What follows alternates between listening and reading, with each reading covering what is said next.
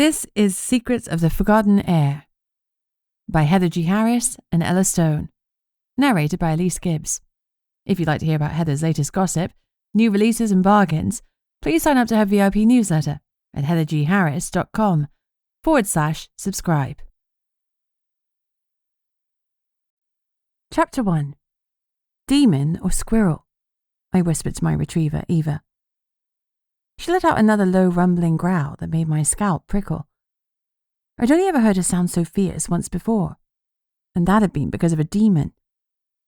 My heart rate picked up, beating a fast staccato as we walked forward. Sometimes I wished my parents hadn't imbued me with such a fierce need to protect. Anyone with any sense would be walking away right now. But they had taught me to run into danger, not from it. If there was a demon here, I couldn't leave the humans to deal with it. At least I had magic, though admittedly only a teeny drop of it. A raindrop compared to my parents' ocean, but it was still better than nothing. That was a refrain I repeated to myself many, many times. Tension roared through me as the bushes in front of us rustled again. Then a small red squirrel scuttled out of the foliage. Eva barked fiercely as it dashed up a tree. A squirrel. I glared at my 3-year-old dog. I'd been shitting myself. I'd faced a demon once before, and once was more than enough. I honestly thought that was a demon, I groused. Eva grinned at me, tail wagging, tongue lolling. Laugh it up, fuzzball. You're not getting any treats when we get home. Of course, my threat was totally empty. Eva's eyes turned sorrowful, and her misery hit me like a wave, making me hold up my hands. Dude, that's emotional manipulation. She whined. Fine, you win. You always win. You are an unstoppable force of neediness. The tail was wagging again. She had me wrapped around her little paws, and she knew it. 3 years earlier I'd saved her from that demon, but she'd been saving me ever since. Come on, let's go home, I told her. That's enough excitement for one night. Eva happily turned tail to trot back to my flat. Walking in darkness had made us both edgy, and it was all my fault we were out so late. My self-defense class should have finished by midday, and since I had no open PI cases, I'd expected Eva and I to take our final walk while it was still light. But then I'd taken a call. One of my students had rung to tell me she was going travelling in 2 weeks and wanted to make sure her skills were up to scratch. Could I fit her in for an extra lesson? Now. I sensed that she was a little nervous and needed some reassurance. I didn't mind. Giving an extra lesson meant money. Despite the inheritance tucked away for me in Witchlight Cove, I've spent the last 10 years struggling to get by. There was no way I would say no to earning some cash. I'm a witch with minimal powers living in a non-magical world. My day job is being a PI, but I also teach young women how to protect themselves. It certainly isn't the life my parents had imagined for me. I doubted any of us could have foreseen this future. No one would have expected me to abandon my place as guardian of the eternal flame. Least of all me. Weak witch or not, I've been dedicated to that mission. I rubbed my eyes as I remembered my passion and zeal. Now I recognized it for what it was. Youthful naivete. How could I ever have protected the flame adequately when all I had was a shitty bit of empathy magic? Yes, I can fight. My parents had taught me a mix of Krav Maga and Brazilian Jiu-Jitsu. Krav Maga teaches you practical self-defense, like strikes and quick takedowns. But BJJ focuses on submissions, escapes, and control on the ground. My skills may be good, but they don't compensate for my magic being about emotions. If someone with strong magic had come to take the eternal flame, what could I have done? Loved them until they went away? Hugged them into submission? When my grandmother had come for it, I'd done next to nothing, except get my parents killed. The old heartache threatened to overwhelm me. Next to me, Eva let out a sorrowful whine. I swallowed. I'm okay, I murmured as I patted her head. Let's get home. Home is a crappy apartment in an even worse area, but the rent is cheap. When you live paycheck to paycheck, that's important. And it has books, which are always a plus in my column. There was a psychological thriller by H.M. Lynn waiting for me at home, and I was more than ready to curl up with it. Crummy as my home was, I was looking forward to getting back to its relative warmth. It was late, and I wanted nothing more than to sit on the sofa with Eva and a good book, and let her adoration, unwavering loyalty, and unadulterated love soothe the raw edges of my soul. The pavements were full of rat race workaholics on their way home. At least 70% of them seemed to be on their phones, either holding them directly in front of their faces so they couldn't see where they were going, or chatting on Bluetooth speakers at a volume that suggested they wanted to share their conversation with the whole world. One of the first things I teach my women is to pay attention to your surroundings. Seeing people walking with their headphones on, attention scattered, is my pet peeve because they make such easy marks. You should always leave out one earbud so you can hear the world around you. That way, you hear the car or the jogger behind you. The lady across from me was a prime example. She was so focused on her screen that she didn't notice the roadworks on the path in front of her. The workers were long gone, but they left barriers around an open drain. Unfortunately, the hustle and bustle of the street had dislodged them, and the barrier that should have protected her from walking into it was now missing. She was oblivious. "Hey!"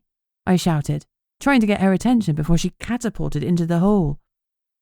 She didn't react. Instead, her head kept moving to the beat that was clearly ringing in her ears. I dived across the path to save her, letting go of Eva's lead so I could seize the hapless woman with both hands. I grabbed her shoulders and stopped her inches from the open drain.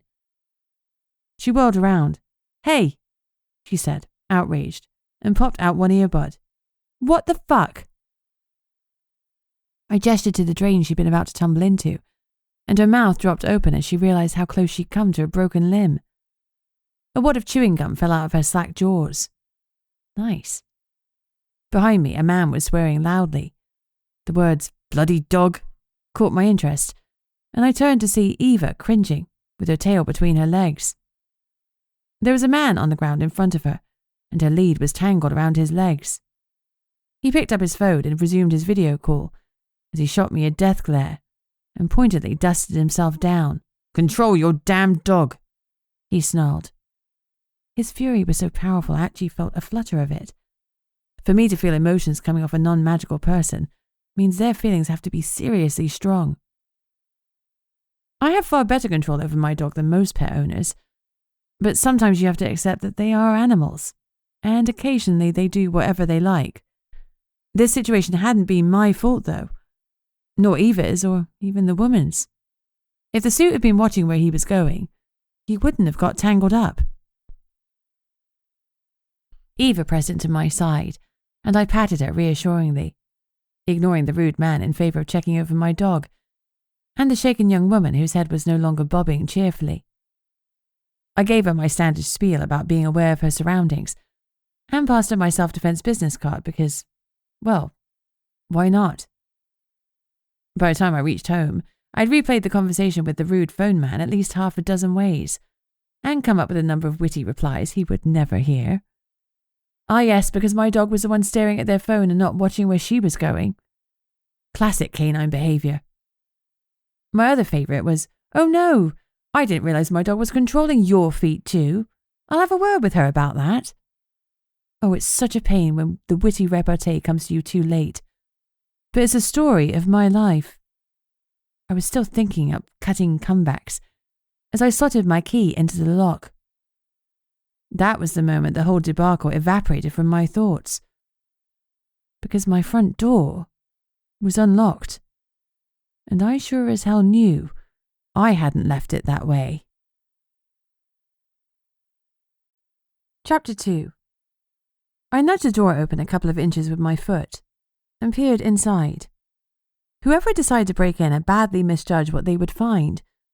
My camera and computer were so old that they were close to worthless, and there was zero in the way of designer clothes or jewellery. Courtesy of an elf, I still had a greenhouse full of thriving plants, but I doubted there was much of a black market for stolen ferns. And even if the burglars had raided the fridge, all they'd have found was a bag of grated cheese and half a bottle of Oyster Bay. I hope they liked questionable dairy and disappointment. Whoever had broken into my house had made a dire mistake. I'd spent the first 16 years of my life training to be the guardian of the most magical, powerful relic in Witchlight Cove, and I started learning to fight as soon as I could stand. Neither was I on my own. I had Eva and, as she'd proved time and time again, she was an asset in numerous ways. We were not an easy mark. In fact, we were the worst possible mark. We were the kind of mark that stole the wallet back before you'd even finished lifting it. "Ready, girl?" I asked, glancing down at Eva. Her hackles were up, but instead of the vicious snarling I'd expected, or even the low rumbling growl she'd given the damn squirrel, her head was tilted to the side, and she was sniffing the air, curiously. I tried to tap into her emotions to see if I could glean anything from her, but all I got was a mild sense of curiosity. As I was trying to dig out what she might be thinking, however, I was hit by a dozen other emotions, and none of them were coming from Eva. "Houston, we had an intruder." "Get behind me, girl," I ordered. Half of me wanted to grab her by the collar and move her away, but I couldn't lose focus because I was feeling the emotions of whoever was in my flat, and they were strong. Strong was bad. The only time I'd felt emotions this intense was when I was emotionally close to the person, and that wasn't possible here because everyone I cared about was either dead or in Witchlight Cove, or they were seriously magically powerful. There was one possibility that made the old fear rise up and threaten to consume me. My grandmother. Her body had never been found, and though she'd been banished, I'd never been sure that she'd been truly vanquished. The possibility of her return filled every single one of my nightmares. You don't get over the potential resurrection of a homicidal, magical matriarch. "I know you're in there," I called, trying to keep my voice steady. Much as I didn't want to admit it, I was bricking it.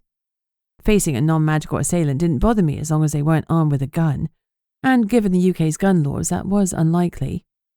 I was fairly sure I could disarm and immobilize almost anyone, regardless of their size or training. I'd successfully taken on ex-military types countless times, plus an assassin a few years back. But when you're up against someone magical, it's a whole different ballgame. For all I knew, the intruder could already be reading my mind, stealing my best moves and judging my life choices. Even if they weren't witches, shifters had crazy strength even in human form. As for vampires, who combined speed with that whole pointy teeth thing, they weren't something I wanted to deal with either. Not without some weapons in my hands to level the playing field. "I don't want anyone to get hurt," I called, hoping they'd think I was referring to them. "Whatever you're after, I promise you've got the wrong person." Unless it was dear old grandmama, in which case, ding ding ding, she was on the right track all right. That was when the emotions hit me again, and this time it was a full-on tsunami, even with my mental shields up. Anger was being aimed straight at me, as well as hurt and fear, and so much confusion. But it was the last emotion that had me gripping the doorframe to keep myself upright.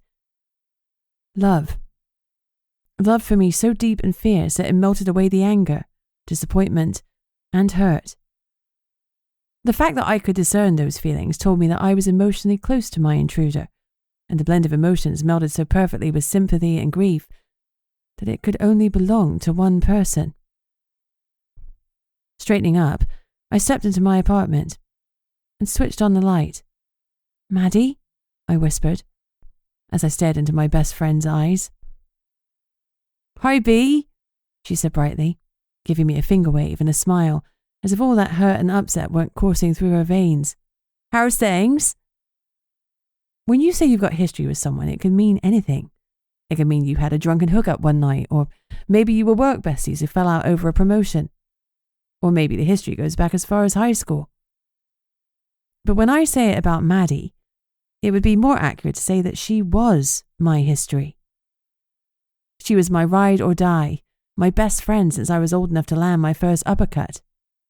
Maddie was the only person who knew everything about me, from which guy I was crushing on, I tended to have a thing for shifters, to how much it hurt me to have such pathetic magical powers when I was the offspring of one of the most potent witches around. Maddie had been the only one I could let it all out to. When the shit really hit the fan and my parents were killed, she and her grandmother, Yanni, had moved into my family home. She'd even taken over my position of guarding the eternal flame, when everything had become too much for me. I had run away from the task I had been born to do and left Witchlight Cove the moment I was 18. For the last 10 years, Maddie had taken over the responsibility for the flame, lived the life I thought would be mine. I'd been pushing her to the back of my mind ever since, trying to pretend that I didn't miss her and the cove every second of every day. That was a damn sight harder to do now that she was standing in front of me. Well, you got a dog! She crouched down, made kissing noises at Eva, and stroked her. Then frowned at the ever-present purple-black smudge on Eva's bum. Hey, beautiful girl, she said soothingly. What's your name? Finally, I found my voice. Her name is, what the hell are you doing here, Maddie? Maddie looked up with the cheeky grin I knew so well. Maddie, for sure. Oh, you named your dog after me? I knew you'd miss me. She winked. Her name is Eva, I ground out. What the hell are you doing so far from Witchlight Cove? The flame. Yeah, that. The giant magical relic that neither of us was supposed to leave unguarded. Guilt spiked from her, hot and heavy, and I felt ashamed. Here I was berating her about leaving the flame unguarded when I'd done exactly the same. Pot, kettle, black, she shot back, her open grin disappearing as if I'd wiped it off a whiteboard.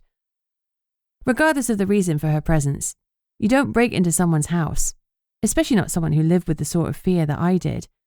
She knew that. She knew what I lived with every single day. Maddie stood up, and Eva looked at me pointedly, wanting praise for resisting the fuss and attention. She trotted to my side and pushed herself into my leg.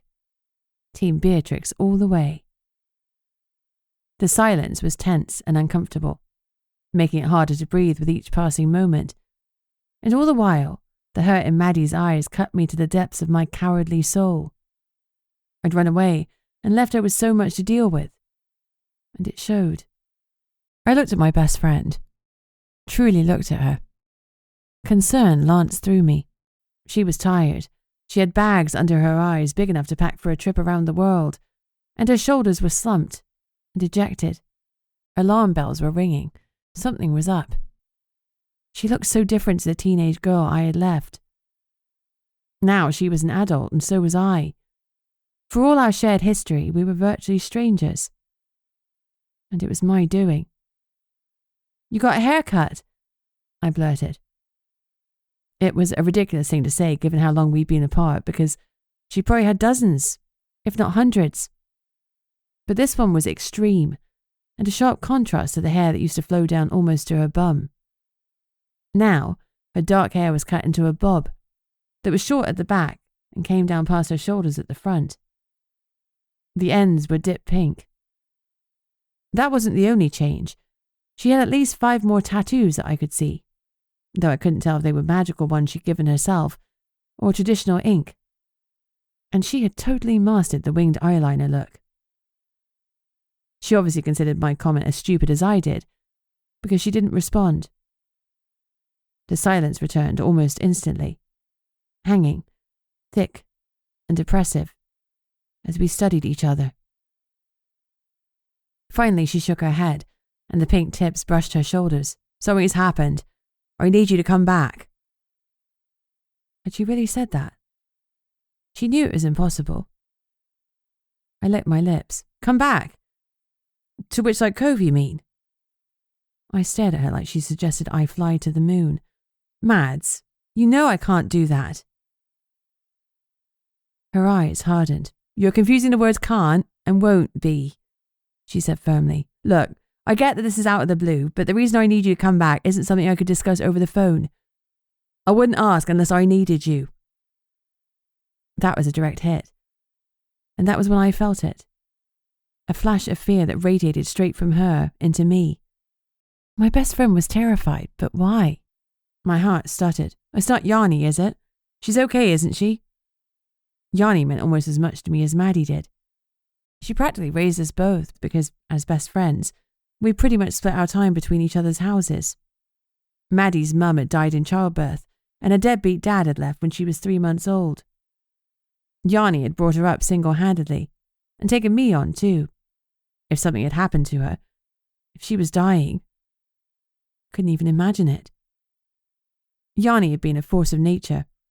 It was easier to imagine the sun dying than to imagine her succumbing to old age or illness. A fierce bear shifter and the chief of police in Witchlight Cove's tiny, underfunded police station, she'd taken an active role in every community activity, from the Amdram group to the constant fairs. I'd always thought of her as superwoman, but she had to be in her mid-60s by now. Maddie's fear was still gripping me, and I was moments away from a full-blown panic. A smile crept onto her face at my visible distress. "Yanni's fine," she reassured me. "Working too hard as always, but she's not the reason I need you to come back." The smile dropped away. "Look, you must know that I wouldn't be here if it wasn't serious." I nodded. "Okay, I'm listening. Why do you need me to go to Witchlight? What's happened?" "Couple of reasons. It's easier to show you. Come with me." "I'm not going anywhere without a proper answer, Maddie. Why?" Her lips pressed together so tightly that they almost disappeared. The fear was still rolling off her. But if it wasn't to do with Yanni, then I had no idea what was causing it. As I stood there trying to think of a reason for her appearance, her fear intensified. And in the midst of it was guilt. Crippling, immobilizing guilt. "Maddie," I started softly, "what did you do?" A sob escaped her, but then she braced herself. Whatever came next from her lips would be the truth. I tensed, ready for I didn't know what. Then her eyes shifted and rolled back into her head. A burst of white light glowed at the end of her fingertips, and a second later, she dropped to the floor. "Maddie!" I screamed. Chapter 3. Shit. Shit. Shit. I fell to my knees and pulled her into my arms. The glow in her fingers had gone, which I suppose was positive, except they shouldn't have been glowing at all. It might have made sense if she'd been casting a spell or creating one of her tattoo inks with the eternal flame, but she'd just been standing there. Panic rose through me. The nearest person who could help her would be in Witchlight Cove, and that was a 4-hour drive away. "Come on, Maddie, wake up! Wake up, please, wake up!" Tears welled in my eyes. I was freaking out, and also filled with frustration. If I'd inherited even a fraction of my mother's magic the way witches normally do, I could have done something, but, as usual, I had nothing. "Maddie! Maddie!" I carried her to my stained sofa, and Eva immediately jumped up and licked her face. I was about to tell her to stop. It didn't feel like the most hygienic thing to do to an unconscious woman, when my friend stirred. Great, just what we needed. Dog slobber as a medical cure. "What?" she mumbled, her voice groggy and confused. "Maddie, can you hear me, love?" The old endearment slipped out before I could stop it. She sat up, touched a hand to her head, but left her eyes scrunched closed. "Did I faint?" "Yeah, you fainted all right. Let me get you some water. Stay still." I ran into the kitchen, filled a glass of water, then stood over her protectively and watched eagle-eyed as she took a few sips. She swallowed hard a few times, then carefully set the glass down. I folded my arms. "That wasn't a normal faint, Maddie." "Sure it was," she lied airily. "I didn't eat on the way down here. Probably just low blood sugar, that's all." She tried to look at me innocently, as if I was actually going to believe her, which, obviously, I wasn't. My weak empathy skills don't let me know if someone is dishonest, but I didn't need magic to tell me she was lying, because I had a whole childhood of fibs to compare it to. "Your fingers were glowing, Maddie. Fingers don't glow from low blood sugar." She sat up a little straighter and rubbed the back of her head. She hadn't hit it when she fell, but I guess she was battling a serious headache. "I had to put a couple of new wards on the house before I came out," she said finally. She picked up the glass again. "Big wards." "Why?" I asked. The house was always heavily warded. My combat training was meant to be used as a last resort if someone breached the defences and came for the flame. But we never truly expected anyone to get that far. I narrowed my eyes at my best friend. I didn't believe putting up those wards had made Maddie collapse. As an alchemist, she had some crazy skills, and she'd been warding for years. Some of the witches before her, my great-great-grandmothers, had been guardians for decades, and in all my training they'd never mentioned magically glowing fingers and fainting as something I should expect to face. If Maddie had needed to increase the wards past their usual level, that sounded like a pressing issue. What did you need new wards for? Her lips pursed, and that flutter hit me again. Nervousness. Fear. Yes, fear was definitely the strongest. My stomach clenched. There's a guy, an entrepreneur who's into real estate. He's been poking around. Poking around? What does that mean? Maddie's gaze shifted uneasily. He's put in an application to take over as patron of the Eternal Flame. My jaw dropped. What? He can't do that.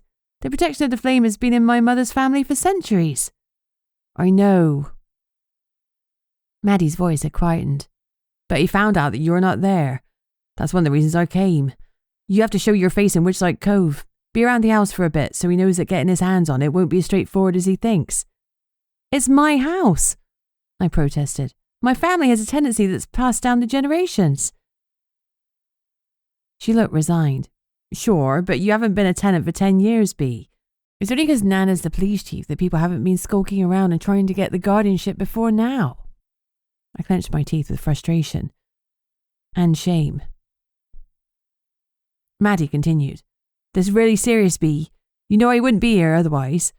If he gets the guardianship, he can do what he wants with the house. I figured that with your PI skills, maybe you could dig up some dirt on him, make sure he can never take our home. I should have anticipated this day would come at some point, but I'd avoided thinking about Witchlight, the flame, everything. Digging up dirt on someone magical might not be that easy. In the non-magical world, I have sources, access to databases and information. I won't have any of those in Witchlight. It's going to take time I can't afford. She leaned forward. I didn't come here cap in hand like an idiot. I knew you'd need an income if you came home, so I sorted you a job at the station with Nana. You'll have access to the magical police files. I stared at her. You got me a job? I wasn't sure whether to be grateful or horrified. Next thing I knew, she'd be finding me a husband. Still, it was telling. If Maddie had set up some massive wards and arranged my future employment, she really was worried. She tried to look casual. I knew you were working as a PI and I thought you'd want something similar. Besides, Nana's been struggling without someone to man the phones at the station since Victor retired. You working there would kill two birds, so to speak. And you never know, maybe you'll like it and stick around for a bit. That was the job. Answering the phones at a police station. I had a ridiculous vision of myself plugging phone lines into a board, like they used to in the olden days. What's the other reason? I said, aware that I was ignoring her previous comment.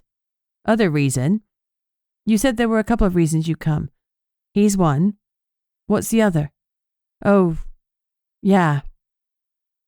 Her emotions flickered again, changing as if she were deliberately trying to quash them, so I couldn't get a proper hold of them. Tomorrow's the village's autumn fair. You know what that means.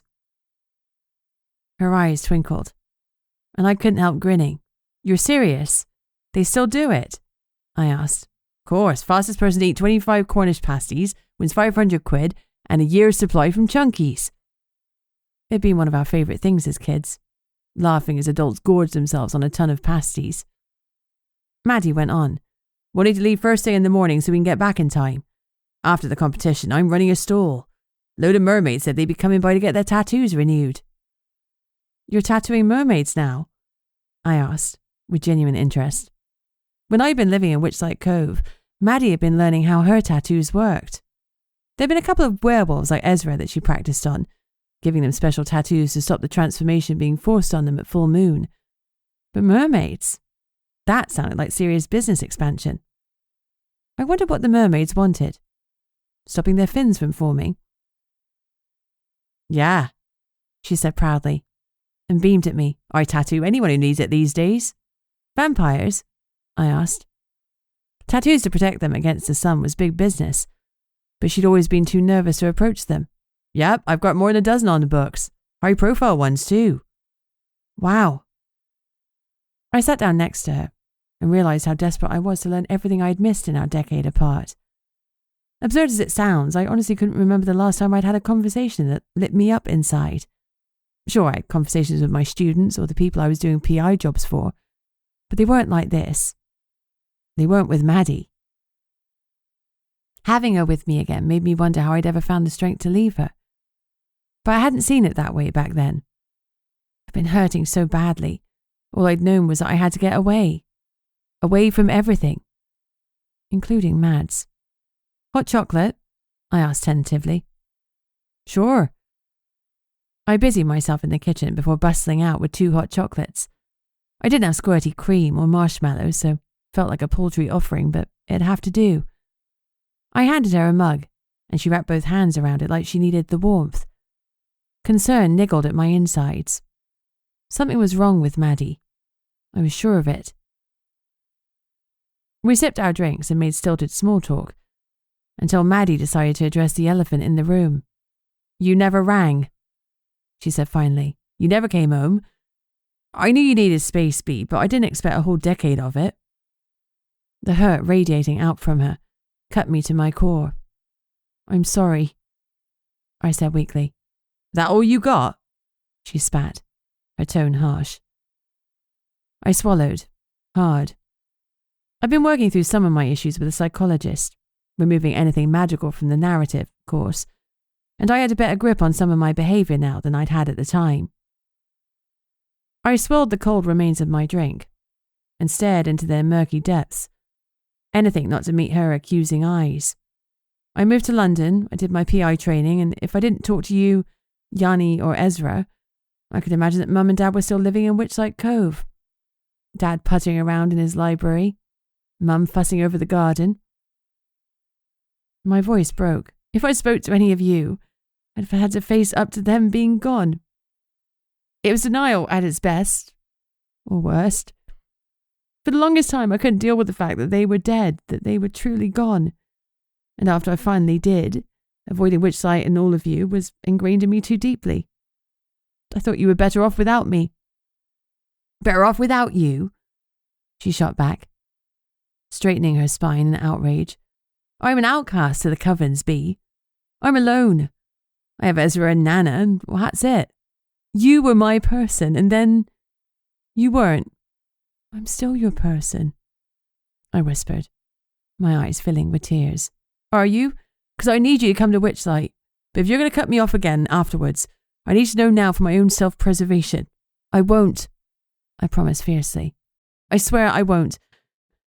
When I return to London, I'll keep in touch. She slumped. But you will return to London.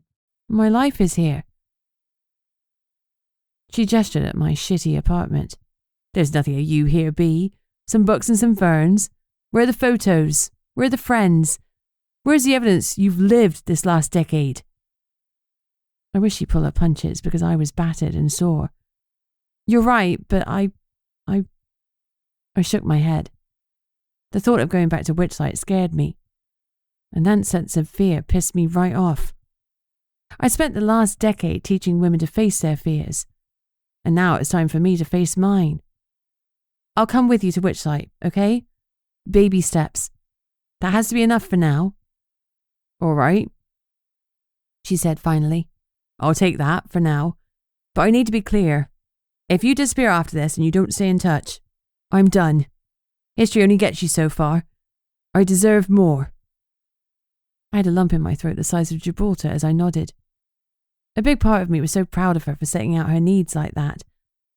Toxic friendship was no friendship at all, and I was determined that things would change from here on out. Maddie gave the biggest yawn ever. Dark circles shadowed her eyes, and her skin was paler than usual. Sorry, she said quickly. I think it's the driving and the magic. It's been a big day. Is it okay if I pass out? For a second I worried that she meant it literally. Sure, I said quickly. And like you said, we need to get up early. Do you want the sofa or my bed? I really don't mind, but bear in mind that if you take my bed, you have to share it with Eva. Her smile didn't quite reach her eyes. "Sober's fine for me," she said, before taking my hand and squeezing it tightly. "It's truly good to see you, Bumblebee."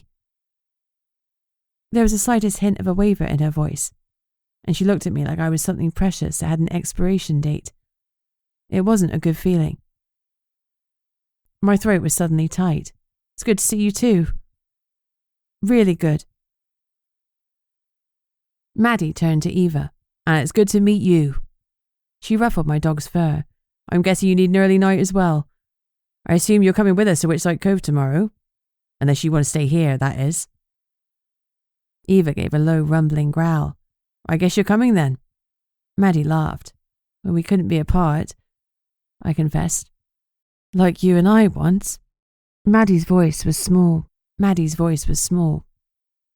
And yes, that stung too. I pulled out a blanket and threw it onto the sofa. "We better get to bed. Good night, Maddie." "Night, Beatrix. And Bea?" "Yeah." "Thanks for agreeing to come." She laid down and pulled the blanket over herself then. From one breath to the next, she was asleep. I started to worry again because that wasn't normal for Maddie. She was a sprawled octopus sleeper who tossed and turned for ages before sleep claimed her. She was tired, that was all. That was what I tried to tell myself. As I studied my friend, the weight of what she was asking pressed down on me. This wasn't a friendly visit. This was a call to arms. Someone wanted to take the flame. Someone wanted to claim my family's legacy. I turned off the lights and stared out of the window. The wards had needed strengthening and Maddie had collapsed from the effort. And now, some stranger was making a move for the house. Something was coming, and I had a feeling it was already too late to stop it. I grabbed a blanket and curled up in the chair opposite Maddie. She wasn't well, and I didn't want to leave her alone in case something happened again. "If her fingers glow," I murmured to Eva, "wake me." My dog laid down facing Maddie. For a long time, the two of us watched her chest rise and fall. Chapter 4. "So what can you tell me about this guy, this property developer?" I asked Maddie as I drove. Eva was sprawled across the back seat of the car. If ever there was a sofa, a seat or a bed of any kind, she claimed it instantly, usually after a lengthy roll that left a substantial sprinkling of her golden fur behind. I admired her for it. She saw what she wanted and took it. It was the kind of confidence I aspired to but could never quite achieve, mostly because human society frowned upon rolling around on furniture in public spaces. I didn't blame her for getting comfy. We had a long journey south ahead of us. Witchlight Cove is in Cornwall, the southernmost county in the UK. The rugged landscape, with its miles of coastline, undulating hills, and epic scenery, is a favourite with both magical and non-magical tourists, and Witchlight Cove itself is one of the premier holiday destinations for magical folk. The small village has it all: quaint houses, stunning views, and some gorgeous coffee shops. Nostalgia and longing hit me like a sledgehammer. Witchlight Cove had never been a place to me, but a living, breathing entity that I had loved as much as my own family. I'd been born there, taken my first steps there, had my first kiss there. Everything important in my life, the good, the bad, and the downright ugly, had happened there.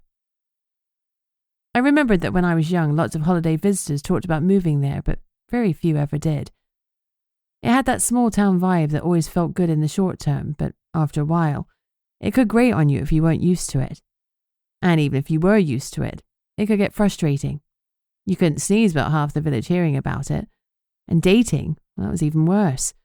Not that that had been something for me to worry about, because in order to date someone, they had to be willing to speak to you. Even people I'd gone to school with had given me a wide berth after my grandmother's visit.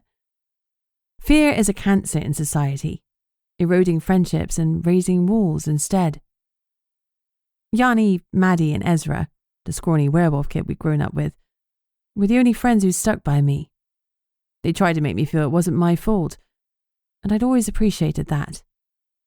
no matter how wrong they were. Gods. Ezra. The thought of seeing him made a flutter of excitement and nerves rear up and take residence in my stomach. Would he be happy to see me? Or would he want to chew me out too? Maddie was dragging me back, not quite kicking and screaming, but close. How would he feel about seeing me? The third of the 3 amigos. I wondered what he'd look like, what he'd be doing. Maybe he was married by now with a pup or 2 on the way. He'd been fairly scrawny, but he was good-looking in that guy-next-door kind of way. And he had a warm sense of humour. He could always make me laugh back when I still had something to laugh about. He keeps to himself. Maddie's voice interrupted my thoughts, and I realised abruptly that she was talking about the property developer prick, not Ezra. That made more sense because Ezra was part of the werewolf pack, and that meant he was as likely to keep himself to himself as a goblin was, to wait politely in line. His name is Fraser Banks, she continued. He's already bought up a couple of businesses in the village. He lives by the coast, so I reckon he's some sort of water shifter, or maybe he likes the view. Plus, that's where all the rich people live, and he wants everyone to know he's loaded. She sighed loudly, obviously annoyed that she knew so little about him. He's arrogant and broody. Honestly, just seeing him is enough to make me rage. He's one of those men who always dresses perfectly. He looks like he walked straight out of a luxury cologne advert. Except, instead of running through waves in slow motion, he's ruining my village. I'm sure you can dig up something on him. There's no way a man with that many designer suits doesn't have skeletons in the closet next to them. You can't get rich without getting your hands dirty. Maddie wasn't in a place where logic could prevail, so I didn't point out that plenty of people had family money or successful businesses without being unscrupulous. Still, this guy was looking to steal my inheritance. That alone was enough to seal my dislike of him. I'm never perfectly dressed. I sniff the clothes on the floor to decide if they're lying there because they're dirty or because I'd emptied the dryer and couldn't be bothered to put them away. It is a sophisticated system. Some might call it lazy, but I think it's efficient. Laundry is my most hated chore, and frankly, I'd rather poke hot needles in my eye than do the ironing. Okay, I'll start digging as soon as I can, I promised, hands on the wheel. I slid Maddie a sidelong glance. I might dig into what made you faint too, because that wasn't normal. She huffed. That same nervousness that I'd sensed the previous night was still rolling from her body.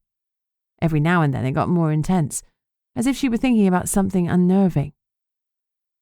So, how are the other aspects of your life going? She asked, pointedly changing the subject. Other aspects? Are you dating? Is there someone special? I snorted. Seriously, who'd date me?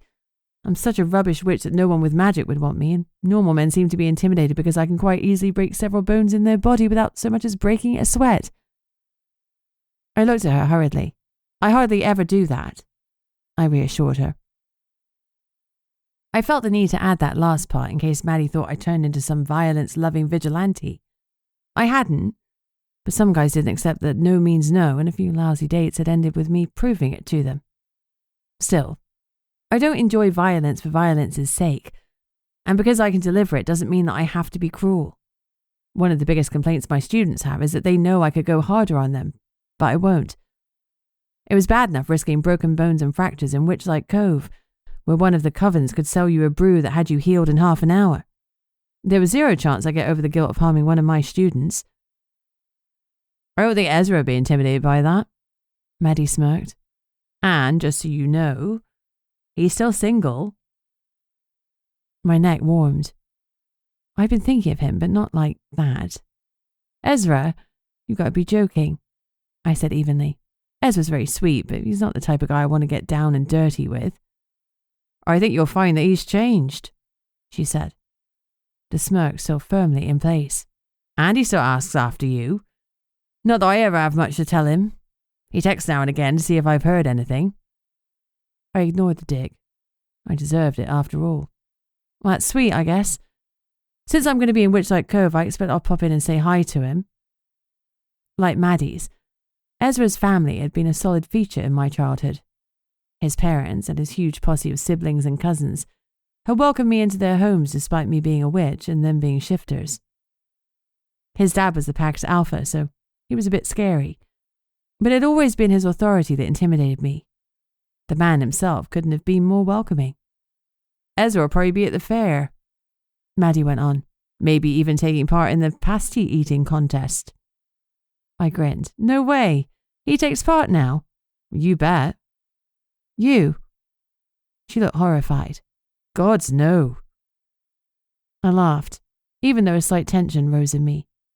I'd felt so excited when Maddie said I'd be back in time for the fair. But in hindsight, I couldn't think of a worse time to arrive. Talk about a hard launch. In such a tight-knit community, gossip travelled fast. In an ideal world, I'd have given myself a couple of quiet days to let the news of my return spread slowly, like a tortoise planning a flash mob. If I went to the fair, my presence would be a flame to a powder keg. Maybe I shouldn't go. Maybe it would be better to lie low for a couple of days. I slid a glance at my best friend and grimaced. For her, I'd go to the damned fair. Chapter 5. We pulled over at the next service station, and Maddie insisted on taking over the driving. I let her because her colour was up and we were driving her car. She'd taken one look at Rust Bucket Rosie and insisted that we use hers. It had been impossible to argue, and anyway, it was unlikely Rosie would have made it all the way to Cornwall. I was 90% sure her engine was held together by sheer willpower. Her existence definitely defied science. But I wasn't ready to put her out to pasture just yet. She could rest at home and guard the flat for me instead. After some brunch and a wee stop, I fell asleep. When I woke up again, the scenery made my heart clench. The rugged cliffs, the hidden sandy inlets, the bright blue water crashing into white waves. My body tingled as I tried to steady my breath. Everything in me screamed that I was finally home. How the hell could I have spent so long away from all this? I knew the answer. I'd had to get away. Had to leave, but now I was back. It felt as if this landscape was a part of my very being. Like my bones weren't made of calcium, but of Cornish rock. We drove into Witchlight Cove through the barrier that only we magical beings could sense. My nose was practically glued to the window. So much of it was achingly familiar. There were the same shops, brightly painted with large bay windows. There was a square where the large remembrance memorial rested. I didn't need a statue to remember the names of the dead and fallen, and I shuddered at the thought of my parents' names etched in the cold metal. I looked around and my heart started to race. Maddie, I started, as panic wormed its way in. Where's my fucking house? Don't worry about it, Maddie replied airily, keeping her eyes on the road. Don't worry about it? My voice rose an octave. Maddie, I can't remember where my house is, where my generational home is. What the hell is wrong with me? She smiled. Chill, Bee. Nothing's wrong with you. Trust me, it'll be fine in a minute. Her words didn't soothe me. There was nothing like being told to chill when you were mid-breakdown to really make you feel worse. There was something fuzzy about my recollection of the house. It wasn't quite clicking into place. There was a big front garden. No. Surely the garden was at the back. And what colour were the roof tiles? Hold up. Did it even have roof tiles? I swear I could have been 10 feet from my home, but if Maddie had left me there, I couldn't have found my way to it. Why couldn't I remember the place where I'd spent the first 18 years of my life? Did I even have a house? Had I dreamt it? Maybe I'd actually been raised in a hedge. My hair often looked as if I had been. My heart was pounding. Maddie, this isn't right. Actually. She turned to me and grinned. That old mischief I knew so well finally twinkling in her eyes. I'd missed it. That's absolutely right. To be honest, I'm a little relieved. It means the ward's still in place. I stared at her, aghast. That's how you warded the house? You made it so nobody could remember where it was? Her smile transformed into one of her trademark smirks. Clever, right? Clever? Yes. Absolutely batshit? Also, yes. She was unbelievable. No wonder she had collapsed. The amount of energy required to hide something of that size was huge. Clever, yes, but dangerous, I chastened her. So, that was why you fainted? Something in me eased now that I had a reason for her collapse. She didn't have a rare magical disease, she just overstretched herself like a favourite jumper pulled out of shape. She waved off my worry. Don't worry, it's done now and I'm fine. House around the corner. You'll see it any minute now. As we turned another corner, I felt the ward gave way. And there it was. A chocolate box cottage with a thatched roof, vines climbing the stone, wisteria blooming purple in spring, and a large, sky-blue wooden door. This was it. This was my home. An idiotic part of me still half expected the door to open and my dad to be standing there, pushing his glasses higher up his nose, whilst my mum's arms slipped around his waist. They'd stood there together so many times to wave me off as I walked into the village. Tears blurred my vision. You okay? Maddie asked softly. I couldn't speak. There was the garden where Mum had made flowers bloom with a touch of her fingertips, where Dad barbecued, where Maddie, Ezra and I mixed pretend potions out of herbs and mud. For a second I could hardly breathe for the crushing sense of loss. This was why I hadn't returned. God, it hurt to feel. Garden looks good, I said finally, my voice wobbling. Mum would approve. Thank you for that. It did look good. But I couldn't shake the feeling that something was wrong. The house always had a certain feeling to it, a vibe or whatever it was, and it was gone. A cold shiver of dread rolled down my spine. Sure, she said quietly. I loved Iris too. Of course she had. The way I loved Johnny. I cleared my throat, desperate to stave off tears. Something was off, and it wasn't the lack of my parents. I frowned, so I tried to put my finger on it. Feels different, I said finally. You've been gone for 10 years. Maddie gave my shoulder a sympathetic squeeze before opening the back door of the car so Eva could jump out. It was so fancy that all the doors worked. Only the passenger side of Rosie worked, so this was a luxury I wasn't used to. I was prevaricating. I took a deep breath and followed, slinging my bag over my shoulder and trying to look casual, even though everything inside me was screaming, wrong, wrong, wrong. Maddie walked purposefully towards the cottage, but my steps faltered. This time it wasn't grief holding me back. Something was buzzing in the back of my mind. Something I couldn't quite put my finger on. There's something missing, I mumbled. She sighed. Yeah, there is. She opened the front door, then stepped aside, tucking her brunette strands around her ear, flashing the pink tips. Look, like I said, there's no easy way to tell you. It's easier to show you. Finally relinquishing my place by the car, I walked down the crazy paving path. I paused at the threshold, lingering by the blue door. The feeling of wrongness was even stronger now. I dropped my bag to the floor and stepped inside. As my eyes adjusted to the dim light, I looked around and soaked in the feeling of home. So much was familiar. The paintings on the walls, the curtains on the windows, even the mugs on the coffee table. But that feeling of absence was pressing down even harder on me. And it wasn't my parents' absence. And then I saw it, or rather, I didn't. My stomach dropped.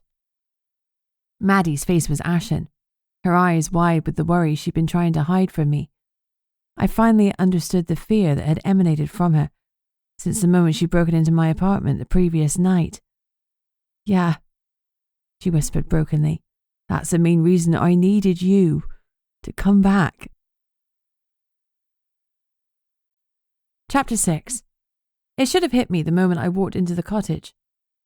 The eternal flame was gone. When I went in, the cool air should have set off every alarm bell in my being. The cottage was always warm. Not warm. It was hot. You never needed more than a t-shirt. The raging eternal flame kept us hot in winter and scorching in summer. Now the cottage was cold and dim. I stared at the empty fireplace, my mouth open in disbelief. The grand structure with the runes carved into its stone was empty. There were no logs in it, never were. The eternal flame needed no combustible fuel. The flame was inherently magical. There were rarely licks of anything as pedestrian as red and orange. It changed colour all the time, from the brightest white to emerald and purple. Sometimes I used to lose the whole afternoon watching it shift and swirl. But there were no flames changing colours now. Just grey stone. The fireplace was cold and empty. Completely, utterly bare. Not a flicker of fire to be seen. How? I turned to Maddie, eyes wide. What the hell happened? She wrung her hands. I didn't do anything, she said quickly. I couldn't, you know that. You remember all the times we tried to put it out as kids? She was right. If you told 3 boisterous kids that something was impossible, you could bet your life they tried to prove you wrong. In our case, that impossible task was extinguishing the eternal flame. We tried buckets of water, buckets of ash, blowing really hard. Yeah, that one was stupid. But we were young and operating with the logic of children, which is to say, no logic at all. With hindsight, what we'd done was idiotic. If we'd somehow succeeded, we'd probably have been grounded for eternity. We hadn't considered that the flame's power helped maintain the most powerful wards in the village. I wasn't even sure if we'd understand that Witchlight Cove remained hidden because of the flame.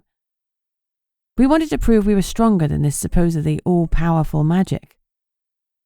Spoiler alert, we weren't. When? I stuttered, my brain still frozen with shock.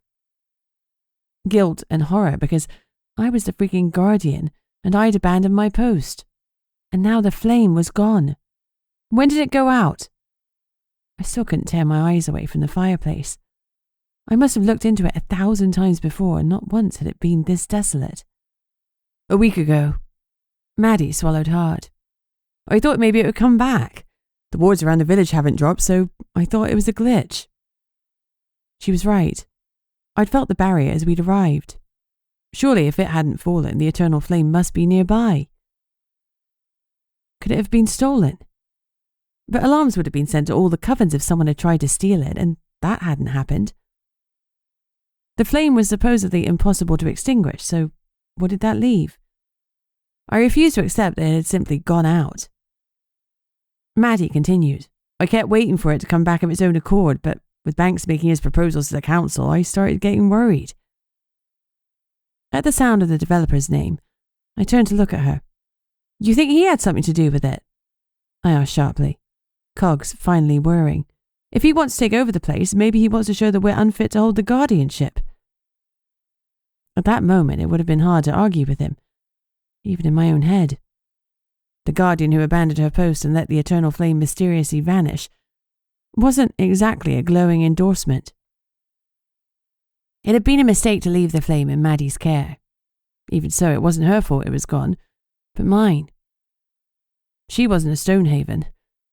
I was. I thought about the guilt and fear I'd felt from her. She'd been tying herself in knots over this for a full week.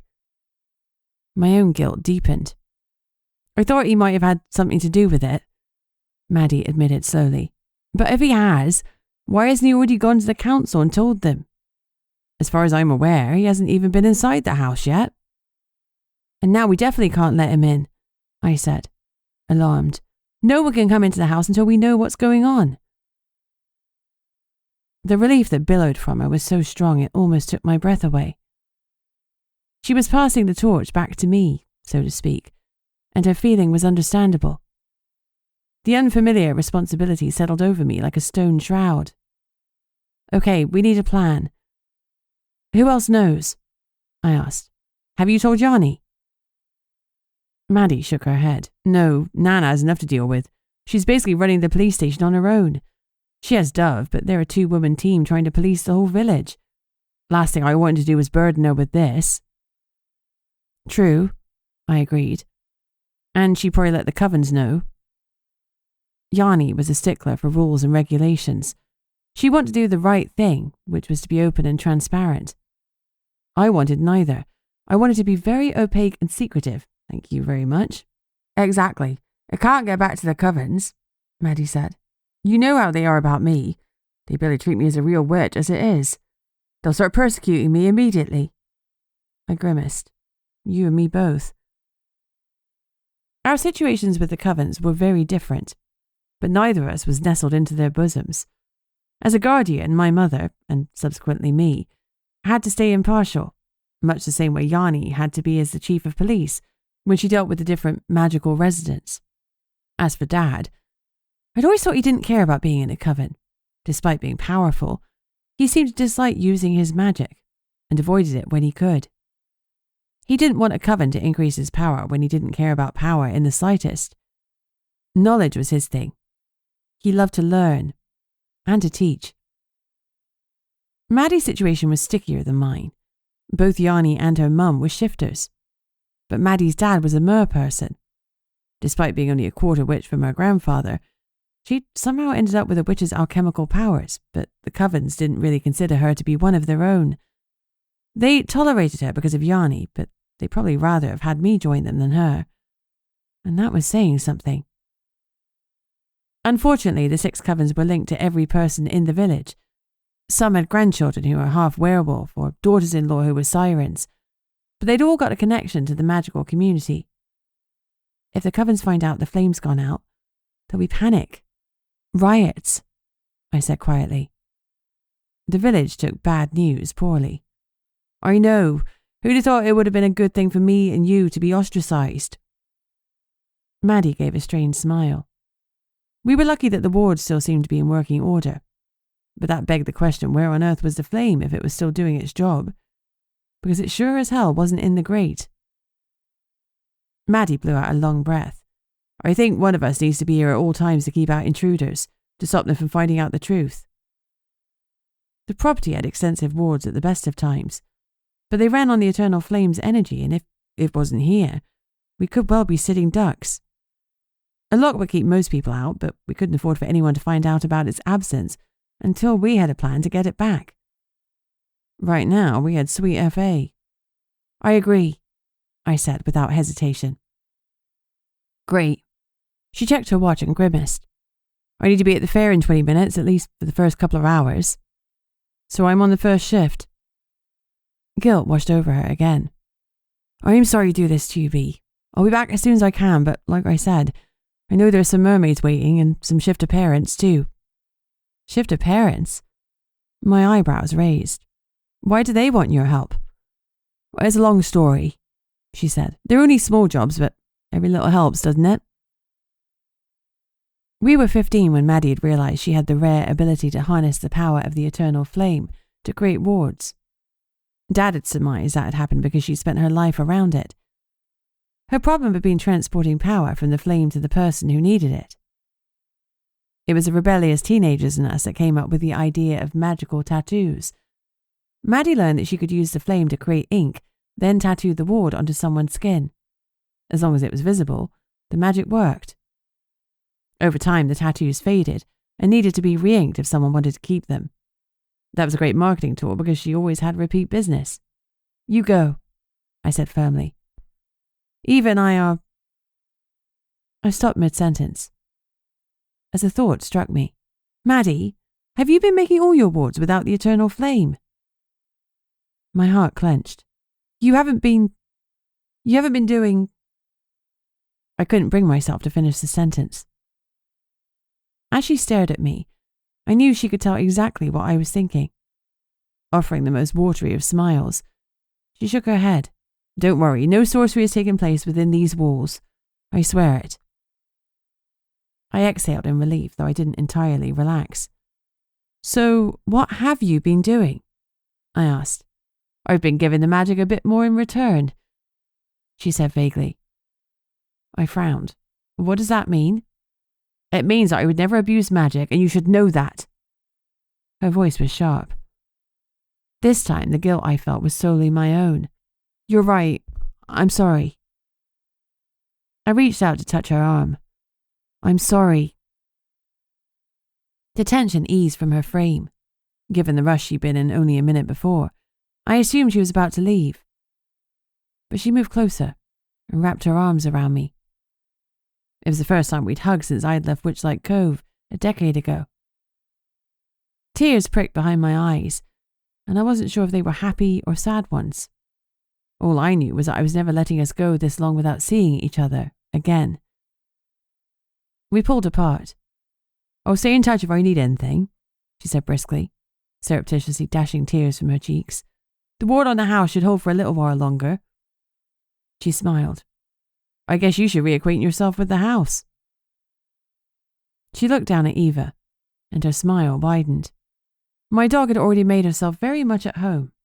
She climbed on the sofa, rolled around on the flowery fabric, and now she was stretched out. A thin sheen of yellow fur was already coating the cushions. If the eternal flame ever did come back, it would probably have a layer of dog hair on it too. "Maddie," I called as she reached the door. "Bring back a pasty for me and Eva, will you?" She winked. "I'll see what I can do. You want anything else?" I glanced at the cold, empty fireplace and exhaled slowly. "Yeah, bring back a bloody miracle while you're at it." Chapter 7. Eva was dozing on the sofa, legs splayed in a most undignified fashion. If there had been a competition for least elegant nap position, she would have taken gold. "I need you," I murmured to her. Her eyes snapped open, and she tapped her tail once before she rose to her feet, stretched, and came to stand next to me. Her warm brown eyes looked into the heart of me, and I stroked her head. "Thank you."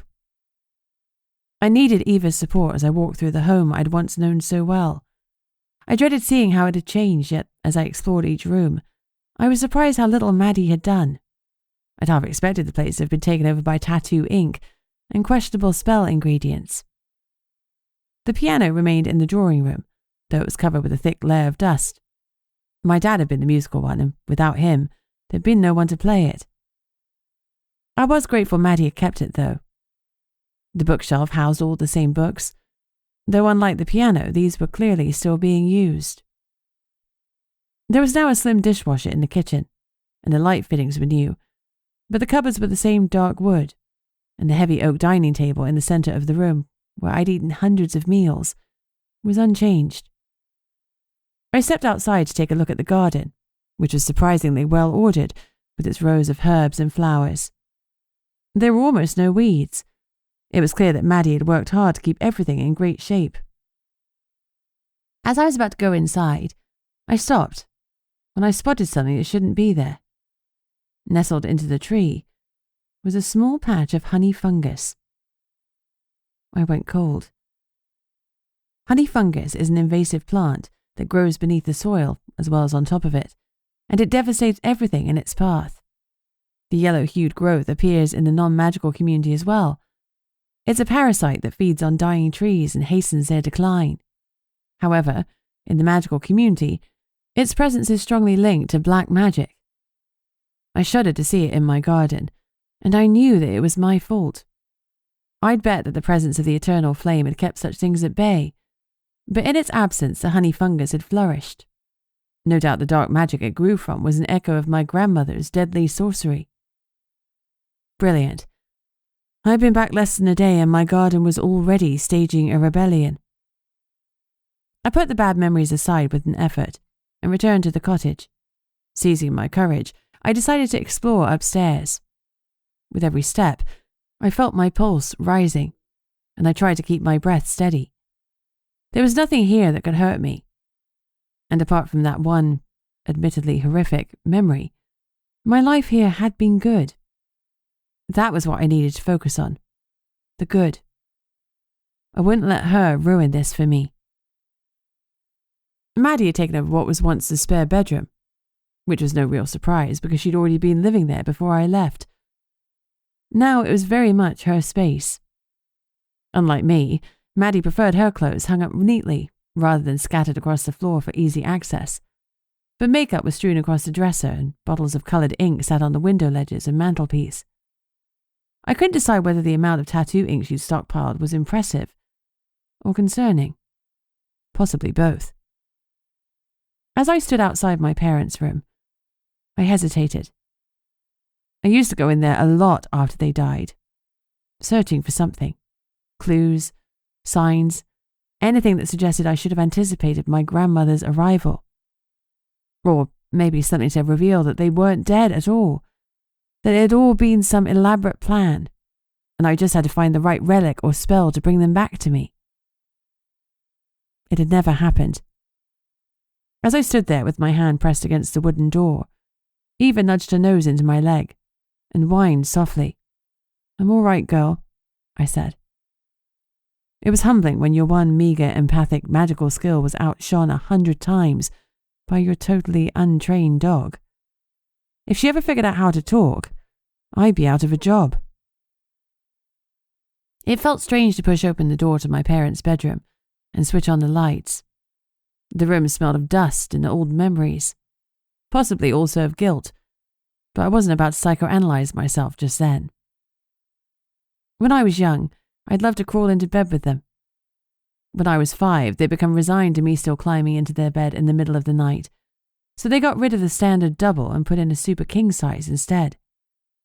It dominated the room, nestled in the center of an array of built-in wardrobes that wrapped around it.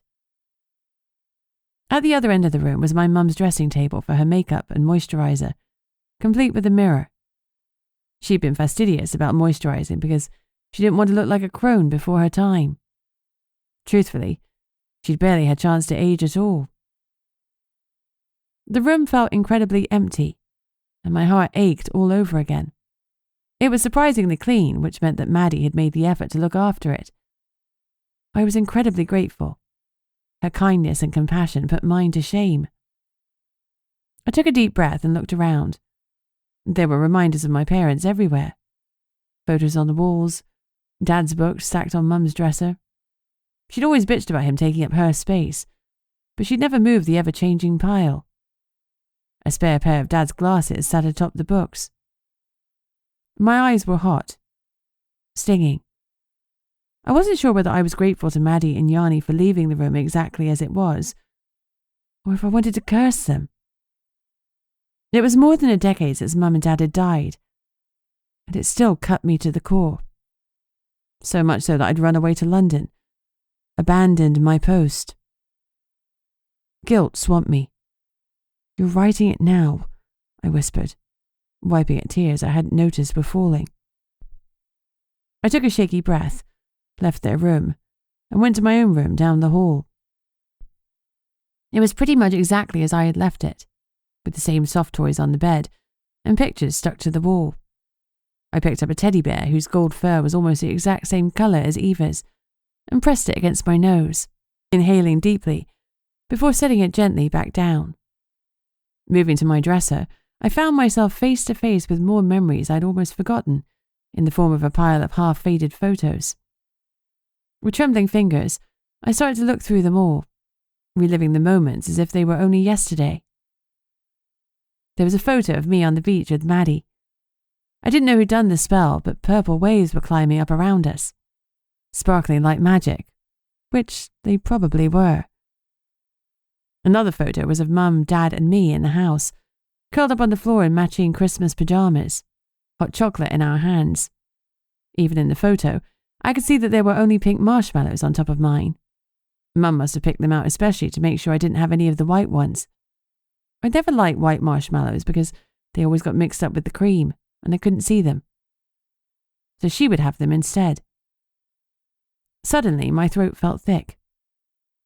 It was strange. I hadn't thought about that in so long.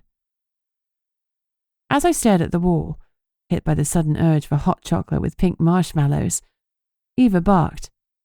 I picked up some food for us at a service station en route, but she'd not had a proper meal since we'd left London. Given all the pasty aromas her dog nose must have picked up from the fair, she was likely starving. "Sorry," I apologized, rubbing my eyes. "I'm the worst puppy mama ever, aren't I? Come on, girl, let's get you something to eat." She followed me downstairs and happily wolfed down some food. When she was done, she stopped and barked pointedly. A heartbeat later, there was a knock at the door. Shit. I was not prepared for guests. I barely felt prepared for consciousness. Chapter 8. A flurry of nerves hit me. If someone could knock on the door, that meant they could see it. And that meant the ward Maddie had put on it had finally worn off. I shouldn't really have been surprised because we'd been back for more than an hour. Still, there'd be no hiding for me now. You heard them coming, huh? Eva was barking as an early warning alarm. She gestured pointedly towards the door with her nose. Thanks. I patted her head. Next time, let's do a quick 2 bark for visitors coming, okay? She barked twice in rapid succession. Oh, brilliant. Now you're fluent in sarcasm too, I muttered. But yes, like that. She wagged her tail once and looked at me expectantly, then at the door, and then back at me. Yeah, she was waiting for me to open it. Obviously that was the sensible thing to do, but my hands felt clammy, and my heartbeat had picked up again. What if it was Yanni wanting to know why I wasn't down at the fair? What if it was Helga and Volga, the elderly witches who lived down the road, who could never be more than 6 feet apart and who had never looked at me the same since my grandmother had shown up? What if it was someone who wanted to come in? They couldn't see that the eternal flame was absent. Eva decided to bark again. Traitor. Shh, girl, I whispered, pushing my finger to my lips, as if that would reinforce my point. I reached out with my empathy skills and felt a wave of impatience from my would-be visitor. Oops. I can hear you in there, a deep male voice called from outside. You should know I'm not leaving until you speak to me. As a Witchlight resident, I have a right to view the flame. Arrogant and entitled. Ugh. I was pretty sure I knew who was speaking, but even so I edged towards the window to peer outside. The man had his back to me, so all I could see was the dark blue fabric of his sharply tailored suit. Men in Witchlight weren't especially known for their discerning style. We were more of a shorts and flip-flops place, meaning I was most likely looking at Fraser Banks. I had 2 choices. Ignore him until he went away and leave Maddie to deal with him, or try to get rid of him myself. Given that Maddie had been dealing with all the crap so far, it didn't seem fair to go with the first option. It was time to woman up. Look intimidating, I ordered Eva. She instantly bared her teeth. I blinked. Well, dial it back a notch. She hid the teeth, but her body stayed tense. Perfect. I tried to cross my arms to match her intimidating vibe, but then I had to uncross them to open the door. Damn. Intimidation was hard when basic motor skills got in the way. I took another steadying breath, opened the door, and then I gawped. Yep, that's the only word for what I did. My jaw lost its ability to stay in place, while my lungs seemed to have forgotten that inhaling and exhaling were supposed to be automatic functions. Fraser Banks was freaking gorgeous. Why hadn't Maddie mentioned he was sex on a stick? Surely that was crucial information. He was the type who dressed to impress. He really didn't need to because he'd look good in a dustbin bag, though admittedly the dark blue suit was a better fit. It matched perfectly with his deep purple shirt, which was open at the collar and giving the impression of effortless cool. His thick brown hair had a windswept look, in a good way, and his facial hair was impressively manicured. It wasn't the type of designer stubble that came from 3 days of not bothering to shave. This was the type of stubble you went to the barber for. As for his eyes, it didn't seem possible that they could be so blue. But they were like clear, cold water, and I wanted to drink them up, or drown in them. Either worked. "Who are you?" he asked, obviously taken aback. The surprise in his voice brought me back to the moment. This was not a man I was meant to be ogling. This was a man I had to keep away from the house, whatever happened. I folded my arms again, successfully this time. I think I should be the one asking that, don't you? Given that you're the one standing on my property. His head tilted to the side, in a manner remarkably similar to Eva's when she was listening to me speak. Your property? My property. I'm the one with the lifetime ancestral tenancy. I'm Beatrix Stonehaven. I watched his pupils dilate and hide a fraction of those shimmering blue irises. Stonehaven? You're the generational guardian. But I thought you didn't live here anymore. Really? I raised my eyebrows and gave him the most withering look I could muster. Why would you think that? I've been doing some travelling recently, but this is my home. This house and its guardianship have belonged to my ancestors for centuries. I paused. And it's going to stay that way. His jaw tightened, though it didn't make him look any less attractive. If anything, it added a brooding dimension to his look. I could do brooding for a night. Brooding was often very good fun for one night. And with those broad shoulders, you could definitely... Stop it, Bea, I said to myself. This was not the time to fantasize about what I would see if I undid a couple more of those shirt buttons.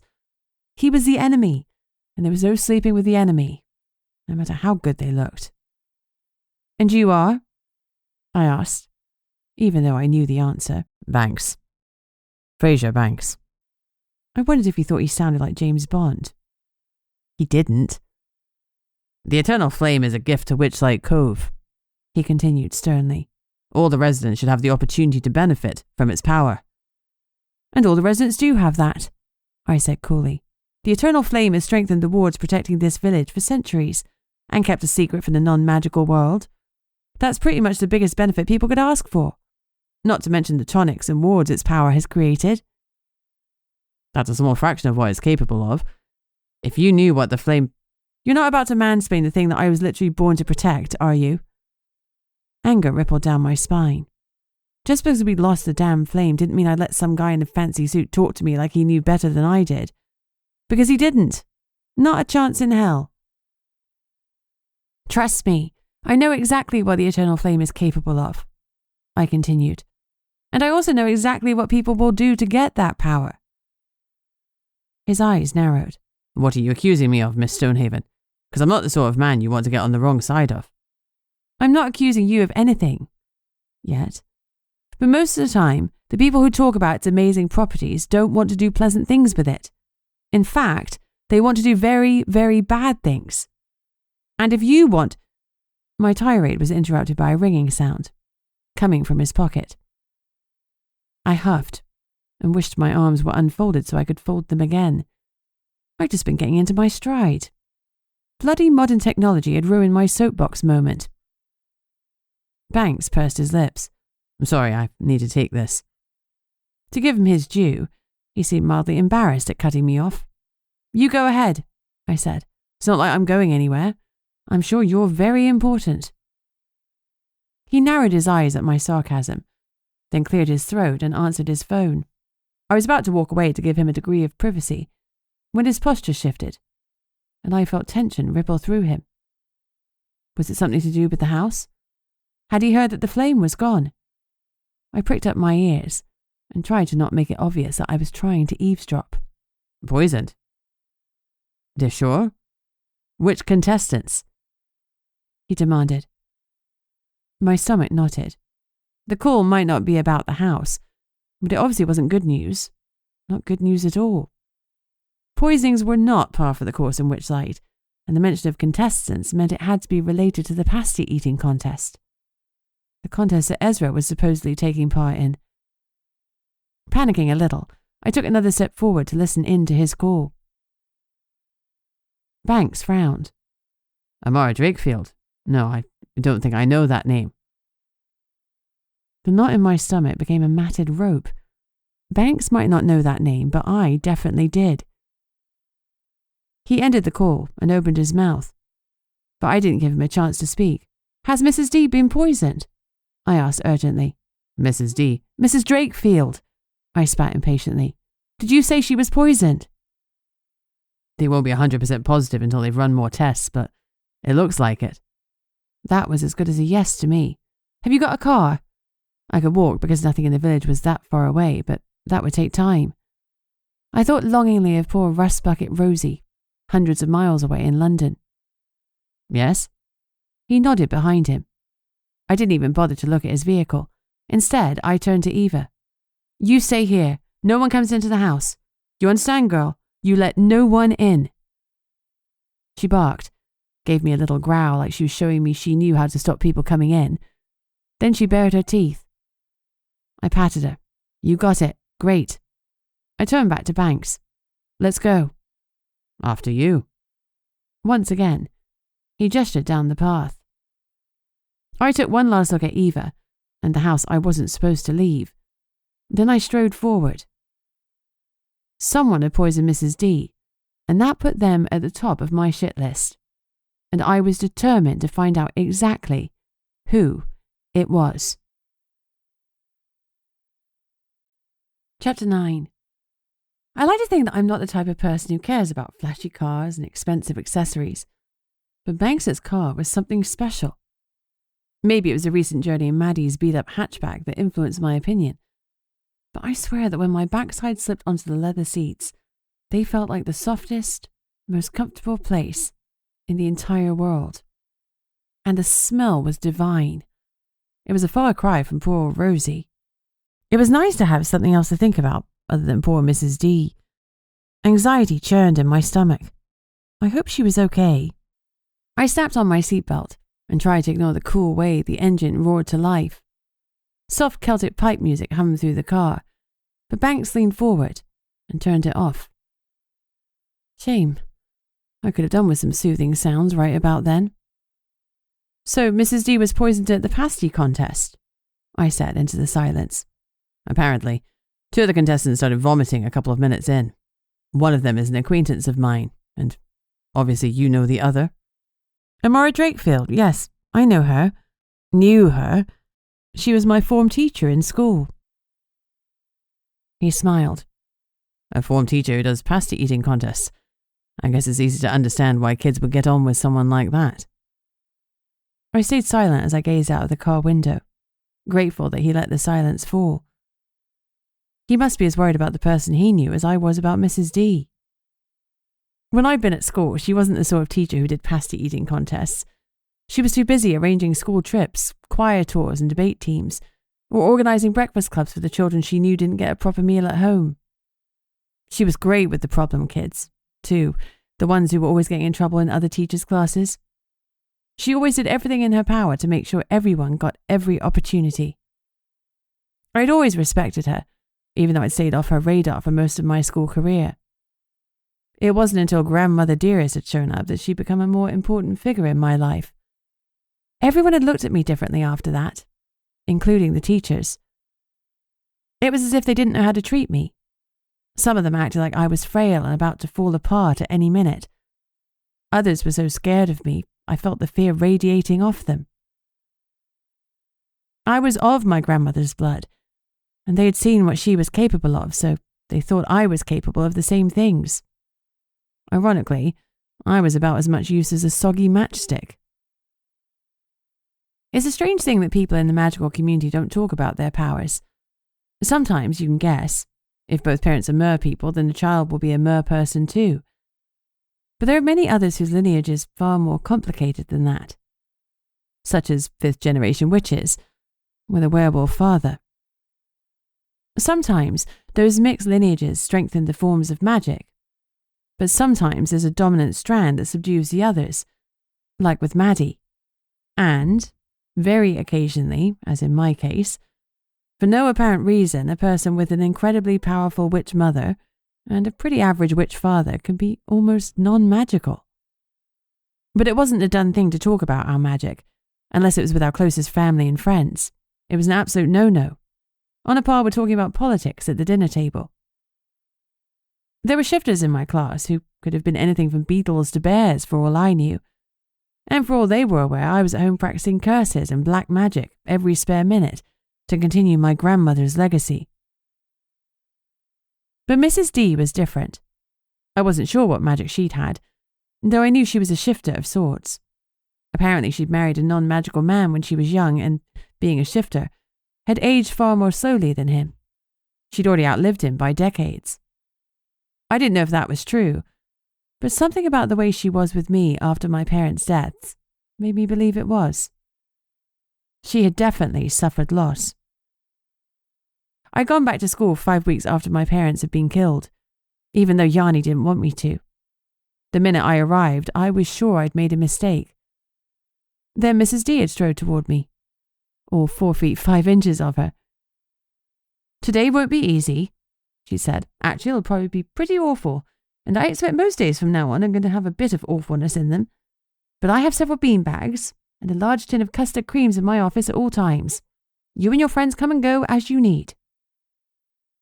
It was the way she told the truth, that there was going to be a bit of awfulness in everything, that made me realize she was different. Even Yanni had tried to tell me that things would get better, that it would be hard and take time, but they would get better. Mrs. D said no such thing, probably because she knew it wasn't true. She was also the one who told me it was okay to leave Witchlight Cove. "You'll come back when you're ready," she said, "and the people who are meant to be in your life will still be here, waiting for you." What she hadn't told me was that they would also be very pissed off with me. Then again, perhaps she hadn't expected me to bugger off for a whole decade. Banks's voice interrupted my reminiscing. "Where do you want to go? They said they were taking the 2 people who were sick to the hospital. Do you want to go there or to the fête?" I snorted. "It's a fair, not a fête." "What's the difference?" I shot him a look. "One is right and one is wrong." "Take me to the hospital," I said. "Please," I tacked on, because Mum had taught me my manners. "Who did you say the other person was?" He shot me an indecipherable look. "I didn't." He paused, evidently debating whether to share the information with me or not. "Warren Storecrest," he said finally. I guess he thought it would be common knowledge soon enough, and he was right. Witchlight Cove was full of gossips. "I take it you know the name?" Banks asked. I gave a low whistle. Everyone knew Warren. He was a man who built himself up from nothing. Apparently, his first ever job was as a deckhand for non-magical folk, but now he owned all the charter boats on the waterfront. He wasn't one for keeping his wealth to himself and hoarding it like a squirrel with a pile of nuts. Instead, he took philanthropy to a whole new level. Yes, I knew the Storecrest name. Everyone did. I also knew the man himself, though not intimately. "I grew up at Witchlight, so yes, I know the name," I said dryly. "His business used to sponsor the girls' football team, and the boys, and the debate team tour. Actually, he'd funded all the school teams." Banks nodded. "Sounds like 2 good people got hurt. Let's hope it's not serious." I grunted agreement and took out my phone. I fired off a quick message to Maddie to tell her I'd had to leave the house, but Eva was standing guard. I hoped she wouldn't be mad that I'd left my post when I was only an hour into my flame vigil. It wasn't exactly great going for a guardian. I really sucked at this. Her message pinged back almost straight away. "I'll go back. Everything's closing down here anyway." I grimaced. Once again, Maddie was stepping up to my responsibilities. "How long are you planning on staying in Witchlight?" Fraser asked. Suddenly, everything got to me. The missing flame, returning to the village, Mrs. D, my constant feelings of guilt. Always the guilt. Angry and frustrated and upset, I glared at him. "Are you seriously trying to make small talk right now?" He rubbed his forehead. "I feel like I've offended you somehow." "Huh, can't think why that might be." "Oh, right." I snapped my fingers. "Because you're trying to kick me and my friend out of my family's ancestral home?" His hands tightened on the wheel. "It's not quite as straightforward as that." "It is from where I'm sitting," I said firmly. It was my turn to rub my forehead. I knew I wasn't being fair. "Look, this isn't a great time to talk. Someone I care about was taken ill. How about some silence?" "Sure." We didn't speak until he drove into one of the empty parking bays outside the hospital and cut the engine. "I'll come with you," he said, opening his door. "I don't need a chaperone," I shot back. "I'm beginning to get that vibe," he said wryly. "But I'm guessing you're not family and they might not let you in. I could put in a word for you." "You're saying you have sway in this village?" I scoffed. I do, actually. I rolled my eyes, but there was no point telling him not to come. I got the impression he wanted to play the big protector, even though I didn't need protecting. If it suited him to think his reputation in this area was more significant than mine, despite living here for less than a decade, then fine. Let him. We marched through the double doors. "Where's Mrs. D?" I asked a nurse who was just inside them. "I'm sorry." She eyed me. "Who are you?" "Beatrix Stonehaven." I watched her eyes widen, and the colour drain from her patchy cheeks. She took an involuntary step back. Charming. "Stonehaven, as in Stonehaven?" "Yes." I gave a long sigh. "I assume your complexion is several shades whiter now than it was a second ago because you recognise the name. Is Mrs. Drakefield here? She was brought in after the fair. Can you find out where she is?" I'll wait there." She scurried away. Banks was studying me. "Looks like your name has some weight too." "No shit," I snapped. "Is there anything else about myself that you'd like to explain to me?" He looked amused. "You're not intimidated by me in the slightest, are you?" "Oh, that is so sweet." I gave him a flirty smile, then immediately let it drop. "It's you who should be intimidated by me." I was done waiting, and that was a belter of a line to make an exit on. I turned on my heel and followed the nurse, whether she wanted me to or not. Chapter 10. "Beatrix," a voice said from behind me, one I hadn't heard from in 3 years, but knew almost as well as my own.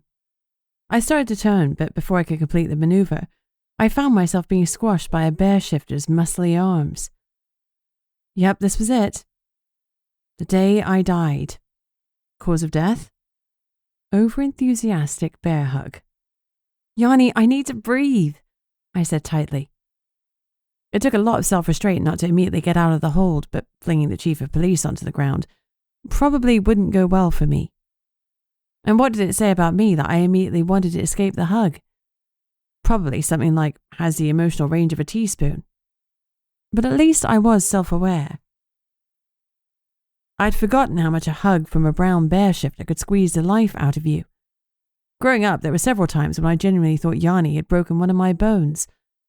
But somehow I'd never ended up with so much as a bruise. For a split second, her grip eased, and I thought she was about to let me go. But she was only taking a breather. There was a short pause before the second round of attempted murder via affection, and she started crushing me again. Something in me softened. She'd missed me. It was nice to be missed. God knows I'd missed her. Finally, Yanni released me, stepped back and cupped my cheeks in her hands. She studied me, and I gazed back at her. As a shifter, she aged a smidge slower than us humans, so she still looked great for her age.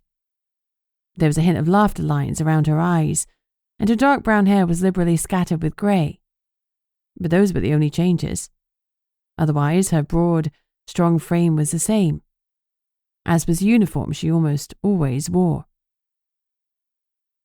Her voice was soft. "Look at you, Bea, all grown up. Oh my goodness." Her thick Cornish accent sounded like home, almost as much as the scenery and the smell of the salt water. I could see and appreciate that she was resisting the urge to pull me into yet another bone-crushing hug. "Yanni," I murmured. Her name more than a moniker to me, but also a title. It meant something similar to Nana, because that was the role she'd always played in my life. "I'm so glad to see you," I admitted, and my eyes welled with how much that was true. We'd spoken briefly in the last decade, but only fleetingly, and she deserved so much more than I'd given her. "I'm sorry," I blurted. "I'm so sorry." She couldn't resist that second hug, and pulled me in again. She pressed a kiss to my forehead, and it took everything I had not to dissolve into tears, because all I felt from her was relief and love. Relief that I was home and abiding. Love I didn't feel I was worthy of. I was truly determined to earn it again. It's okay. She pressed another kiss to my forehead. It was so much to deal with. I dealt with it badly. You were so young, Bea, so lost. It hurt to let you go, but I knew it was what you needed. I knew in my bones one day you'd be back, and here you are. She gave me one last squeeze and released me. I wiped the tears from my cheeks and tried to remember what the hell I was there for. I wasn't expecting to see you until tomorrow, she went on. I'm ever so grateful you're taking over this job. I'm looking forward to seeing more of you. It's not the most exciting role, but I'm sure you can find a way to make it fun, can't you? Answering calls to the police station from people whining about their neighbours' fences being 2 inches too far to the left, or someone playing music too loud on a Friday night, didn't sound particularly wild. Maybe if I was lucky I'd get a case of a missing garden gnome. High stakes, thrilling stuff. Still, hopefully it meant that I'd have a lot of time to dig up dirt on one Fraser Banks. I suddenly felt incredibly motivated to start work. Take that, Mr. Mansplainer. Thank you for the job, Yanni. I'm grateful for the income while I find my feet. Of course, I'm sure you'll be an asset. Yanni studied me. What are you doing here, Bea? She asked. Is everything all right? I thought for a moment she meant what was I doing back in Witchlight Cove, and I felt a surge of panic. Then I realised she was talking about me being in the hospital. Right, yes. No, I mean. My cheeks warmed. Flawless sentence structure. An inspiration to linguists everywhere. I was so smooth. Yanni, is Mrs. D okay? The chief of police sighed. Oh, you heard. I forgot you two were close. Yeah, she's doing all right. A little better than Warren. By the looks of things, he got a bigger dose of whatever was in those pasties. Her voice was grim. Warren Storecrest had been the pasty-eating champion at least 3 years in a row when I'd lived in Witchlight, and I suspected he'd lengthened his winning streak since then, or at least got a couple more victories under his belt. No doubt he'd eaten more of the poison than Mrs. D. He was the champion of pasty consumption. Unbeatable. Until someone poisoned them. Do you know what it was? I asked. They weren't the only two in the competition, were they? No, there were 3 others. One was a vampire. Sonny from the cafe. Do you know him? I shook my head. No, I don't. Who else was there? Young warlock from the Barrows estate. And a djinn, Runa Kalik.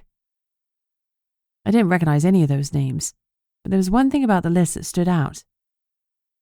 The only ones who got ill were shifters. Is that what you're telling me? Someone was targeting shifters.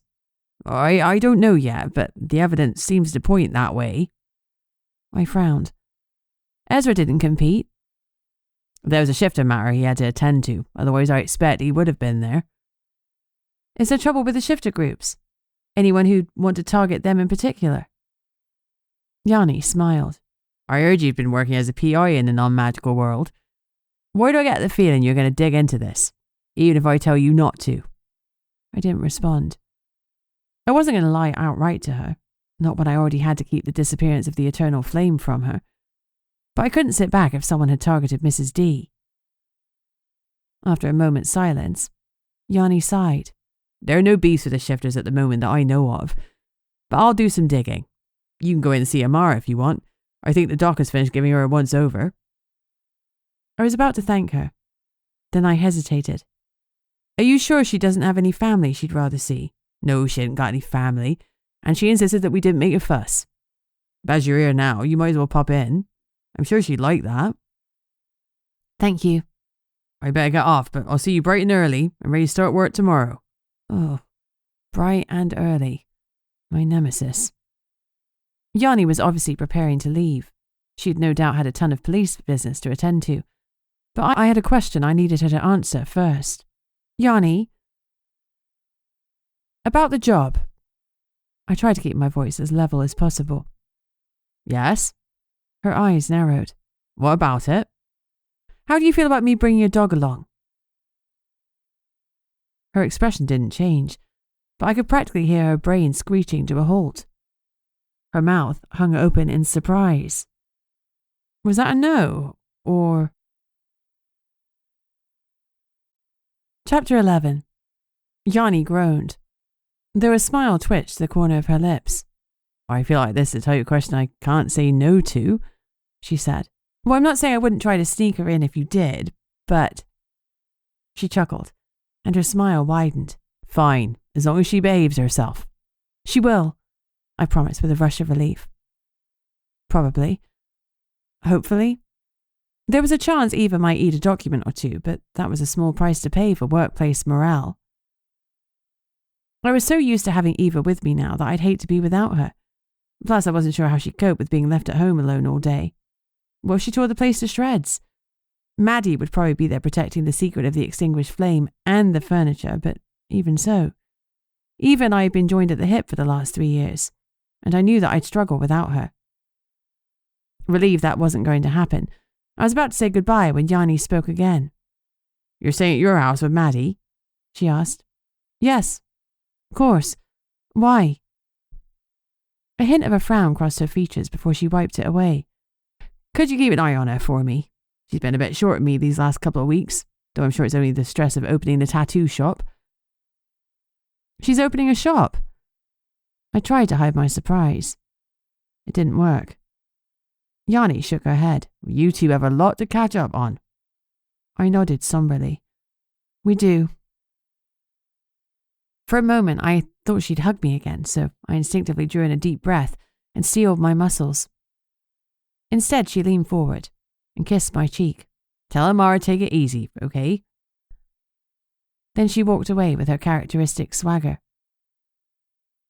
There had been a time in my life when I wanted to be like Yanni, full of self-belief, authority, and rules. But as I grew up, I came to appreciate that life was not always black and white. I was pretty sure authority was there to be defied, though I still wanted her self-belief, the confidence to say, no, officer, I did not see that traffic sign, with absolute conviction. As I walked down the corridor, I glanced through the windows into the rooms. In the first one, there was a couple with a newborn that was constantly flicking from human to tabby kitten.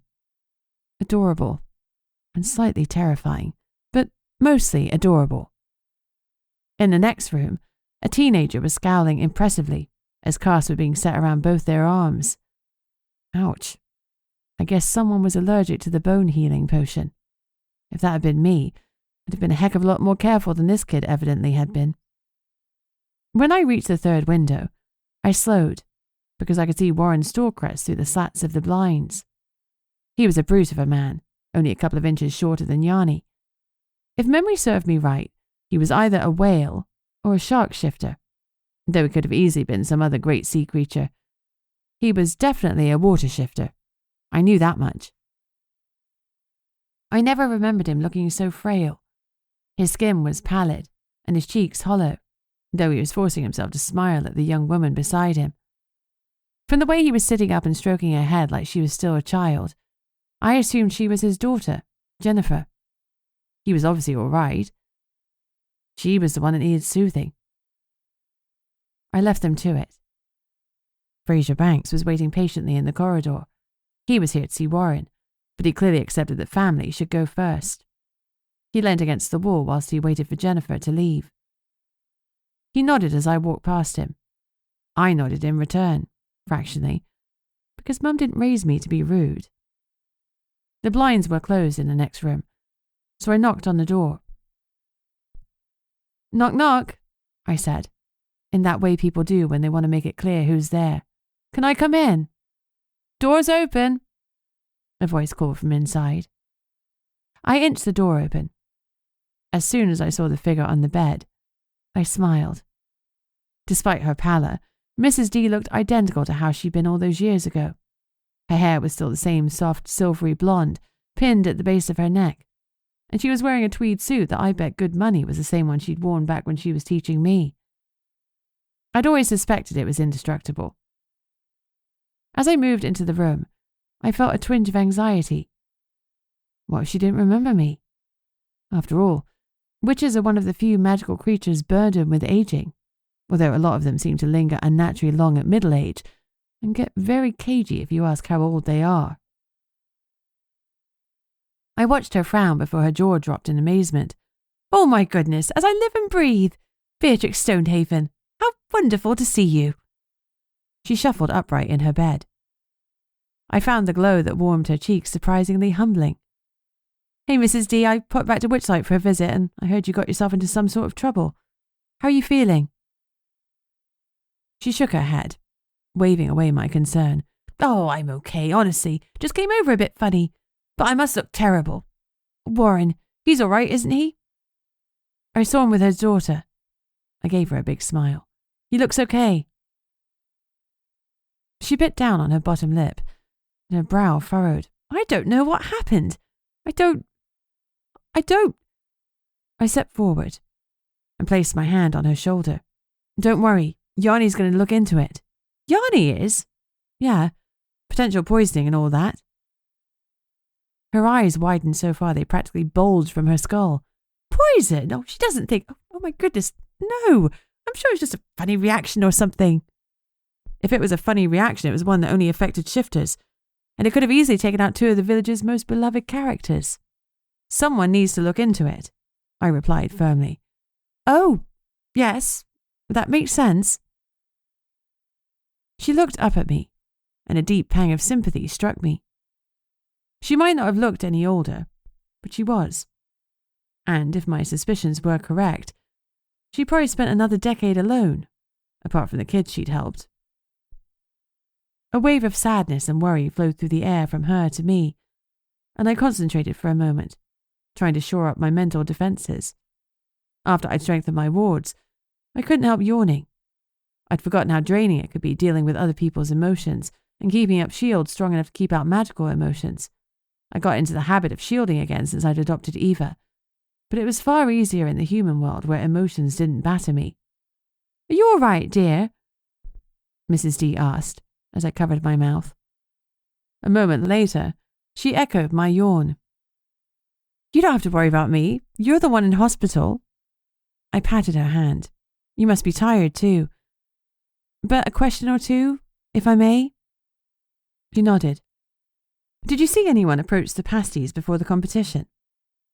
She shook her head. No. Anyone looking at you too intently from the crowd? She gave a helpless laugh. Oh, my dear, I was focused on the pasties. There were a lot of them, and I really wanted that £500 for the school. She yawned again. Oh, excuse me, she muttered. Seems that poisoning really takes it out of you. You don't say. Next you'll be telling me that jumping off a cliff leads to sore knees.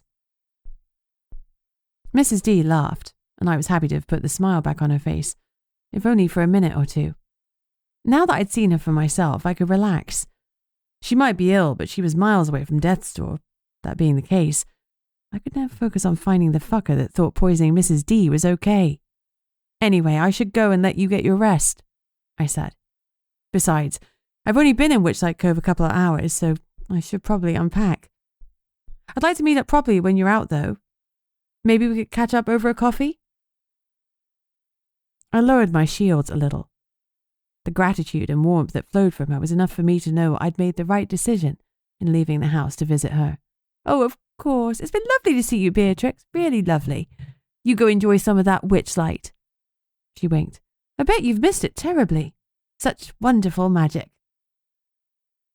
Witchlight was a local term for the eternal flame. No one knew which one had been named first. It was a real chicken and egg situation. Yes, absolutely, I forced out, keeping my face blank with effort. I was about to stand up when a thought struck me. Mrs. D, you know most of the people in Witchlight Cove, don't you? She chuckled. I should think so. I've taught most of them. I taught a lot of their parents and grandparents too, but don't use that to try to work out my age. She winked. I smiled the way I knew she expected me to. Is there any chance you know of any witches who aren't in covens?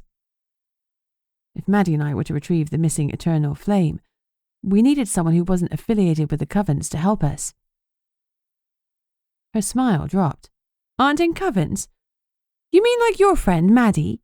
Yes, well, I've got a few questions, but you know what it's like for me and for her. The judgment. I wondered if there was anybody outside the general circle of things that I could talk to. She looked worried. Is everything all right, Beatrix? Do you need help? From me, I mean. I flashed her the easiest smile I could, grateful that I wasn't dealing with another empath because, without a doubt, she'd have felt my bull. Oh, it's fine, I promise. Just wondering, that's all. Mrs. D gave a slight hum and pinched her brow as she thought. There's old Jacobson at Shingles End, she said finally. You could try him, I suppose. Shingles End. The only house that had been on Shingles End when I lived here last was an old, run-down shack where we may or may not have occasionally gone to smoke cigarettes. I didn't think anybody lived there. He moved in a couple of years after you left. I only know because I was out for a walk one day and saw him. He very much keeps to himself. What type of magic he does, or if he'd be happy to speak to you, I can't say. Oh, I'm sorry, I can't be of more use. No, that's good to know. Thank you. I patted her hand again. And don't you worry about the poisoning. I'm sure they'll work out whoever is behind it soon. Her smile was watery, and I suspected that our conversation had worn her out. So I offered one last swift wave before I disappeared into the corridor. The nurse who'd been horrified by my name was in reception when I left, and I felt her eyes follow me all the way out of the door. She wasn't scared of me, though, because I'd have felt it if she was. She was wary, probably rightly so. Back on the street, I turned to walk up the hill that led to the cottage, but stopped after only a couple of steps. From where I was standing, it was only a short walk to the cemetery. A deep throbbing radiated from my chest. The feeling was always there 24/7, but as the years had passed, I got better at ignoring it. That was a lot harder to do now that I was back. I drew in a deep breath, and for the first time in as long as I could remember, I didn't bother trying to quash the sensation. Maddie wasn't the only person who deserved an apology for me being away for so long. They did too. And there was no time like the present. Chapter 12. You think that someone who loved their parents as much as I love mine would actually visit their grave more than once in a decade. And to be fair, I used to. When they first died and I was still living in Witchlight Cove, I spent more time there than anywhere else. I could be found lying on the grass at almost any time of the day, staring at the grey headstone they shared, wishing they would respond. I even tried knocking once, just in case. Turns out graves are not doors to the afterlife, no matter how politely you rap on them. I spent hours in front of that grave, praying that my parents understood how I felt, how I would have gladly taken their place and been the one my grandmother had killed, how I would have gone with her, the way she wanted me to, rather than having them lose their lives. God, I would have hunted her down and gone with her then and there if it would have brought them back. But there was nothing that could do that. They were gone. Back in the here and now, I hesitated as I stood at the edge of the cemetery. I've conversed with a ghost a time or two, but my parents hadn't stayed behind as lost shades. If they have unfinished business to deal with, ghosts come back immediately after their death. Then they hang around generally irritating the crap out of the living until their business is sorted. If it ever does get sorted. If it doesn't, they stick about, growing more and more annoying with every passing century, like that one relative who overstays their welcome at Christmas. Except ghosts are slightly more transparent and significantly less interested in the last of the mince pies. The fact my parents hadn't come to me after they died, and trust me, I tried to make them, meant that they didn't have unfinished business. I wasn't unfinished business, and that had hurt like hell. You'd think wanting to keep an eye on your only child would count as unfinished business, but apparently it didn't. Clearly they had more faith in my ability to function than I did. Love really is blind. I was bitter about their absence for a good couple of years, but now I was older and wiser, and I was glad that they hadn't felt their lives were half done. I'd survived dear old fucking grandmama, and I had Maddie and Yanni. They knew I'd be okay.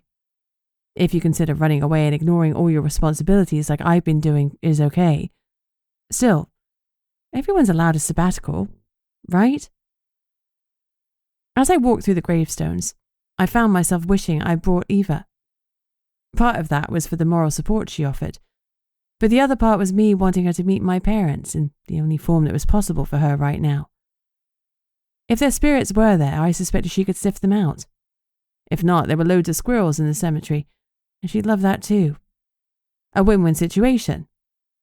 Unless you were a squirrel. I briefly contemplated going back to fetch her, then recognized I was using delaying tactics. My dog could come with me at any time. It wasn't like I was going back to London straight away, not until I'd found a way to find the flame and get the absurdly attractive Fraser Banks out of our lives for good. And whilst I was in Witchlight, it seemed like a good idea to look into whatever happened to Mrs. D. We couldn't have a poisoner on the loose. Our tourism industry would take a hammering, and we relied heavily on supernatural tourists. We had to protect our brand, Witchlight Cove, now with 100% less murder. Hopefully. I was prevaricating again. Speaking to my parents, or at least to their headstone, was on me and me alone right now. Mustering courage I shouldn't have required, I continued on the path towards their grave. I was still several feet away when I stopped. That's weird, I muttered. There, beneath the headstone, were 2 wreaths. The first one was yellow calla lilies, and I suspected Maddie had placed it there. Maddie knew they were my mother's favourite flowers. The house used to be filled with them, mainly because Maddie had begged Mum to whip them up out of nothing every time she visited, and Mum had always obliged. When it became clear that Maddie's dominant magic wasn't aligned with shifting, I think my friend had hoped she'd turn out to be an earth witch, or at least master creating flowers with enough practice. As far as I was aware, that hadn't happened.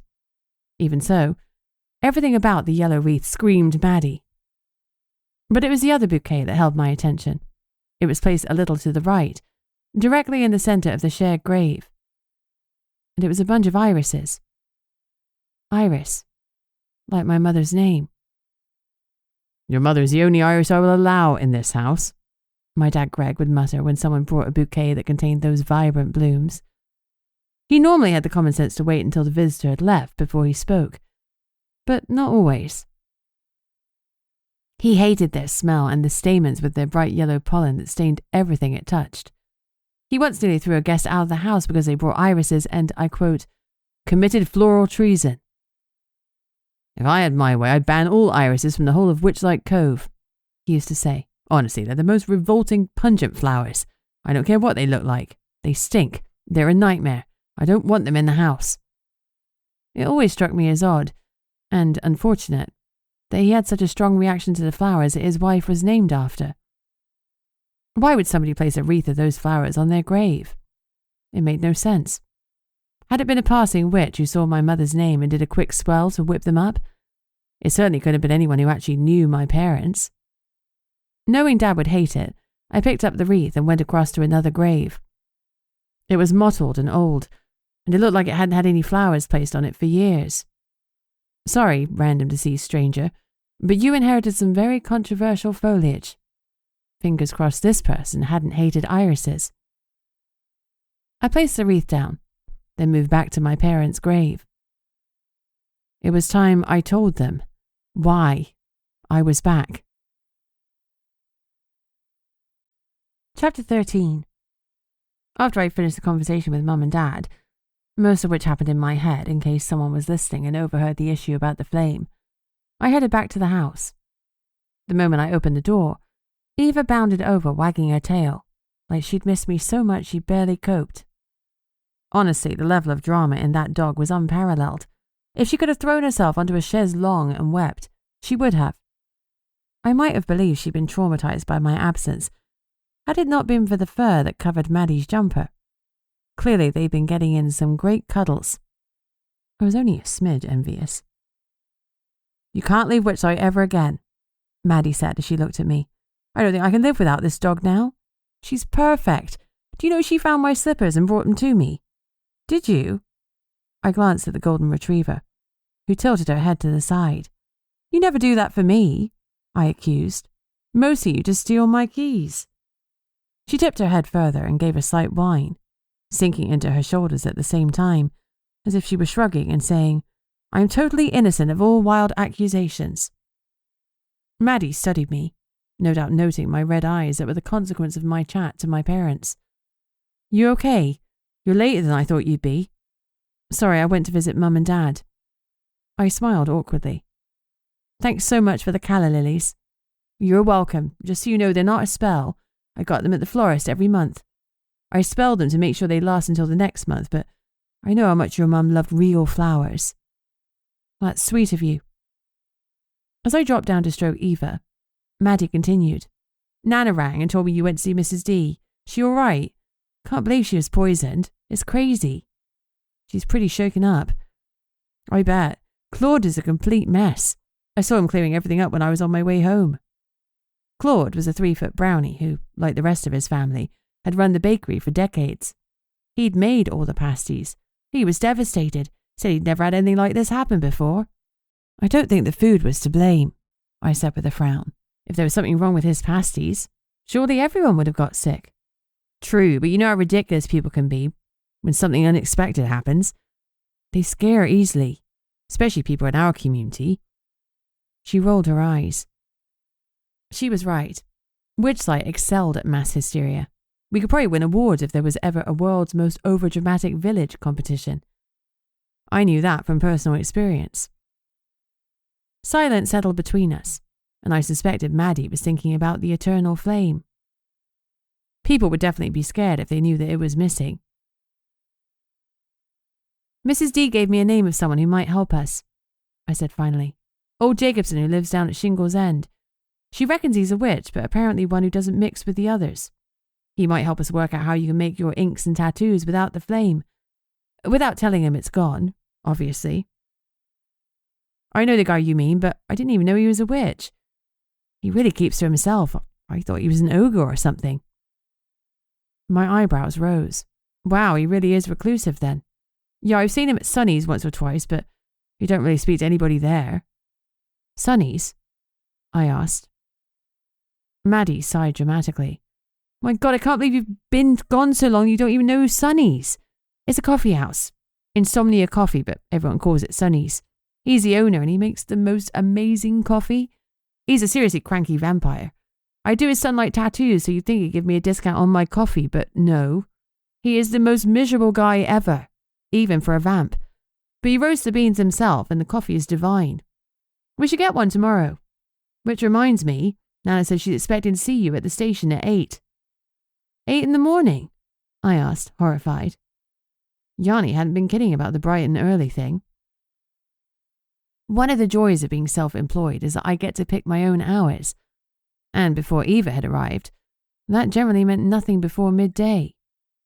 Since I'd had her, I can only stay in bed until she starts whining and needs to be let out. Even so, she's a true queen. She knows her owner loves to sleep, so she tries to give me until 9 or 10 a.m. The thought of not only being up at 8 but dressed, awake, and ready to deal with the public was a little daunting. Well, in that case, I guess I need to get an early night. I yawned, and, at the same time, realized I hadn't eaten since the service station stopped that morning. Tired as I might be, I was also starving, and food always takes priority in my book. How do you feel about ordering in pizza? I asked. I didn't know what Maddie's cooking skills were like nowadays, but standing over a hob or chopping up food was more than I had in me. She grinned. Well, pizza sounds perfect. Let me get the number. As she flipped open her phone, I remembered there was something else I needed to tell her. Oh, I meant to say, Frasier Banks came by. Maddie's gaze narrowed on me. Of course he did. Probably knew I'd be at the fair and was using the opportunity to sneak in. Asswipe. You didn't let him inside, did you? Of course I didn't. Though you didn't tell me he was that good looking. Really?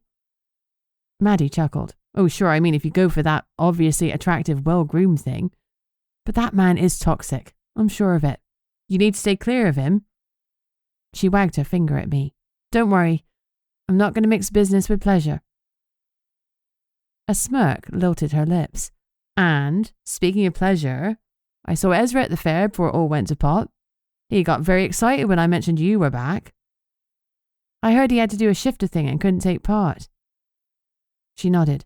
Yeah, he was too late to enter, but we watched the contest together. She sent me a sideways glance.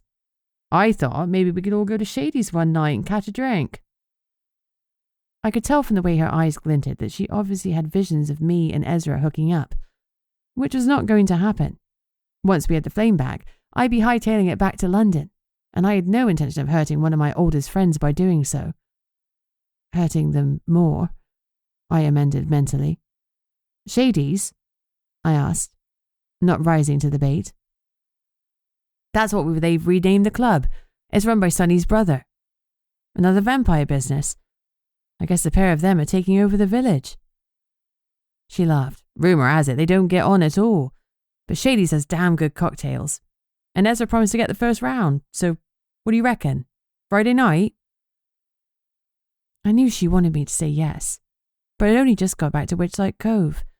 I already had a new job to deal with, plus 3 investigations to look into if I included Mrs. D, alongside Fraser Banks and the missing eternal flame. I wasn't sure I had the mental capacity to deal with people asking me questions about what I'd been up to for the last 10 years, when the truthful answer was, not much, but I got a dog. Are you okay if we wait and see how I'm feeling? I asked Maddie. I don't want to agree and then be knackered and not able to go out. I'd feel like I was letting people down then. Sure, Ezra's not going anywhere. I'm pretty sure he's already waited 10 years for you to come back, Maddie drawled. But the mischief in her tone was unmistakable. I sighed, reached for my phone to place the order, and it buzzed in my hand with a message. From Ezra. My stomach twisted. Maddie grinned. Told you so. Chapter 14. Ezra's text was a simple one, welcoming me home and saying he was looking forward to seeing me. Nothing salacious, much to Maddie's disappointment. She'd sighed so dramatically that I was surprised the house didn't collapse under the weight of her crushed expectations. After the pizza, we mulled over what could have happened to the eternal flame. But the truth was, we didn't have a clue. There had to be a reason it had disappeared. A cause. And, if there was a cause, we could undo it. Damn it. What was weird was the fact that the wards were still intact. Wherever it was, it hadn't gone far. We spent the rest of the night renewing our friendship. Our easy camaraderie had clicked back into place like no time had passed. But we still had a decade to catch up on. And it was clear that Maddie still resented me for my absence, which I didn't blame her for a jot. I told her about teaching self-defense, and she shared details of her minimalist dating life, which appeared to be her choosing a series of bad boys. There was a clear pattern of her dating guys who wanted her to tattoo them and their friends for free before they lost interest, until a full moon was near or their current ward was fading. I didn't point that out. I suspect she already knew she was making bad choices. Maybe you should be the one thinking about dating Ezra, I suggested lightly. Maddie looked faintly green, like she'd imagined licking a troll. Oh, he's like a brother to me. Don't get me wrong, he's been my first port of call since you left, but no, there's nothing romantic between us and there never will be. She hesitated then and sipped her drink, letting slide whatever she'd been about to tell me. Curiosity gnawed at me, but I didn't press. She wasn't a suspect to interrogate. She was my friend, and I needed to respect her lines in the sand. I wanted to get to know her properly again, to show her how much her friendship did truly matter to me. Wine? I suggested. Sure, she agreed easily. I have a bottle of Oy Bay in the fridge. I couldn't help but smile. It had always been our drink of choice, while Ezra was mainlining real ales. Perfect. Maddie poured us each a glass of wine, and we settled on the sofa. I took a sip. Liquid heaven. So, I said, tell me about your plans for a tattoo shop. She lit up as she gushed excitedly about finally having enough clients to justify opening her own office premises. She talked about equipment, overheads, and her bottom line. She sounded so unlike the ditzy girl I'd once known who hadn't understood the difference between gross and net income. I'm so proud of you, I said, the thought slipping from me before I could stop it. You're going to crush it. Her bright smile faded. Without the witchlight. She trailed off, shaking her head. Without the eternal flame, my dreams are dead in the water. We'll get it back, I promised fiercely. Of course we will. I've missed that Stonehaven bullishness. She laughed. We will, I repeated. We had to. Maddie's passion about her business had burned through our entire bottle of wine, and the time was way later than I'd intended to go to bed. I gave a yawn so wide that my jaw clicked. Maddie chucked a cushion at my head. Go to bed. We need you to be in Nana's office so you can dig up dirt on Fraser, she ordered. We can't afford you being late on your first day. You know Nana hates it when people are tardy. Go. Sleep. Now. Yes, Mum, I sassed as I stood up. I let Eva out for a wee. Then we went up to my old bedroom. I set my phone alarm for the obscenely early hour of 7 a.m. and settled into my old bed. Thankfully, Eva was by my side, and she chased my memories and nightmares away. When the alarm went off at the crack of dawn, I hit snooze. I did so repeatedly until I clawed my eyes open enough to see it was 7:30 a.m. Fuck. I had no time for a shower, so I hastily brushed my teeth and hair, chucked on some clean clothes. Then Eva and I jogged to the police station. We arrived, panting, at 7:55 a.m. Perfect timing, and I wasn't even sweating that much. I sat in the waiting room for all of 2 seconds before Yanni barreled out of her office. You're here, she said, her tone reflecting pleasant surprise. Course I am, I replied, as if affronted. I tried to make sure my breathing didn't give way my last-minute sprint. Eva, meanwhile, flopped onto the floor like she'd climbed Everest. Oh, well. Yanni sounded slightly apologetic. I expected you to be late. You were never an early bird. She smiled. More of a permanently grumpy pigeon. Her words were warm and teasing. Come on in. She led me through a door to the right of the reception area, into the bowels of the police station. We went into a room with a few desks in it. Filing cabinets lined the walls but didn't appear to be in use, because there was paperwork everywhere. Yeesh, they didn't need someone to answer the phones. They needed someone to sort out this shit. Phone is here. Yanni gestured to a desk piled with paperwork but with no visible phone. She frowned. No, wait. It was here, but I moved it last week. Hold on. I need to move a couple more of these. I promise I've been meaning to tidy this lot up. She shuffled a stack of papers from one side of the desk to the other before picking it all up and dumping it on the floor next to a massive heap of folders. And more paperwork. That was some filing system. Organised chaos. More like chaotic chaos. I sat and waited as Yanni tried to find the phone I was supposed to be manning. After a solid 10 minutes had passed, I broke into her mutterings. Yanni, don't take this the wrong way, but it seriously looks like you need help. She grinned suddenly. What gave it away? The mountains of paperwork or the missing phone? She sobered. I know we need help, she said, but it's so tricky to find someone to do the job. You've got to be impartial if you're working for the magical police, and it's difficult to find someone like that around here. We've got covens, clans, shifter groups. People feel like they're being disloyal to their own sect if they take a job with me. Rather than thinking their loyalty should extend to all types of magic folk and helping the whole community, I said incredulously. I know, it's ridiculous, but that's the way it is. I've got a couple of years till I retire, and I'm sure I can find somebody to get this place shipshape before then. Dove is coming along wonderfully. Oh, you'll like her. She's on leave the next day or two, but she'll need some help when I go. She eyeballed me pointedly. Yanni, I'm here to earn some money and help you out, but this won't be my forever job. I'm laying that out for you now. I'm a PI. That's what I do. I set my own hours. I take the cases that I want. I'm not made for 9-to-5 work. She sighed. Well, I appreciate you stepping into the breach for now. And I appreciate your honesty, though I can definitely say there is nothing 9-to-5 about this job. I am on call the whole time. That must be hard. She beamed. Oh, I love it. Retirement's a thing that will be hard for me. Few years more yet, she said firmly. I'm not ready to slow down. Yanni may have liked her job, but she clearly didn't like the paperwork. I'm an untidy soul, but at the state of this room was making me itch to start filing. How could she find anything in this mess? Oh, there it is, she said triumphantly, pulling out a heavy, outdated piece of technology that I half expected to be steam-powered. It was a large plastic phone with several lights labelled Line 1, Line 2, Line 3, and Line 4.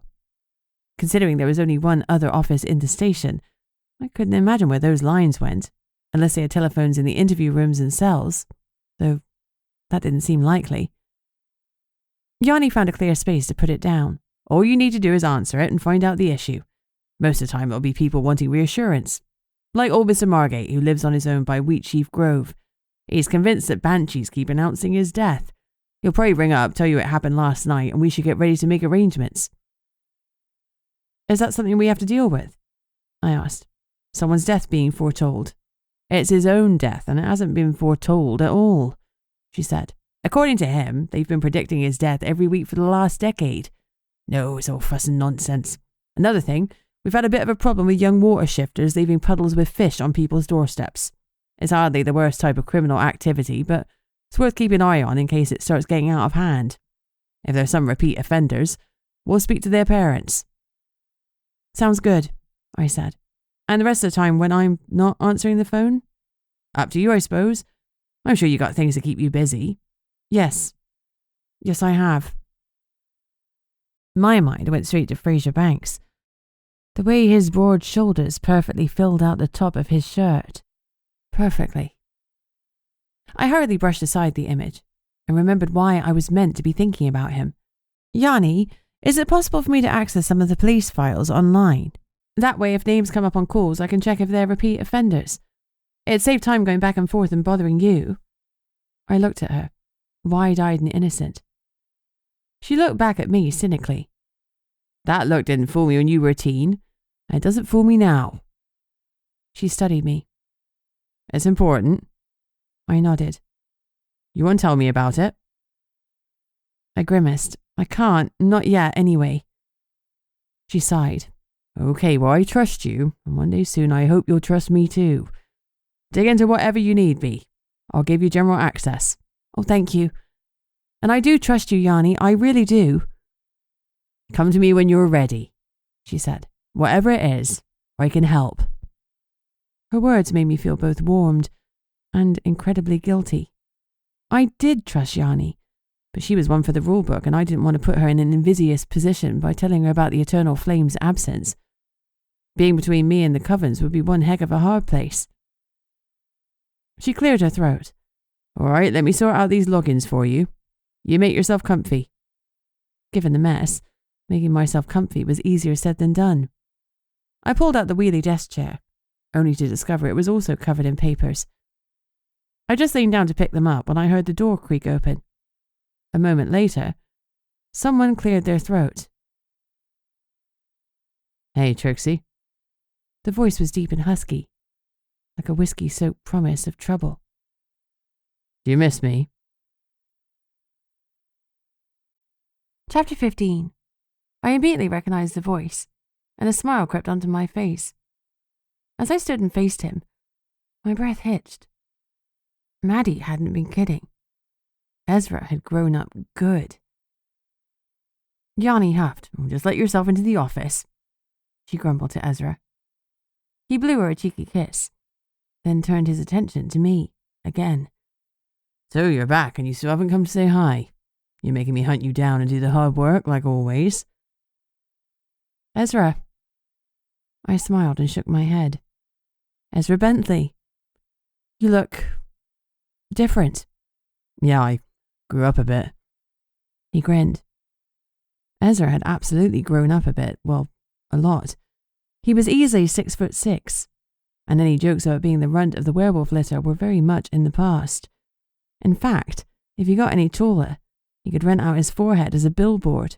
He had a scar through his right eyebrow that gave him a tough guy vibe, and I wondered how he'd gotten it. As I stood there struggling to find my voice, I couldn't help thinking back to when we were kids, and I'd used him as my sparring partner.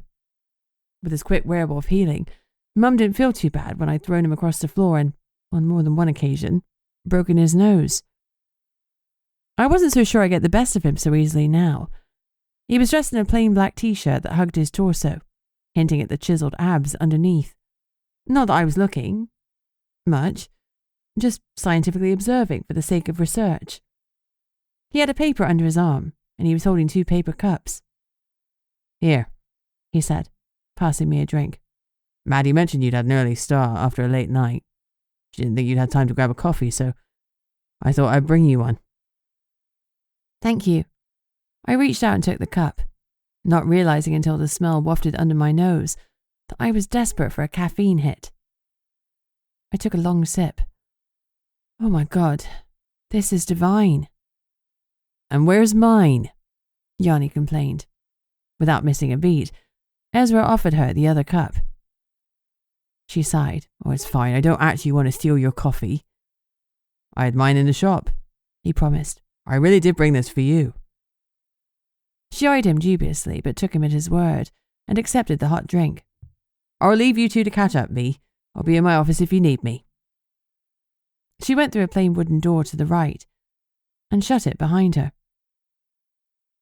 I looked after her and then turned back to the fibbing werewolf. You totally forgot about Yanni. I did. I never could get anything past you. He shrugged. I'll grab another one later. I finished 1 gulp of coffee and promptly took another. What the hell is in this? It's amazing. Sonny's special brew. If the guy didn't hate witches, I'd swear he'd have one put a spell on the beans. He hates witches? I asked. My interest piqued. Anyone who hated witches might want to do something to screw with them, like stealing the eternal flame. Sonny hates everyone, Ezra clarified. His motto is customer service is for those with shit products, and I think he genuinely believes it.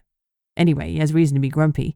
It's pretty well known in the village that he's been all but disowned by the other vampires, including his older brother, because apparently selling coffee and pastries is below a vamp. I took a mental note. Sonny might have beef with a lot of people, but that wasn't a reason to wipe him off my list of those who'd want to steal the Witchlight. Ezra went on.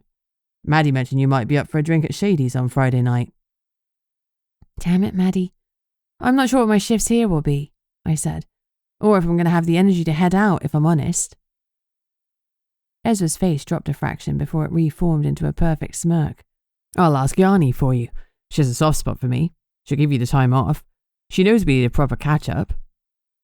I could already tell there was no way I was going to get out of it. Still, catching up and having a drink wouldn't be the worst thing in the world. After all, if Shady's cocktails were half as good as his brother's coffee, it'd be worth it. I rolled my eyes. We both know she likes me more than you. I'll ask. His grin faded slowly, and he looked at me, as if truly seeing to the heart of me. You've changed, Beatrix Stonehaven. We all have. A decade is a long time. It is, he agreed solemnly. But no matter the length of time, it's still the 3 amigos, together, forever. I smiled, but he didn't. You owe Maddie an apology, Bea. You cut her off without a backward glance. I know you were hurting, but so was she. We all were. Losing you on top of everything else. He shook his head, then fixed me with a firm look I'd never seen from him before. If you're going to leave again, just know that there won't be any fixing what's broken after that. Guilt swelled, thick enough to choke on. I managed to nod because I knew he was right. I'm sorry. It's not me you should be apologising to, it's Maddie. She's the one who's been tied to the house guarding your inheritance for you. I've apologised to her and I will again, but you deserve an apology too. Don't think I don't know it. I'm sorry, Ezra. I didn't mean to ever imply by thought, deed, or action that you weren't important to me. You were. You still are. His eyes softened. Then let's start over, Beatrix Stonehaven, and see where this road takes us. Deal. Deal, well, I better get off. As he took the paper from under his arm, I caught a glimpse of the cover and leaned forward, holding out a hand to stop him from leaving. Is that a photo from the pasty eating contest? I asked. Ezra glanced at it and nodded. Yeah, before it all went to pot. Mrs. D actually looked like she was in with a chance of second place. Not you get anything for second, other than bragging rights. I stared at the photo for a minute. Mrs. D was there with a single pasty in her hand, While next to her, Warren had his nose buried in a mass of them like he was a bear shifter, not a water one. Next to them, the other contestants were using their own methods of getting the food down their gullets. But they were certainly being daintier than Warren, who was totally going for it. My eyes kept going back to Mrs. D. Something about the photo didn't feel right. Then again, maybe it was simply that I would never have expected her to do something like take part in a pasty eating contest. I can leave it here if you want. Ezra's voice broke into my reverie and made me realise I was still staring at his paper, although I'm pretty sure the station gets its own delivered. Sorry, no, it's fine. Thank you, I said. And thanks for the coffee. No problem, you can pay me back with a drink on Friday night. He winked.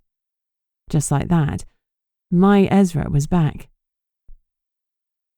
Persistent and cheeky. Maybe Ezra hadn't changed all that much because he'd always had a stubborn streak a mile wide. Several minutes after he'd left, I was still thinking about the photograph.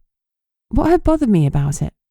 I wished I'd taken up Ezra's offer to leave it because my subconscious was buzzing away, telling me I'd missed something. Something important. Maybe there was something in the background. Someone my brain hadn't latched onto at the time. I'd have to look at the article again. Knowing I wouldn't rest until I did, I opened up my laptop and a new YouTube page. As well as all the physical boards around Witchlight to stop non-magical people stumbling on the village, there was a hefty array of other safeguards. One of the covens, which specialised in elemental magic, had found ways to disrupt electromagnetic signals, so that anything posted online inside the barrier couldn't be viewed outside of it. Even if someone accidentally typed in the correct link, all they'd find would be a video of cute otters playing in the snow. From what I heard, the otter shifters were pretty mad about it, but hey, village safety came first.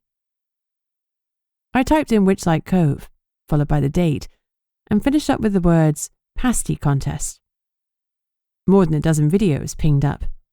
The first one had a deliberately clickbait title about the contest ending in disaster. Exactly the kind of thing I was looking for. The video was 3 minutes long and started at the very beginning of the contest. The contestants were announced one by one and walked down to take their places.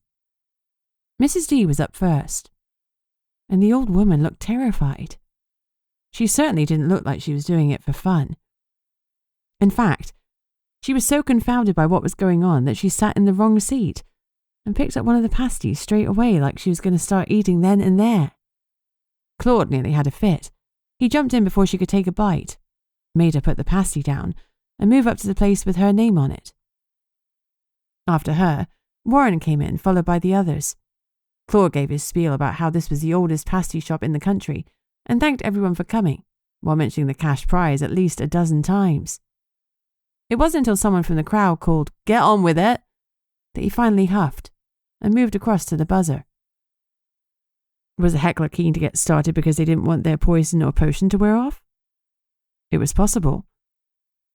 When the buzzer sounded, the contestants threw themselves into the competition. Literally, in one case.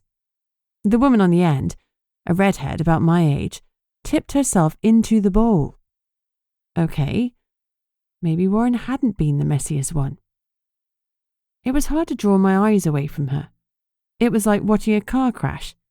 But she wasn't my focus, so I restarted the video and concentrated on Mrs. D and Warren.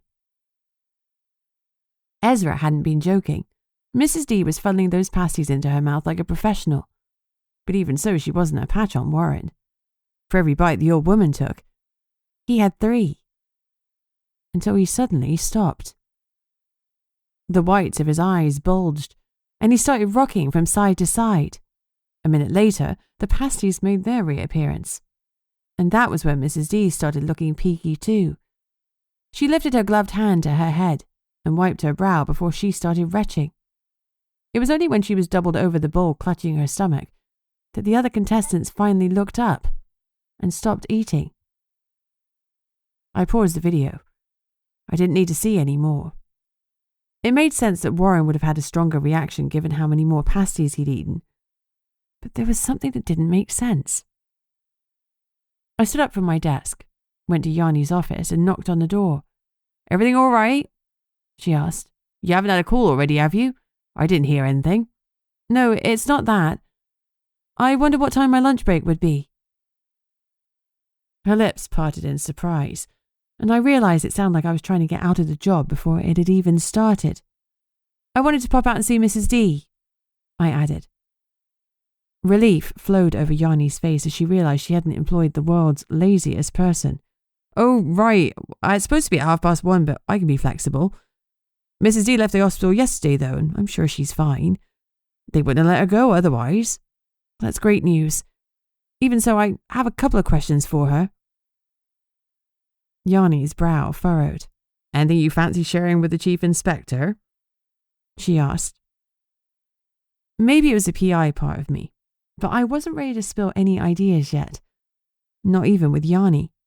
Not when they could be so far off the mark. But I wasn't a PI now. My job was answering calls in the police station, and this was official police business. I was likely to get myself into a heap of trouble if she found out I was snooping into an official investigation. Besides, I already felt bad enough not telling her about the eternal flame. The last thing I wanted to do was add even more to my burden of guilt. There was something in a video I watched, I said. Mrs. D sat in Warren's seat first and picked up one of his pasties. I think that might have transferred the poison from the pasties to her glove. If she still has the glove, we could confirm it. That would explain why she got a smaller dose, Yanni mused. Are you sure you want to talk to her about this?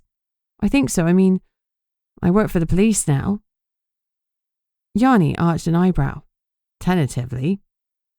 She sounded a little amused. But okay, just let me know what you find out. Of course.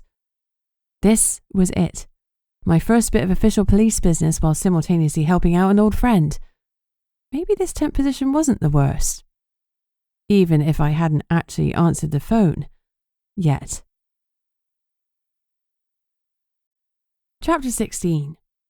My lunch break wasn't until 1:30, and before that I received 3 telephone calls. The first was a complaint about someone littering and ruining the village's aesthetic. They hadn't seen the culprit, so there was pretty much nothing I, or Yanni, could do about it. I promptly filed my notes on that call into the bin. No need to add to the various paper piles. Efficiency is my middle name. Actually, my middle name is Elizabeth, but efficiency sounds cool and starts with the same letter. The next call was from a mermaid who complained that someone kept sailing their yacht out to sea and disrupting her by playing music too loudly above the kelp forest. Given that Yanni had given me access to the police database, I did a quick search while the caller was still on the line.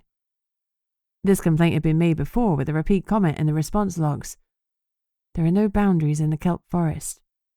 Unfortunately, I repeated, there are no official boundaries in the water, meaning they are within their rights to do that. That's ridiculous. It's practically my home. I felt for her. I really did. But I couldn't see a way around it. Sorry, I apologised. She rang off in a huff, and I imagined her flipping her tail dramatically before swimming off in a swirl of indignation. I didn't really blame her. The final phone call was, as Yanni had already predicted, from Mr. Margate complaining that the Banshees had once again announced his imminent death. I told him how sorry I was, and assured him we would prepare accordingly, though I didn't know what preparations he expected us to do. Throw a farewell party? Order him a coffin in his favourite colour? I did neither of those things. When 1:30 rolled around, I grabbed my stuff and headed straight to Mrs. D's. Halfway there, I wondered if I should have checked she still lived in the same place. It had been years since I visited her, and she could easily have moved house. I dismissed the idea when I saw all the catmint in the garden. Mrs. D still lived in the same place. We'd been pretty sure she was some kind of feline shifter, though what type I never found out. And today wasn't the day I was going to ask. It felt rude to greet someone with, "Hey, are you part house cat, lynx, or an ancient tiger goddess?" After knocking on the door, I waited patiently, but there was no response from inside the house. Instead, it came from behind me. "Can I help you?" I turned around to find myself facing Mrs. D. With her walking boots, thick coat, and a bit of colour in her cheeks, she looked substantially better than the previous day. "Oh my goodness, Beatrix!" Her wrinkled face beamed. "Twice in 2 days? This is a lovely surprise. Come in, come in." She shuffled past me to open the door, then beckoned me in. To what do I owe the pleasure? She asked, as she removed her boots. I did the same before I followed her inside. Hi, Mrs. D. I hope you don't mind, but I wanted to ask you a couple of questions about what happened yesterday. Really? Her eye twitched slightly, possibly because of the light drizzle covering her skin. I'd heard you become a bit of a detective out there on the outside.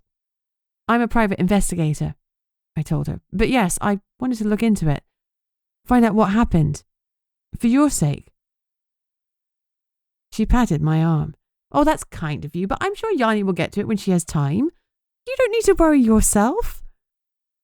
Unfortunately, Yanni's having time is a bit of a rarity, I pointed out. I'm working at the police station now on the phones, but I've only got a few questions and they won't take a minute. Mrs. D scratched behind her ear, and her left eye twitched again. I got the impression she didn't really want to talk about it. I wasn't surprised. She'd never been one to like any fuss. Being on the front page of the newspaper was probably her worst nightmare. Warren's still all right, isn't he? She asked. I haven't heard otherwise. Well, I'm okay too, so I don't think the matter requires looking into. Oh, it definitely does, Mrs. D. Imagine if someone tries the same thing again and uses more poison. We have to get to the bottom of this. Now, I noticed that at the start of the contest you sat in Warren's seat first, and you picked up one of his pasties with your glove. And you were only wearing a glove on one hand, right? Yes. Yes, I think I was. The twitch was non-stop now, and not only in her left eye, but her right one too. It looked like she was trying to communicate in Morse code. Please, dear, I don't know why we need to go through all this if everyone's okay. Can't we forget about it? You can't really want to do that, Mrs. D. Look, I have a theory that perhaps Warren was the target, and when you picked up his pasty with your glove... It was me, okay? It was me! Her voice shot across me, rendering me silent.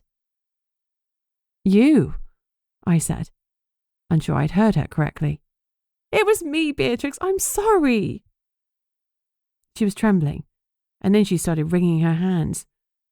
Oh, I'm not cut out for a life of crime. That much was clear, considering she cracked faster than a cheap biscuit. I didn't think it would make anyone ill. It was only meant to taste horrible to slow him down a bit, so I had a chance of winning. You tried to poison Warren. The old woman sniffled, and big, ugly tears dripped down her cheeks. I didn't mean to hurt him, she reiterated. Warren has cut off funding for the underprivileged children's trip to the museum in London. And that is his prerogative, she added hastily. But I needed the funds for the kids. £500 would cover it. I didn't mean to hurt him, I really didn't. It was a type of chili that should have made his throat burn and stop him from eating all the pasties. Oh, that was all I wanted. He was my only real competition. I'd already done so much damage to those children by losing his funding. I must have done something wrong because he's been a stalwart supporter for years. She was so upset she could barely breathe. You must think I'm a horrible person. I patted her hand. I could never think that, Mrs. D. You know that. But you'll have to tell Yanni, won't you? I nodded reluctantly. Yanni had to know if for no other reason than to stop the investigation and avoid wasting any more police time. Look, from what I know of Warren, he's a pretty generous guy. I'm sure he'll understand that this was a mistake. So generous that he stopped our payments without a word, and hasn't replied to any of my emails. That's not exactly a charitable man, is it? She responded bitterly. I'm sorry. Oh, I'm sorry. I know it's his money, but I don't know what to do. We rely on him so much. Can't you ask the parents to pay? I asked.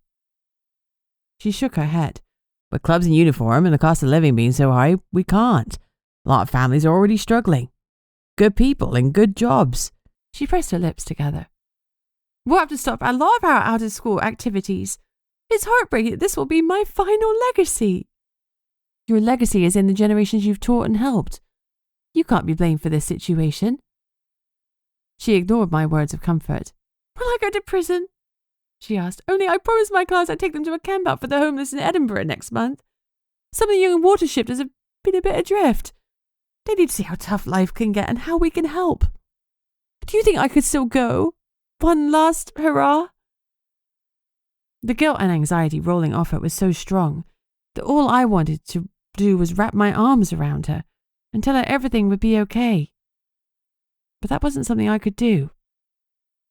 "I'll talk to Yanni," I said instead. "I'll make her understand it was an accident. I'm sure it won't be as bad as you think." My stomach knotted as the words left my lips. Fingers crossed, I wasn't lying. Chapter 17. Mrs. D was responsible for the poisoning? Yanni shook her head in disbelief and pressed her fingers to her temples. God, who'd have thought it? She didn't really think she was poisoning him, I insisted. I'd already told her exactly what had happened, but I felt the need to reinforce that point again. Mrs. D had made a very poor decision, but she'd never intended it to be a deadly one. In my absence, Eva had claimed the large chair that was meant to be for people waiting to see Yanni. Given that it now had a soft blue blanket on it, I guess my boss was okay with that. She seemed absolutely desperate, I continued. She wanted to get the money for the trip, for the kids. Yanni sighed. Oh, I believe her. She'd do anything for those kids. She frowned. It's strange that Warren has cancelled his financial support for the school. He always credits his success to the education he had there, and recently the profits from his charter company have been the highest ever. Do you think it's personal? I suggested. Could he have some sort of issue with Mrs. D or the direction the school is taking? Maybe he feels like his money is being frittered away? Yanni shrugged. Your guess is as good as mine, but I should go and talk to him. Let him know we found out what happened and that he's not being targeted by any dangerous criminal elements. Could I come? I asked. I know I'm not a police officer, but this is about Mrs. D. If he gets mad, I'd kind of like to be her voice. Being police is about being impartial, B. Yanni said sternly. You can't let your opinions cloud how you handle a situation. I'm not. I don't. She was really upset. That's all I want him to know. She was really broken. Yanni drew a breath and exhaled with a sigh. Fine, you can come with me, but I'll do the talking. I gave her a mock salute and mimed zipping my lips shut. I'd let her take the lead, but that was another reason I knew this job was only a short-term fix. I relished asking the questions and solving the mystery myself. After you've been self-employed, it's hard to go back to having your actions dictated by someone else, rather than by your own whims. Still, I could help Yanni for a couple of weeks, and at least then I could still pay rent on my flat in London. I expected a yearning for home to hit me when I thought of my apartment, but it didn't. Witchlight Cove was, and always would be, my true home. Perhaps it was the 10 years I'd been away, but it didn't hurt to be back. Not like it had before, when every shop or road carried a memory of Mum and Dad that cut me to the core. Now those reminders were bittersweet, and they made me smile as I remembered our lives together. It had been good. Far too short, but really good. I'd been raised in a loving home, and in that sense, I'd been lucky. Eva lifted her eyes, tipped her ears forward, and gave a slight grumble. She was used to being my wing dog, and she wanted to come with us to speak to Warren.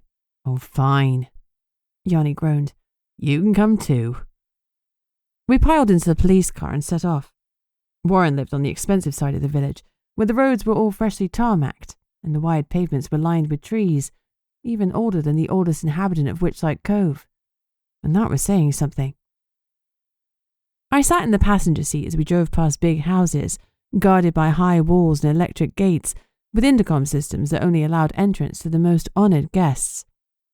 When we reached Warren's house, Yanni parked outside and pressed on the buzzer. It's Police Chief Yanni Greenwich from the local police station, she said into the speaker. We'd like to speak to Mr. Storecrest regarding the incident at the weekend. She let the button go, but there was no response. Strange, she murmured, her frown lines deepening. As she peered through the gates, I stepped out of the car with Eva close on my heels and looked down the drive. My breath tightened at the sight of the luxury cars parked on the gravel. They were a far cry from my own rosy rust bucket, though, to be fair, Rosie had character, and a tendency to make ominous noises every time I hit 40 miles per hour. I knew that the vehicles out front were nothing compared to the ones out back on the water, where Warren Storecrest kept his private boats.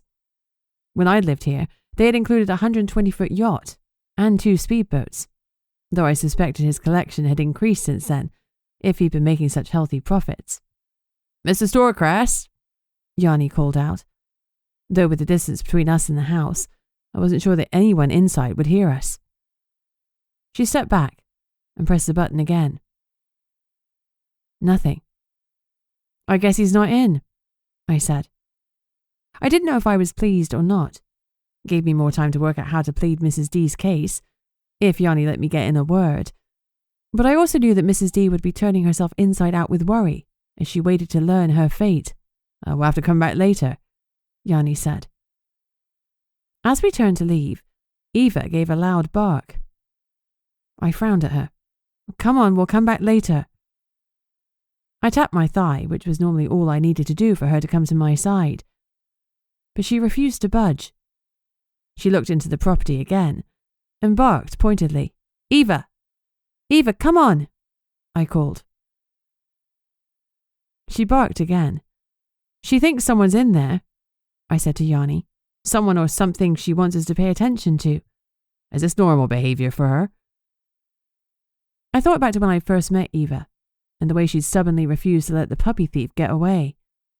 That hadn't been the only time she'd alerted me to something, though it was normally when I was on a stakeout, and our suspect had appeared while I drifted off to sleep. "Occasionally," I replied, "and she's always right." Yanni bit her bottom lip.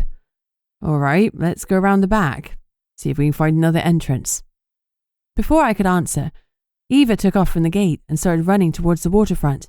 "Eva, hold on, wait for us," I yelled, exasperated. That damn dog. She glanced back over her shoulder, but she didn't stop until she reached a little wooden gate that led directly into the back of the property. We followed. Yanni rapped on the wood loudly. "Maybe they're in the garden," she said, and called again. When there was no reply, Eva barked again and nudged the gate firmly with her nose. "We get it," I murmured to her. Yanni nodded. "Fine, let's go in." She pushed open the gate and stepped inside. It was an incredible property. To the left was the 3-story house, with the entire back wall made of glass. Manicured lawns, which included a vegetable patch and a fountain, were in front of us, and to the right the ground sloped down towards soft sand and glittering blue water. A wooden jetty jutted into the sea, where 4 large boats bobbed lazily on the tide. Eva darted ahead of us straight for the jetty. I broke into a run as I tried to keep up. "Eva, calm down. What is it? What's got into you?" She raced across the wooden slats, only stopping when she reached the largest boat. She lifted her paws up against the ladder and whined, then looked back at us with sad, soulful eyes. "This doesn't feel good," Yanni said, striding to keep up. I climbed the ladder, unsure which way to go next on the massive boat. The decision was made for me because I spotted immediately what had caught Eva's attention.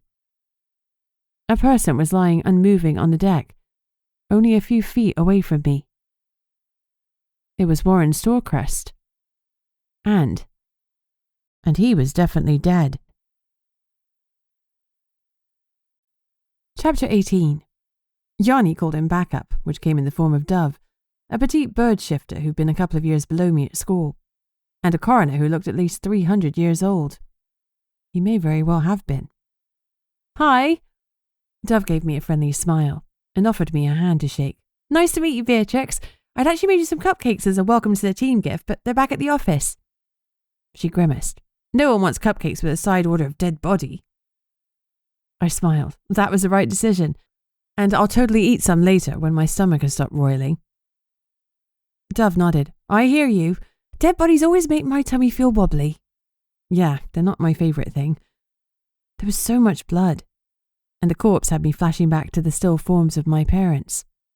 No, dead bodies did not make me happy. "A single bullet wound to the back of the head," Yanni muttered. "With a silver bullet. Whoever did this either sneaked in so Warren didn't see him, or it was someone he trusted enough to turn his back on. I can't believe there's been a murder in Witchlight Cove. Dove let out her breath in a sharp whistle. Usually the dead bodies we'd go to are the old dears who've passed in their sleep. And after the goings-on yesterday at the fair, too. Feels like the place is going to pot. I dread to think what might happen next. We don't need to think about what happens next. We need to deal with what we've got now. Yanni barked reproachfully. We need to comb the area, see if there are any clues. By now we were all wearing booties over our shoes and had snapped on gloves. We tied back our hair, and Yanni has asked Eva to move away from the scene so it wasn't contaminated with the golden strands that frequently fell from her coat. Reluctantly, Eva had agreed.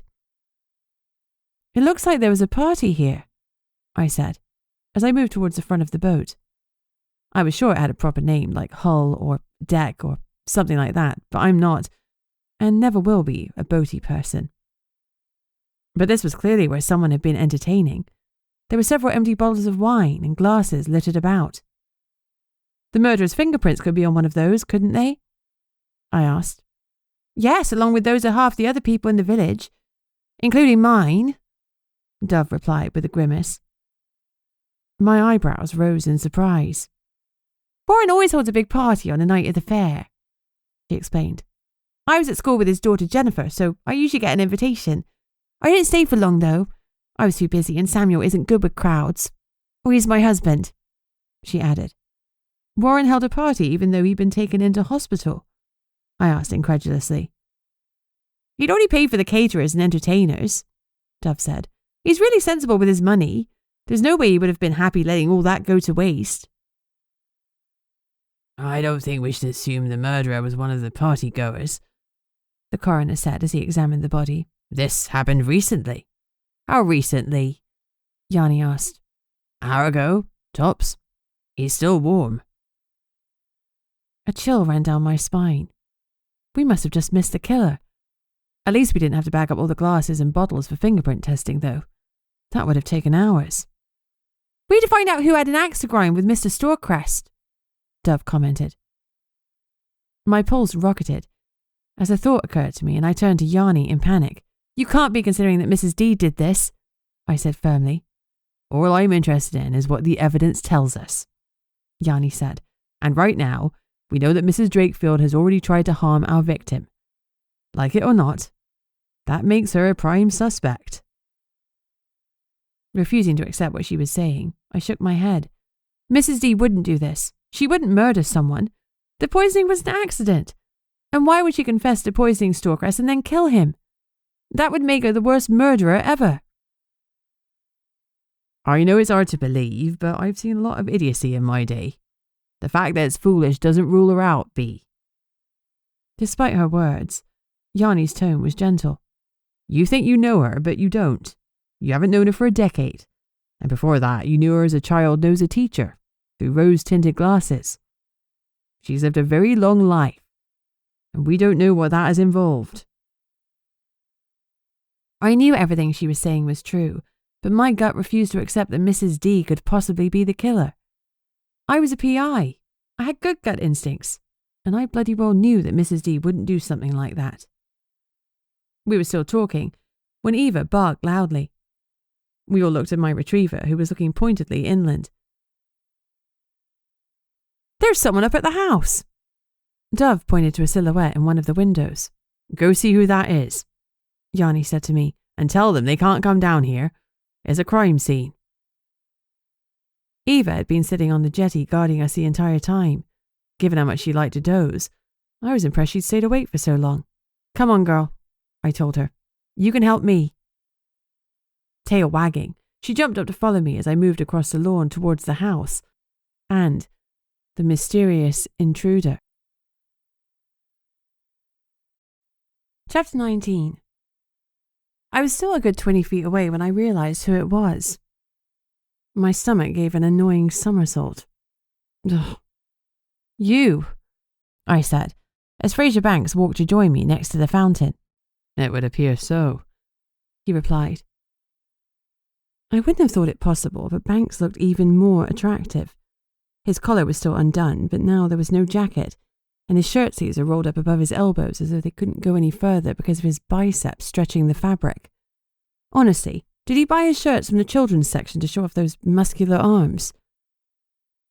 A flutter of attraction rippled through me, and for a split second I could have sworn I felt the same attraction rolling from him into me. But that couldn't be right. There was no way I was reading Fraser Banks' emotions. My lousy empath skills were the only powers I'd inherited from my parents, and even they were pathetic. What was the point of being able to feel that someone's upset when you could already see the tears in their eyes? "What's going on?" he asked. "I saw the police car outside. Is this to do with yesterday?" "I'm not at liberty to divulge details," I said. I'd already mastered sounding official from my PI days. "Is everything all right?" he asked. "Is Warren okay?" "What are you doing here?" I demanded. Instead of replying, "Are you and Warren friends?" I wouldn't go so far as to say we're friends, but we're part of the same sect. Banks's tone was casual, relaxed, but the investigative part of me felt there was something I could dig into more deeply. If he and Warren had issues, that would push Banks up the suspect list and reduce the pressure on Mrs. D. It could also help me get him away from my house and the missing eternal flame. 2 birds with 1 stone. I hoped like hell that he was our killer. Killers always returned to the scene of the crime, didn't they? Not that I had much experience with murder. I was more of an affairs of the heart PI than a murder one. "What does that mean?" I probed. "You're here at his house, but you're not his friend." He quirked an eyebrow. "Is this an interrogation?" "No, it's a question. Answer it, please." His eyes narrowed. Much as I didn't want to, I felt my pulse tick up under the scrutiny of that icy blue gaze. "I brought the minutes for him," he said finally. "Minutes?" "Yes, I'm the second in command for the water shifters, under Lawrence. Warren's a polar bear. He didn't turn up at the morning meeting, which a couple of us thought was strange, so I volunteered to bring the minutes to him and check he was okay. He's only quite fastidious about going through them." He lifted up the folder in his hands to prove his point. "Couldn't you have emailed them?" "I could, but it was pretty odd for him to miss a meeting. And after yesterday, tensions are pretty high, so I thought I'd swing by. Anyway, Warren likes to have the minutes printed out. He's a stickler for seeing things dated and signed, in case someone tries to change them." "Have they been altered before?" He shook his head. "Not that I know of, but he's donated large sums of money to various good causes, so it makes sense that he'd want to keep the paperwork organized and filed away. He enjoys his paperwork." Nothing said excitement like an evening spent filing minutes of a meeting. Maybe Yanni should have hired Warren to sort out the mess at the office. "I'll take them." I held out my hand, and after a beat he released the folder. "For Yanni's eyes only," he said pointedly. I nodded. She let me know if there was anything relevant in them. Banks looked over my shoulder. "So, is Warren okay? Can I speak to him?" I took a long breath. Sooner or later it would get out that Warren was dead. Lorenz would be one of our first ports of call, but we needed to notify the family first. "Wait here," I said brusquely, before heading back to the boat to find Yanni. "Fraser Banks is here looking for Warren. What do I tell him? He keeps asking if he's okay. Apparently he missed a water shifter meeting today and they're all concerned. Banks is their second in command."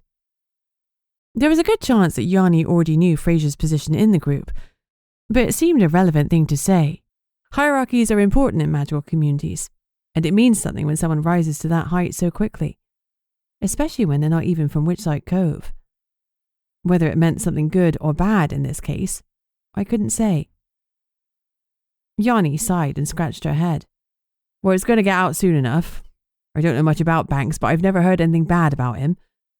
Take his number, tell him what's happened, but make it clear that he's not allowed to inform the other shifters until we've spoken to the family. Is that okay?" I nodded, taking a moment to digest what she'd said. Maddie seemed to think Fraser was the devil, but Yanni clearly didn't. And she wasn't someone who could easily have the wool pulled over her eyes.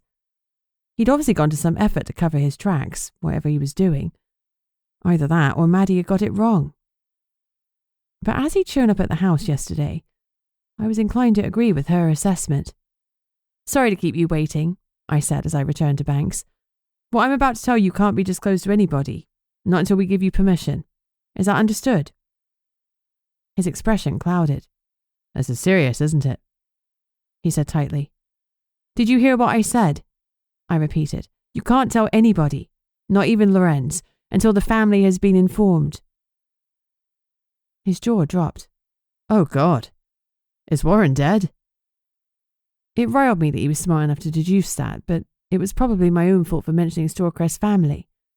Yes, we haven't told the family yet, so you need to keep this contained until we've done so.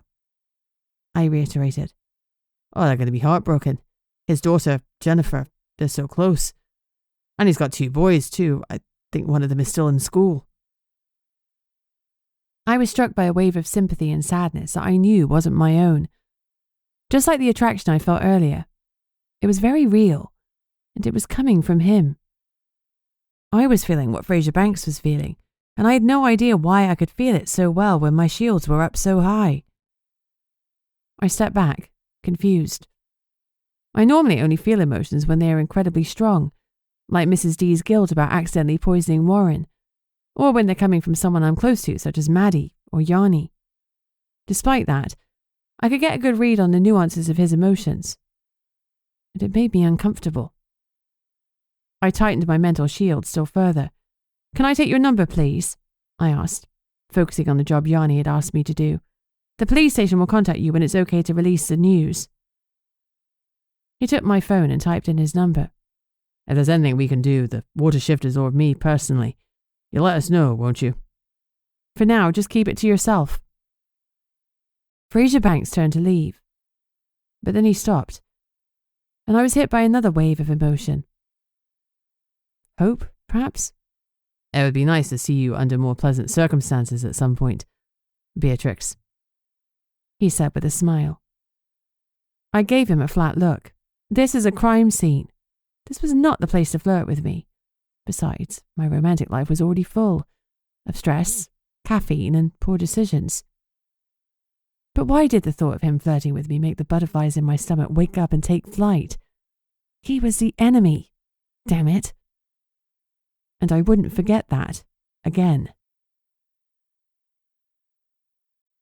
Chapter 20. When Yanni and I got into the car, I felt the anxiety radiating from her. I should have realised that we weren't going straight back to the police station, but it wasn't until we'd been travelling for several minutes in the opposite direction that it finally sank in where we were actually heading. We're going to speak to Storecrest's family, aren't we? I asked. Yanni nodded grimly. This part of the job evidently wasn't her favourite thing. His daughter Jennifer lives on Sugar Lane. They were very close. Sugar Lane? I was surprised. Back when I'd been growing up, that had been the rough end of the village, and I couldn't imagine Warren Storecrest's daughter choosing to live there. I guess gentrification happened everywhere. Maybe Sugar Lane wasn't so bad now. I saw them together yesterday, I admitted, in the hospital. She works there, although yesterday was her day off. She's one of the head nurses. She does a wonderful job. My eyebrows climbed upwards. I'd expected Jennifer to be a high society nepo baby, spending her days taking photos to post on the gram. If the daughter was grounded, though, it made more sense that Dove liked her. I didn't know much about my new colleague yet, but I already had the impression that she was down to earth. Plus, she baked, and that ticked a box in my plus column. We'll speak to Jennifer first. Then she can decide if she wants to tell her brothers or let us do it. I felt Yanni's trepidation. She knew and liked Jennifer, so this would be hell for her. I was relieved I wasn't delivering the news. Sugar Lane looked much nicer than it had back in the day, but it was still a long way down from the grandeur of Warren's area. Jennifer's neat little cottage had 2 small windows upstairs, 2 downstairs, and it was well kept. Assuming she had inherited her father's skills, I was surprised she didn't live near the water. Water shifters love to be near the water. Thinking of water shifters once again tipped my thoughts towards Fraser Banks. He was part of the water shifters, so whatever his magic was, I would have assumed he'd want to buy property by the sea, rather than sniffing around my house, which was near the forest. But other houses didn't come with the eternal flame. Well, tough shit. Mine didn't either. Maybe you could make a cup of tea. Yanni suggested as we got out of the car. Stay quiet and give her space to take in the news. Sometimes people need to yell or shout. Sometimes they don't say anything at all. Everybody reacts differently. Sure. I was happy to follow her lead. I'd never had to deal with family bereavement as a PI, something I was grateful for. I think you better stay in the car for this one, Yanni added to Eva, giving her fur a quick ruffle. We'll try not to be long, okay? Half a day in, and my dog had already cemented herself into Yanni's life. It was impressive going. Eva wagged her tail and stretched out on the back seat. Yanni cracked the windows to give her fresh air, but the weather was mild, so she'd be fine there, even if we were inside for hours. When the front door opened, it was the same young woman I'd seen in the hospital with Warren the day before. Her hair was blonde and wavy, streaked with pink, and she wore a pair of denim dungarees with a ripped t-shirt underneath. Jennifer, Yanni started. Finding the chief of police on her doorstep, she blinked. Chief, is everything okay? I wondered if I could come in and talk to you for a moment. It's about your father. I watched and felt the fear flood through the young woman. She froze. Is it bad news? She asked faintly, because if it is, I need my brothers here. Her voice cracked. You go ahead and call them, Yanni said sympathetically. Jennifer's eyes slid shut, and she gave a low moan before she leaned against the doorframe and took a few deep breaths. I don't understand. He's recovering well from the food poisoning. I saw him myself. If we can come in, Yanni pressed. And you call your brothers. Come in, I'll do that. They won't be too long. Rory's on school holidays and Gilbert works on the boats. She stepped back and let us into her living room, then went into the kitchen to have some privacy, while she called her siblings. I sat quietly, wishing there was something I could do or say. Should I make you a cup of tea? I offered when she was done on the phone, or hot chocolate. Hot chocolate had always been the comfort food in our house. It felt silly to suggest it, but it was something my mum always did to make me feel better. Jennifer shook her head. No, it's fine. I'll wait outside for them. Is that okay? Of course. Yanni and I sat in silence, preparing to destroy this family's whole world. Chapter 21. 5 minutes later, a car pulled into the driveway, and 2 young guys joined us. The oldest looked stiff, visibly braced for bad news after Jennifer's warning. They sat either side of their sister, and she reached out to grasp their hands, her knuckles white. I'm so sorry, Yanni started. We found your father dead this morning. It wasn't the poison, she went on, forestalling the inevitable question. He had a silver bullet wound to the back of his head. If it's any consolation, he didn't see it coming. He wasn't scared. Jennifer let out a sob. Rory stared forward, looking numb. Gilbert's jaw worked, then he put an arm round his sister, pulling her into him as her crying gained momentum. The poison at the fair came back to finish the job, he snarled. He was tall and gangly with narrow features. Assuming he was a water shifter too, the only sea creature he reminded me of was an eel. Not a comparison to voice aloud. We don't think so. I jumped in before Yanni could say anything damning. The last thing I wanted was Mrs. D being implicated for a murder. My boss shot me a glare, telling me to shut the hell up. There may even have been an expletive in it. She told me to stay quiet and let her do the talking, but I couldn't help myself. I know this is a very difficult time for you all, she said, but we need to ask you some questions, if you're up to it. Jennifer wiped the tears from her face. Of course, she sniffed. We want to do everything possible to help catch this son of a bitch. Ask away, Yanni.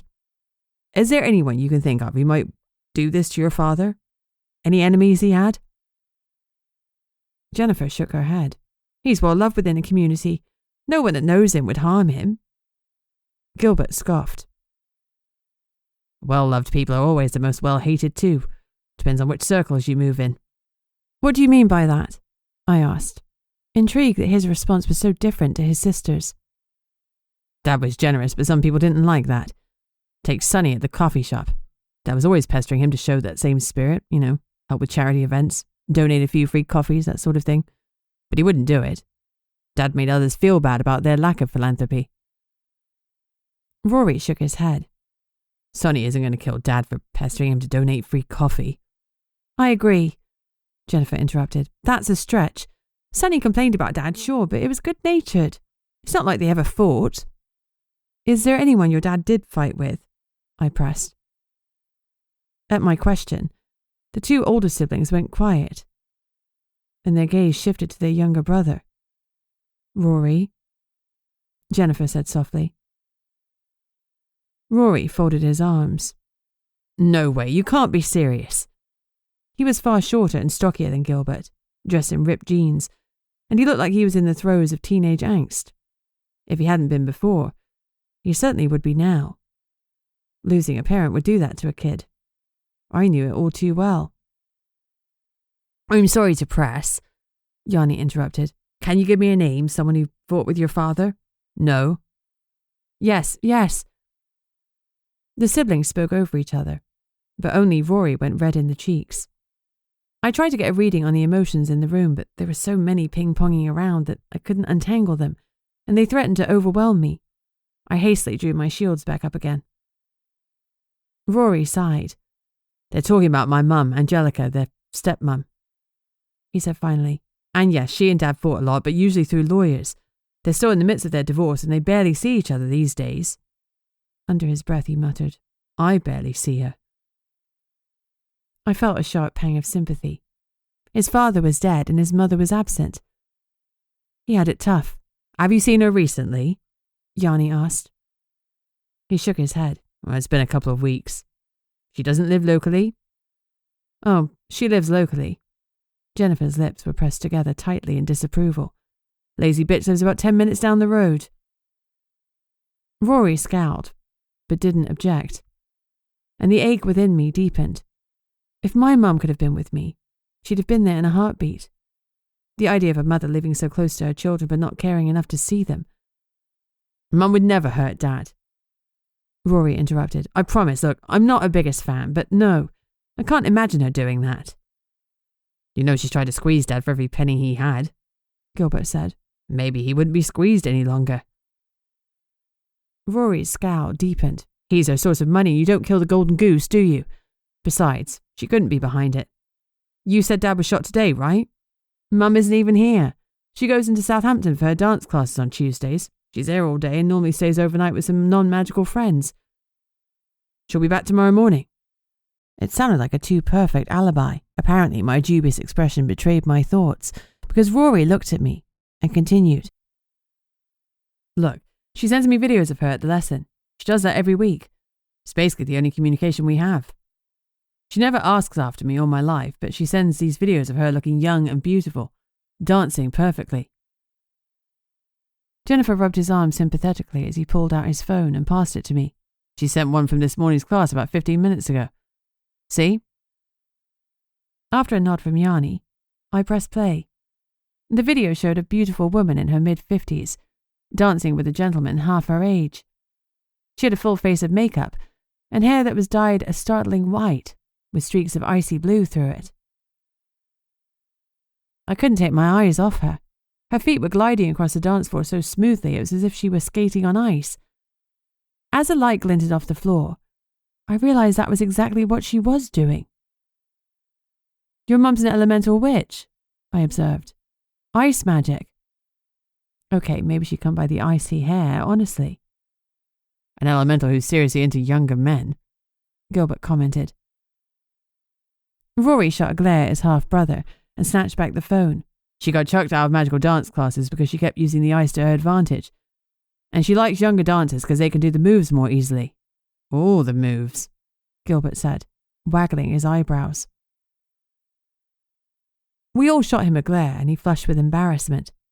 Apparently he'd forgotten for a moment that they were there because their dad was dead. Rory took a long breath and flashed a reluctant glance at his half-sister. Look, if we're going to talk about people Dad had a fight with, we need to mention Toby, don't we? That's out of order, Jennifer snapped instantly. He would never harm anyone. You don't know that. Rory shot back. If Mum's a suspect, we have to consider Toby. Sorry, who is Toby? I interrupted. Yanni's lips pursed. Clearly, that was a question she'd been about to ask. I was supposed to be a silent observer, but I was too used to asking the questions. I sent her an apologetic glance. I wasn't trying to piss her off, it was wholly accidental. I'd have to keep my mouth shut or she wouldn't let me ride shotgun again, and I didn't want that to happen. The PI side of me much preferred talking and interviewing people to looking for information online. Which reminded me, I still needed to dig into Fraser Banks. Hopefully when I did, there'd be more dirt on him than you could buy in a garden centre. Toby's my ex-boyfriend, Jennifer said finally. Toby Brown.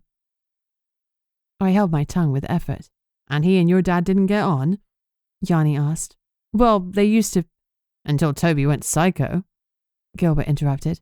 It was bad enough that he was a land shifter. Psycho? I asked. The question slipping out before I could stifle it. No. Jennifer shook her head firmly. He was not a psycho and he never went psycho. He was protective, that's all. There was a merman who tried it on with me one night at Shady's. Really tried it on. He was a water shifter and he thought he had more of a right to me than Toby did. Toby didn't take kindly to anyone thinking they had rights over me, himself included. It got a bit heated. They'd have split up afterwards, Rory said. Dad was pretty insistent. Is that right? Yanni asked Jennifer gently. That must have been hard for you. Tears welled in Jennifer's eyes. Yeah, Dad was on the Water Shifters Council and it didn't look good for my boyfriend to attack one of them. And the merman, he was pretty powerful too. It was making the political landscape difficult for Dad, and he asked me to break up with Toby. Told me to, she admitted. But that was months ago, she went on. Toby wouldn't hurt Dad, he's a teddy bear. Literally, that incident was a one-off. Ask his family, ask him, ask anyone who knows him. There's no sweeter guy than Toby in the world, I promise you. The way she was speaking about him wasn't the way people generally spoke about an ex. Not in my experience, anyway. Don't worry, Yanni said. We'll look into everything. Now, could you give me the addresses for your stepmother and for Toby? We'll be in touch as soon as we know more. Jennifer nodded and scribbled a note on a scrap of paper. The room stayed thick with tension, grief pressing down like a weighted shroud, and beneath it that gnawing guilt. It was the kind of guilt that whispered, you should have been there, or even worse, it should have been you instead. I knew it only too well. Yanni shot me a pointed glance and rose. We were done for now. I exhaled, straightening. The worst part was over. Now came the hard part, finding the killer. Chapter 22. Yanni sighed as she closed the car door. Eva jumped up and gave her a hello lick designed to make her feel better. It was a canine equivalent of a motivational speech. Short, effective, and slightly damp. It worked because a small smile tipped up Yanni's lips. Good to see you too, Eva, she murmured. As she put the key in the ignition and Eva sat back down again, I was only a little jealous that I hadn't gotten the same greeting. Yanni's gaze shifted to me. If you're going to spend all day out with me, we'll have to sort a mobile line from the station so calls come to you wherever you are. Otherwise, I'm in no better situation than I was before. She gave a half-hearted chuckle. It was already nearly 6 in the evening, and I could see how much the day had taken out of her. I imagined that no matter how many times you had to tell someone that a loved one was dead, it didn't get any easier. Not that you'd make that kind of call very often in a place like Witchlight Cove. Other than after my grandmother arrived, I couldn't recall a time something like this had happened. And it didn't look like the crime rate had soared during my absence, or Yanni would definitely have recruited more support. I thought about the phone issue and grimaced internally. I really did want to help Yanni. I owed her so much. I'll make some calls tomorrow, I promised, wanting to take some of the weight off her shoulders. See if there's someone who can sort the phone for me. She patted my hand. Don't worry, Dove's husband Samuel tends to deal with any practical issues like that. Keeps the station costs down. He'll know a way to divert the calls. A yawn escaped her, but she immediately shook it off. Do you want me to drop you home? She asked. You don't need to come with me for the other interviews. It's okay, I'm happy to come. It's not like Eva's pining for me at home. Eva barked. It was the unmistakable equivalent of a dog rolling its eyes. We don't want to leave you on your own, I told Yanni firmly. The last thing I wanted was to go home and tell Maddie that I'd let her grandmother work an unreasonably long shift, alone, after such an emotionally taxing day. So where are we going? The stepmom or Toby? Yanni didn't ponder the question for very long. There's no reason not to believe Rory about the dance classes because those messages seemed in order. We'll go find Toby, see what we can get out of him, then visit the stepmom in the morning when she should be back. Do you think one of them did it? I asked nosily. She shrugged. I don't know yet. We need more evidence before I have any thoughts either way. Using a bullet doesn't seem like the easiest way for an elemental witch or bear shifter to kill someone. Then again, if they were trying to keep what they were about to do hidden from Warren, a gun might have been the quickest and easiest option. You said before that it was likely someone he trusted enough to turn his back to them, I said. Would Warren have trusted both of those two? Maybe. She tapped her fingers on the steering wheel as she thought. Do you know the Browns? I probed. Jennifer had said Toby was a teddy bear, and Gilbert had said he was a land shifter. Yanni was a bear shifter, so I wondered if they ran in the same circles. Not specifically, Yanni admitted. I have to keep myself separate so I don't socialize with any of the sects. A pang of loneliness hit me, and I realized with horror that it was from her. Yanni was lonely. I'd never got that vibe from her before. Her police chief poker face was hiding more than I'd realized. That must be hard for you, I said softly. She shrugged, her face showing none of the emotion that I could feel. You get used to it. And I have Maddie. I kept my face blank with effort. What about your amateur dramatics group? Oh, I don't do it anymore. Don't have the energy I used to. I still go and watch the shows and I heckle supportively. She added with a smirk. Silence fell, and for me it was filled with gnawing guilt for abandoning Yanni and Maddie for so long. You have me too, I blurted. She kept her eyes on the road. Until you go back to London. Ouch. Direct hit. If guilt had a physical form, it'd be punching me in the kidneys right about now. I'll stay in touch this time, I promised. You said that last time. Her tone was matter of fact, rather than accusing. I was a self-involved teenager last time. I'll do better, I promised. Yanni lifted a hand from the wheel and patted my arm. You were grieving. You don't have to explain yourself to me. Maybe I don't need to, but I want to. I'm sorry, Yanni. I didn't mean to hurt you. She squeezed my arm before returning her hand to the wheel. She didn't contradict me, though, and that made me feel even worse. You've already apologized, Beatrix. You don't need to keep doing so. It's in the past. Now, let's focus on the present. She was right. I needed to get my head in the game. Toby lived further away from the coast in an area of Witchlight Cove I knew well. It was only a couple of miles from the border barrier, and I spent a lot of time playing there when I was a kid with Ezra and some of the other wolf shifters. Whilst Mum always ensured I did at least a couple of hours training most days, once or twice a year she gave me a whole day off. I spent several of them around here, climbing trees, messing around, building forts. Normal kid things. Even then I'd known something about my magic wasn't quite right. Maddie's powers had been growing stronger and stronger with every passing moon, and the wolves were growing more and more formidable. Me, I'd say the same, the stunted runt of the litter. Even so, neither Maddie nor Ezra ever did anything to make me feel bad about myself. You're at a different stage, they'd always said to me. It'll happen. And then, as the years passed, the refrain had changed to, you don't need more magic. You're perfect the way you are. They'd said it so often that I knew they'd come up with that party line together. Their care made me feel loved, but I still despised my own ineptitude. I should have had more magic because my mother was incredibly strong. I kept hoping that one day it would come. But at 28, I'd finally learned to stop wishing for something that was clearly never going to happen. It had taken several decades, but now I could accept it. I was a magical dud. Chapter 23. It was only when Yanni stopped the car that I realised I drifted away into my own thoughts. "We're here," she said.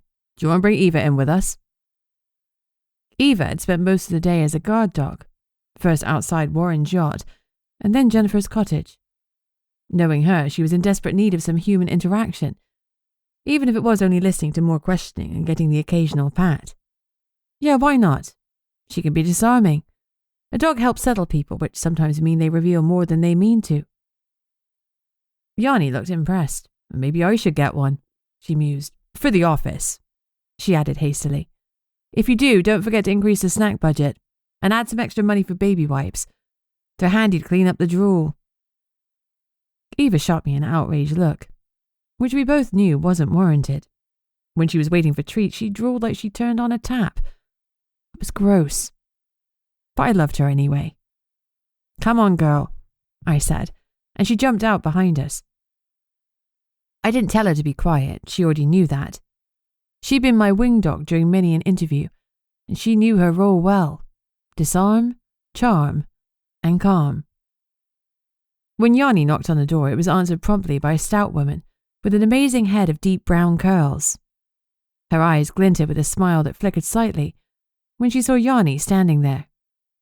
"Oh, hello," she said. "I'm Police Chief Greenridge," Yanni introduced herself. "We're looking for Toby Brown. Is he in?" "I'm his mother, Selina." The woman's face tightened. "What do you need him for?" Yanni smiled broadly, though I could feel the tension in her body. "We actually need to speak to your son directly. It's in connection with one of our investigations." Eva stepped forward and put her puppy dog eyes to work. Instinctively, Selina crouched down, held out her hand, and let my dog sniff her before patting her head. Perfect. She was a dog person.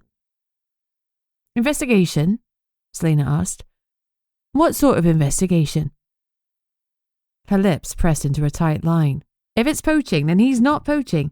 That land out back is for all the shifters. It's in the original agreements, the one that date back as far as the Witchlight." "No, it's not about poaching." Yanni's tone grew more serious. "It's a bit more than that. It's a murder investigation." Selina froze mid-pat, and her eyes shot up to meet Yanni's. "What? A murder?"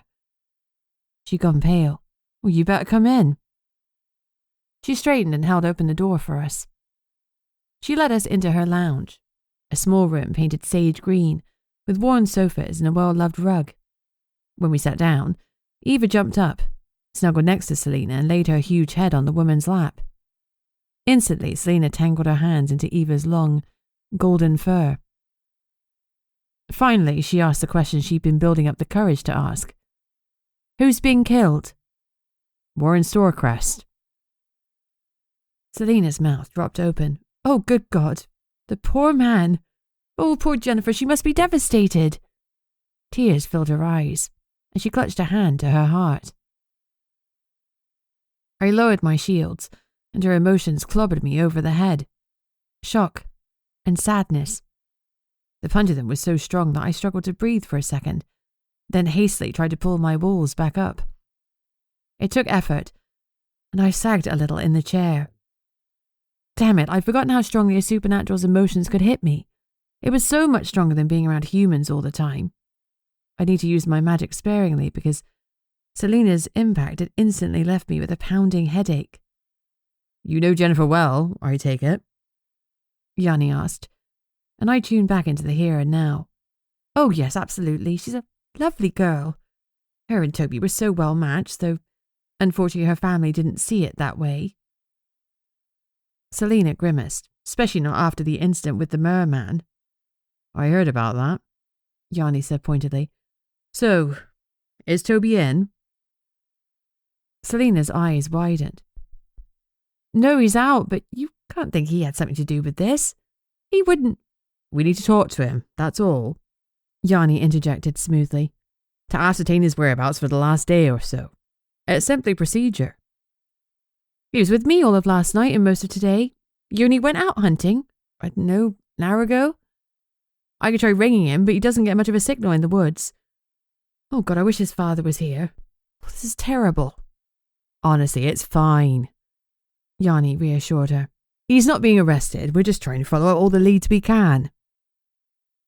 I bet it was Jennifer's brothers pointing fingers, wasn't it? Of course it was. They're the ones that had a real problem with Jennifer dating Toby. The youngest brother particularly, but then that one's had it rough. His mother isn't much of a mother, if you see what I mean. But Warren has tried his hardest with all of them. He's a great role model, teaching them the real values in life, making them work like he did. Oh gosh, poor Jennifer. I can't imagine how she's coping with this. She sighed.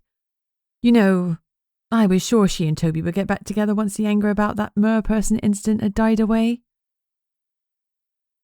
It was a lot of things to share in one breath, but somehow Selena had done it.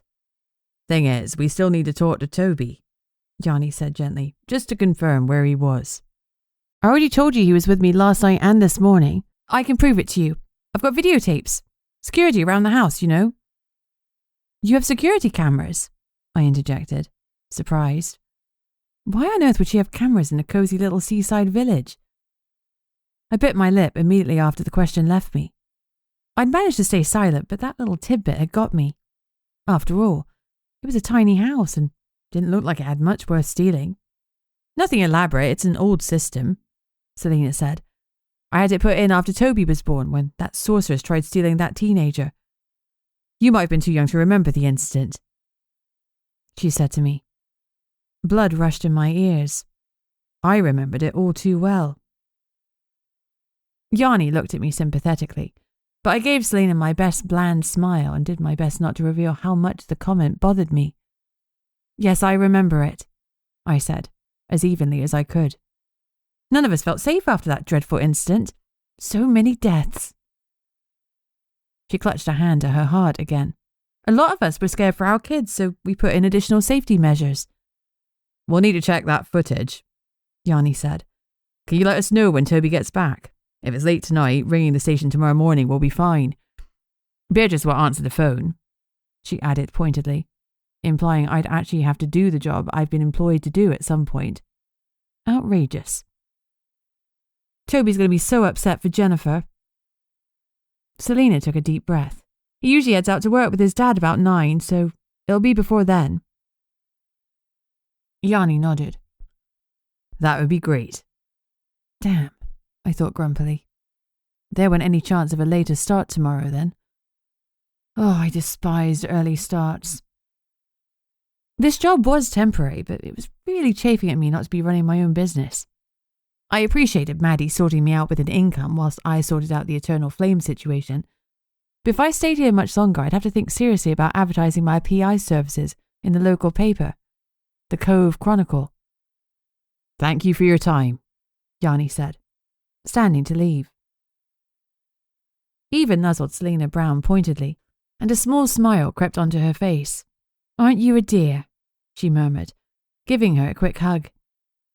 It might be wrong to trust a dog's reaction, but Eva had taken so well to Toby's mum that it made me think her son probably wasn't involved in the murder.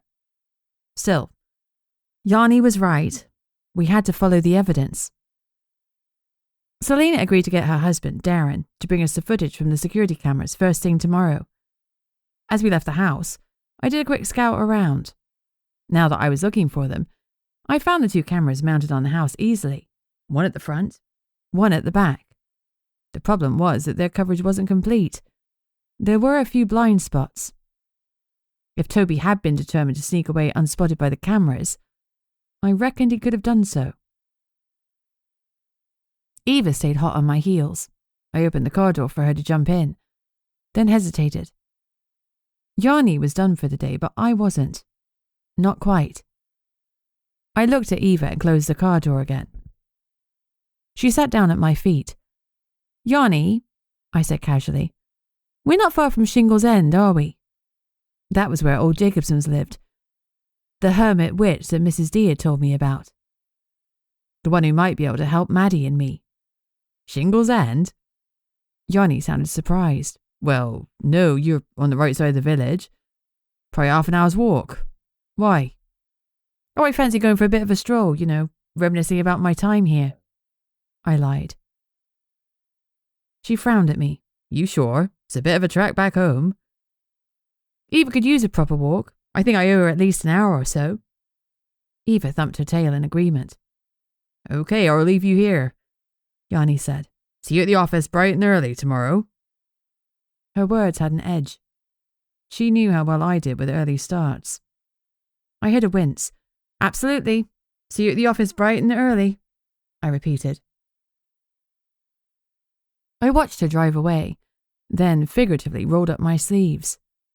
It was time to look into one of my other investigations, namely, getting back the eternal flame. Chapter 24.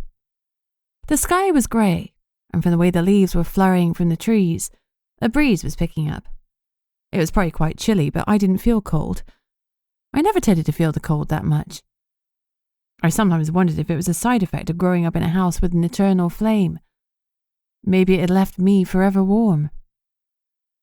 On the magical front, I was feeling pretty tired. It had been a long time since I felt so many strong emotions cascading into me, and it was tough. That was more than enough to remind me why I'd left all those years ago. I'd been working hard on my shields for a long time, and I was grateful for that now. But the shields still didn't stop the pounding in my head. I pushed the pain aside with effort. So, what do you think? I asked Eva as we walked. Will this Jacobson guy talk to us about the eternal flame? She trotted beside me, tail wagging faintly. Do you think he even knows anything about the eternal flames? I added with a grimace.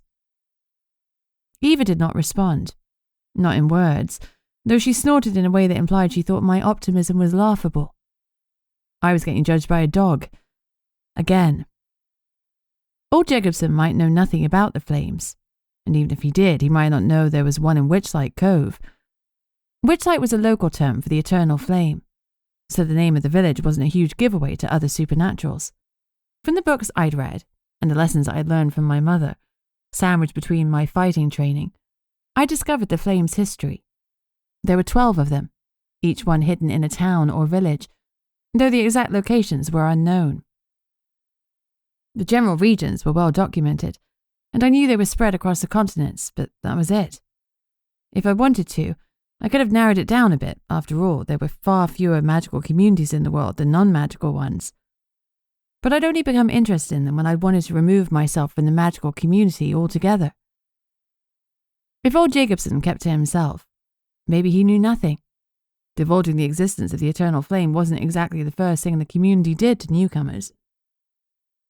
Shingles End was exactly as its name described. At the far end of the village, where the beach changed from soft white sands to harsh shingle stones. Let's walk up on the bank, I said to Eva, wanting to spare her pause. She moved to my right, onto the soft bank. The sun was sinking on the horizon, and I took a moment to soak in the view. There was something inherently magical in watching the sun disappear from the world. Those stunning hues of red and orange made it look like the sky was on fire, and all the while the sea was lapping on the beach, soothing me like nothing else with its rolling rush and roar. This was home. This moment lived within me like thousands of the other sunsets I'd witnessed in my lifetime here. Like she knew that I needed it. Eva sat next to me, and together we watched the sun take its final dip into the sea. When it was finally gone, I walked on. It was only a dozen more paces until a small cottage came into view. The haunted house of Shingles End. Given that Witchlight Cove is a magical village, it had always struck me as faintly ridiculous that anyone would call a house haunted. Here, ghosts were a part of life, or death. We didn't call houses with ghosts in them haunted, we simply called them houses. Although, to be fair, the house with the screaming apparition who won't stop singing off-key was a bit of a mouthful. I remember playing cherry knocking, or knock down ginger as they called it in London, knocking on a door and running away before you could be seen. Trying to act brave, Ezra had always insisted on doing it, though his short, timid knocks barely made a sound before he bolted away. Maddie was the braver one, pounding her small fist against the door before dashing off. We'd knocked on this particular door plenty of times, and sometimes we'd sworn we heard music or voices. Looking back now, I realised it was probably kids using the cottage to drink or smoke. Either way, it had never looked lived in. With all the beautiful homes nearby, I couldn't imagine someone choosing this particular ramshackle place to live in. They obviously had, however, because a light was glowing inside. "Ready for this?" I asked Eva. "Just to warn you, I'm not sure if this witch is as friendly as Maddie and me, if I even count as a witch," I added wryly. Eva pressed close to my leg, and I swear she shuddered. I grimaced. "Honestly, your trembling doesn't make me feel great." Apparently, my dog was not a fan of haunted houses. Crime scenes and murder investigations? Absolutely fine. This was a far cry from when she'd happily bolted away from me at Warren's house, even though a murder had taken place there. If Eva was nervous, there was probably good reason. She shuddered again and looked up at me as if to ask if I really wanted to do this. "I have to," I said. "We need to figure out what's happened to the flame. Time for some bravery, Eva. We mustn't give up." Taking a few steadying breaths, I walked towards the door. The guy wasn't a green witch, that was for sure, because his garden was completely overgrown. Most of the weeds were waist high, and their stalks were brown and brittle. I hated to imagine what the back garden looked like if the front was this bad. I heard music coming from inside the house. A piano. Then it stopped abruptly. The old man knew I was there, so there was no point in prevaricating. I knocked on the door. My instinct to run was strong, but I told myself it was a reaction from my childhood, not a legitimate gut warning. I held my breath, unsure why I was so worried. I doubted that old Jacobson had much magic because even witches with the most basic skills made their houses look decent and filled the garden with herbs and flowers to use in spells. This desolation was a show of strength.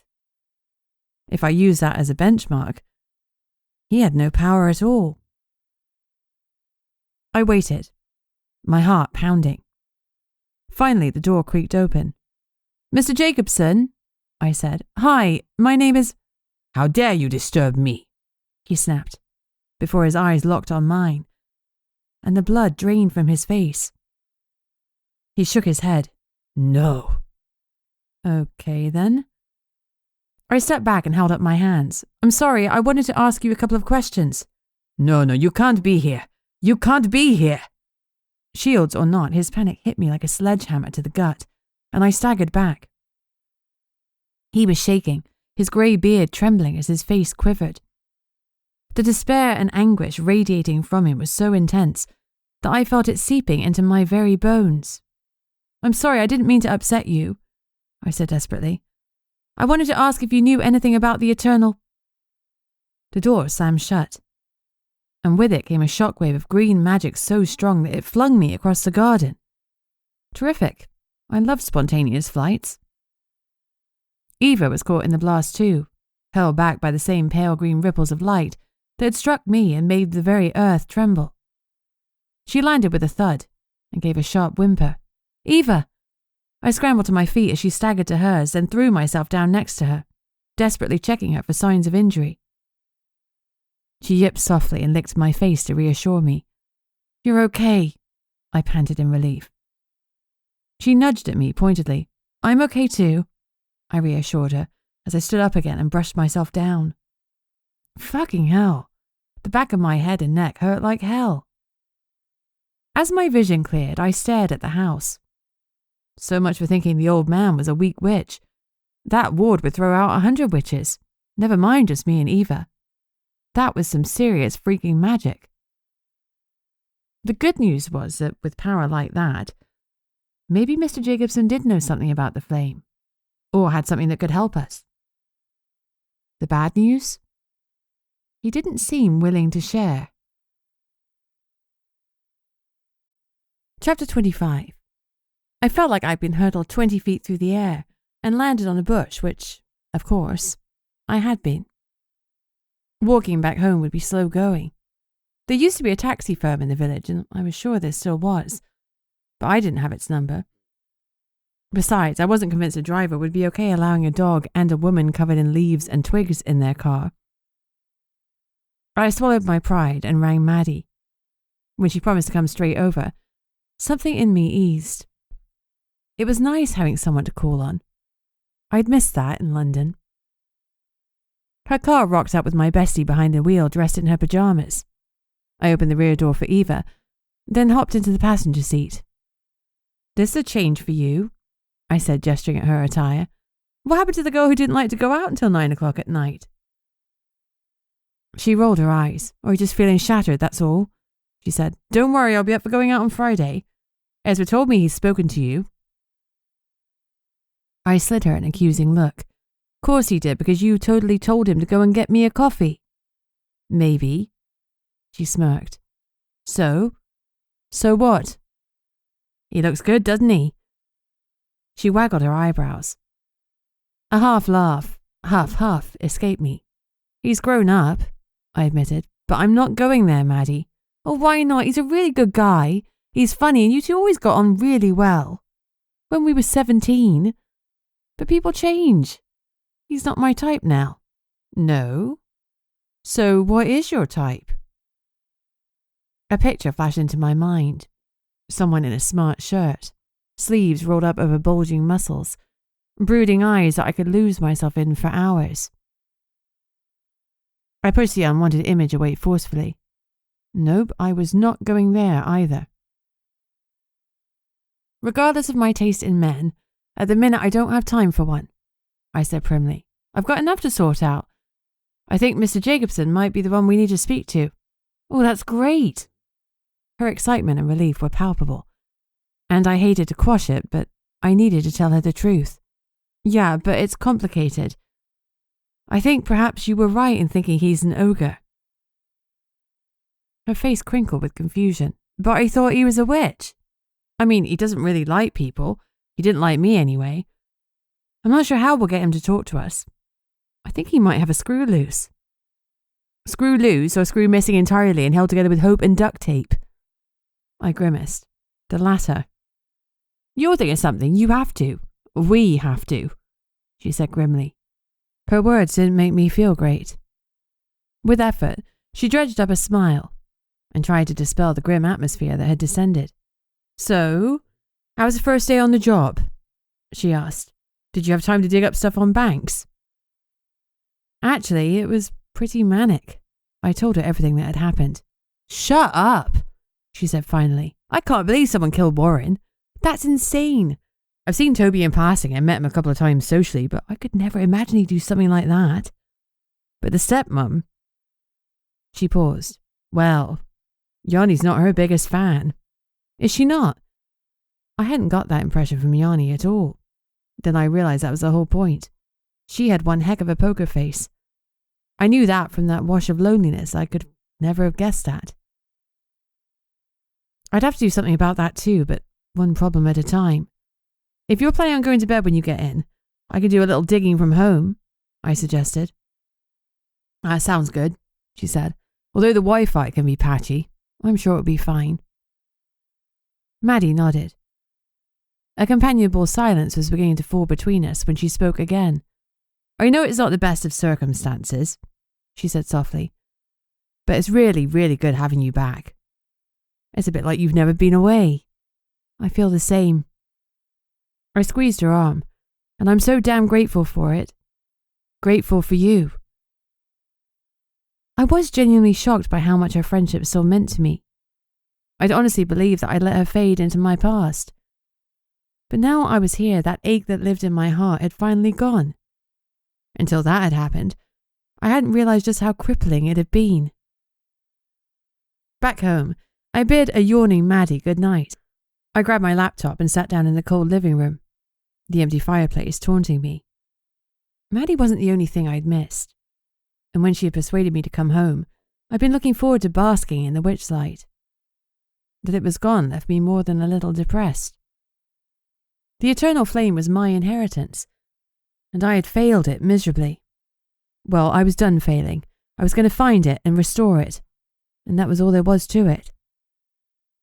I opened my laptop and navigated my way to the dark web, then opened up pages on some of the websites I frequently used as a PI. One of the most useful things I'd ever done in London was pay a magical hacker called Donovan a ridiculous price to get me banking access codes and encryption keys. Using the portal he created for me, I could pretty much log into any bank I wanted, from anywhere in the world. So, that's what I did. I thought I'd have to search through half a dozen or so Fraser banks to find the one I was looking for, but when I narrowed down the search parameters to Cornwall, there was only one person with that name and an English bank account. Or rather, several English bank accounts. As I opened the first one, my jaw dropped. The numbers were massive. We were talking my annual martial arts earnings plus my PI fees multiplied by 10 per month. Banks indeed, I muttered. This man could open one himself with all that money. Crikey. I wasn't even that jealous. I scanned down. Some debits were for mundane things, internet, bills, rental on property, and there were large amounts going to building firms. Judging by what I knew of banks, that wasn't a surprise. As a property developer, he'd got to develop. Halfway down the page, something caught my eye. £200,000 had gone out of the account, but there was no name listed for the recipient, just an address. That didn't feel right. I typed the address into a search engine, but nothing came up. I tried changing my servers and using one on the dark web. Still nothing. My first lead and I'd hit a dead end. But that wasn't the last of my options. I pulled open my phone and scrolled down to a name. Donovan. There was a reason I'd used him before. When it came to finances, he was the absolute best if you wanted to stop payments to somebody or wanted full disclosure. But this wasn't a case of accessing bank statements, which I could already do thanks to his portal. Donovan was better than that. He could trace the money from source to final destination, going back years. He also had systems linked to public CCTV cameras that could track where high levels of cash were spent, not only in the UK, but overseas as well. When I pressed on his number, he answered, within 2 rings. Beatrix Stonehaven, long time no see, or hear. How can I help? Unless you're ringing for my stimulating conversation? Not much time for conversation today, sorry. Could you do me a favour? Depends on what it is and what you'll pay me for it. He sounded amused. I was hoping for a discount this time based on my charming personality, and the fact that I once saved a cat from a tree. He let the silence hang. That was a no then. I sighed. I'm on a case. There's a payment to a bank account. I've got the associated address and number, but no name. Any chance you could track that down for me? And to be honest, I'm not sure the address is legit. You need me to do some deep digging? Possibly. Probably. He grunted before he spoke again. Payment will be the usual, he warned. I gritted my teeth. Donovan wasn't cheap, and I didn't know what Yanni was going to pay me, but it wasn't like I had a choice. If we could get some dirt on Banks, we could stop him dead in his tracks, stop him getting anywhere near my house. When it came to my home, money was no object. I had credit cards. I'd use them. All right, I'll transfer it to you now with all the information that I have. I'll get onto it as soon as I have time. Pleasure doing business with you, he said. A click. The line went dead. I shoved my phone back into my pocket. One step closer.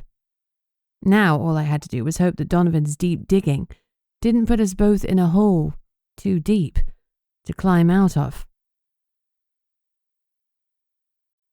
Chapter 26. Next morning, Eva woke me at 7 by repeatedly licking my face. Apparently, she thought that dog breath was the best way to stop me oversleeping and being late for work. She wasn't wrong. It was like being waterboarded, but affectionately. As I stretched, there was a knock on the door, and Maddie poked her head around it. Great, you're up. I wouldn't go as far as up, I groaned. Stretching barely counts as awake. Let's go get a coffee. She was annoyingly chirpy. After last night, I really need one. Maybe a double shot. Is this the same coffee Ezra brought me? I opened one eye a fraction. Very same, you're going to love it. My mouth watered with the memories of the intense creamy caffeine hit. Some things were worth getting out of bed for. In that case, give me 2 minutes. I'll be there. Having lived in London for so long, I'd seen plenty of cafes and coffee shops with queues outside them. There were restaurants where you had to wait on the street 3 times longer than it took to eat brunch, and where you had to book a year in advance for a dinner reservation. I'd never seen anything like that in Witchlight Cove. Sure, Claude's bakery could get busy, particularly when he pulled out some of his seasonal specials like his spiced pumpkin pasty at Halloween. But as far as I was aware, this was just a normal day. Even so, a queue was already snaking down the street outside the little door on the unassuming building, with the large sign that said Insomnia Coffee. A smaller sign simply read Sunny's. Wow. People here love their coffee these days, I muttered. No, they love Sunny's coffee, Maddie corrected. And wait till you tried his mocha. It's out of this world. She rubbed her hands together in anticipation. Is that a review or a prophecy? I asked. Because if I'm going to have some kind of mystical awakening after one sip, I want a warning first. She snorted. We slipped into the queue. I was surprised by the way my nerves were fluttering. I was in a queue in full view of half the village. Okay, not quite half, but it felt that way. Did they know who I was? What I was? A lapsed guardian. A woman a few places ahead offered me a wave, and I reciprocated with a vague smile. That's Pepper Poulter, Maddie murmured to me. Ezra's cousin? She was a year behind us at school. She married a vampire. Huh. I didn't know what surprised me more, that a werewolf would marry a vampire, or that someone a year younger than me was already married. I thought I was being mature by committing to my dog for the next 10 to 12 years. To agree to be with someone for life was a whole different matter. I spotted Helga and Volga ahead of me. Both had matching blue rinses, though Helga's hair was long and curly, whilst Volga's was short and straight.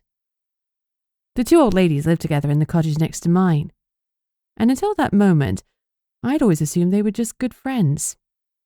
Watching the way Helga's arm snaked around Volga's waist, though, I suddenly realized that they were probably lovers. Hey, I whispered to Maddie, are Helga and Volga together? Maddie grinned. You're just now realizing, huh? I blinked. I just thought they were friends like us. We always said if we didn't find love by 30, we'd move in together. She snorted, as if 30 is old enough. Let's amend the pact to 40. I laughed. Deal. As I looked down the queue, I was surprised how many faces I recognized, even if I didn't know their names. I guess it's a small town thing. People tend not to leave, and even if they do, they often migrate back at some point, like particularly stubborn swallows, who've decided city life isn't for them. I supposed I was in the latter group, though I refused to admit it. This wasn't a migration. It was a temporary stopover, like when you end up crashing at a mate's place after a night out because the buses have stopped running. I was in Witchlight until I sorted out the house issue, and that was it. No nesting, no putting down roots, and definitely no getting attached. I looked at Maddie standing next to me and grimaced. The roots were already taking hold. Despite receiving some surreptitious glances, Pepper was the only person who actually waved. That made sense. If she was Ezra's cousin, she probably heard what had actually happened, rather than the dark gossip people had bandied around. When we finally reached the front of the queue, I stared at the barista. I couldn't help it. There was no disguising that he was a vampire, not with his fangs fully visible and perching over his bottom lip. Eva whimpered beside me, and I sympathized. I'd always thought there was no reason to be more scared of vampires than other magical creatures. Yes, they could kill you, but that death could come with a side dish of eternal life that you didn't get if you were killed by a werewolf or a witch.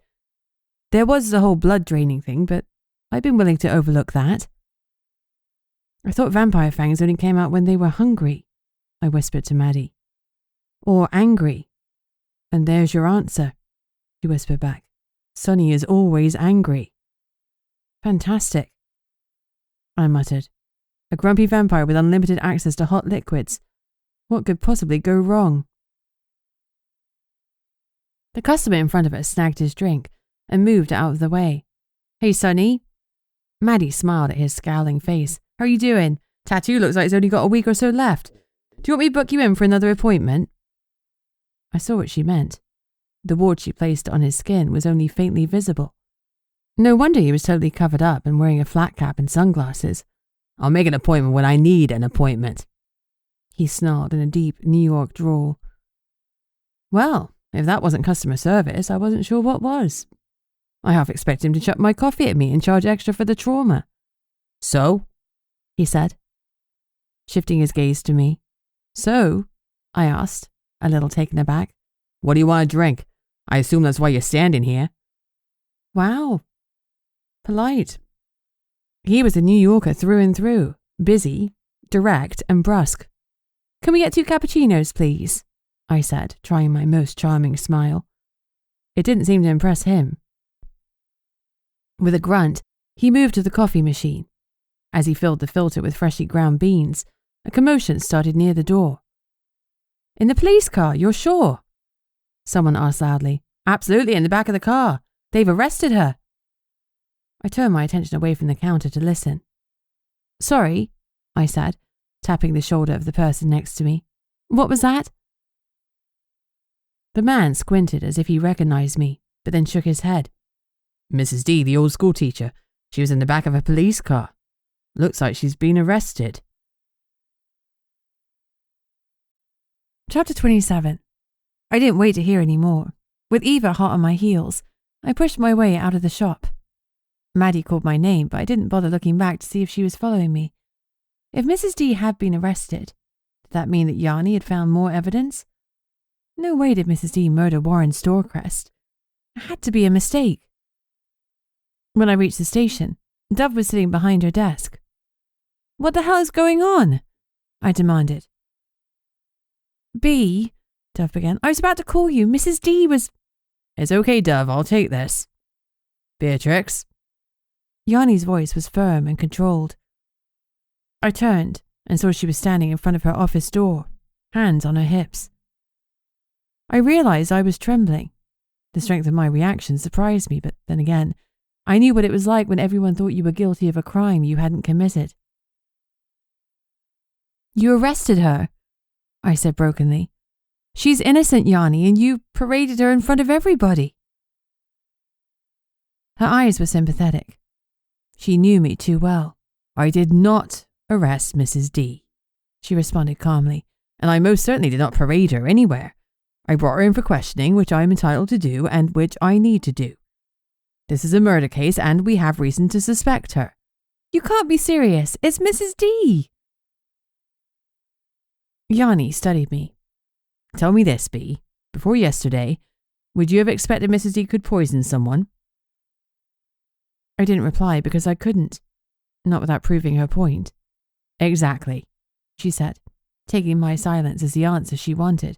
Now, I understand she didn't mean to poison someone, but she did intend to rig a competition so that she won. You wouldn't have thought she was capable of cheating either, would you? Would you have thought Mrs. D could cheat to win money? I remained silent, and my shoulders slumped.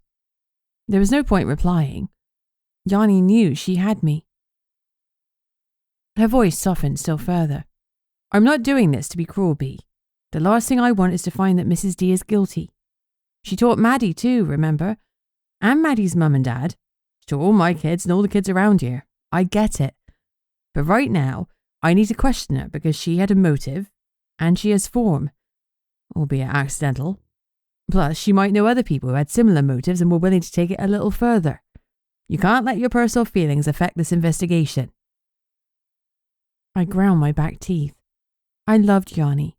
I understood it was her job, and from her perspective, I was being unreasonable. But I couldn't help it. My emotions were too high. You put her in the back of the police car, I said accusingly. Because she was more comfortable there. I offered her the front seat, but she wanted to stretch out a bit because she has arthritis in her shoulders. It was her choice to go in the back, like it was her choice to come down to the station, rather than have me question her at home. Fingers crossed, she can give us an alibi for Warren's time of death and we'll move on with the investigation. And if she can't? Yanni didn't reply. I sucked in a sharp breath. I needed to clear Mrs. D, and that meant I had to think. Damn it.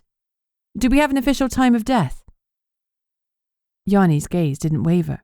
Yes, the coroner placed it between 30 minutes to an hour before we got there. As I thought about those times, a thought struck me. We went to Storecrest's house after I'd seen Mrs. D, so can't possibly be her. I'm her alibi. I shot Yanni a triumphant smile. Beatrix, she said evenly. You were with her for all of 20 minutes, and after that you came back to the station. That doesn't give her an alibi. If anything, knowing we were onto her could have been the reason she finished him off. That doesn't make sense, I protested. Doesn't it? Yanni raised an eyebrow.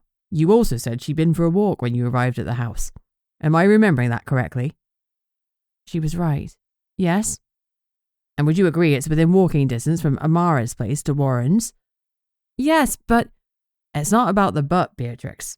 We don't deal with buts in this job. We place the evidence where it stands. And right now, it stands against her.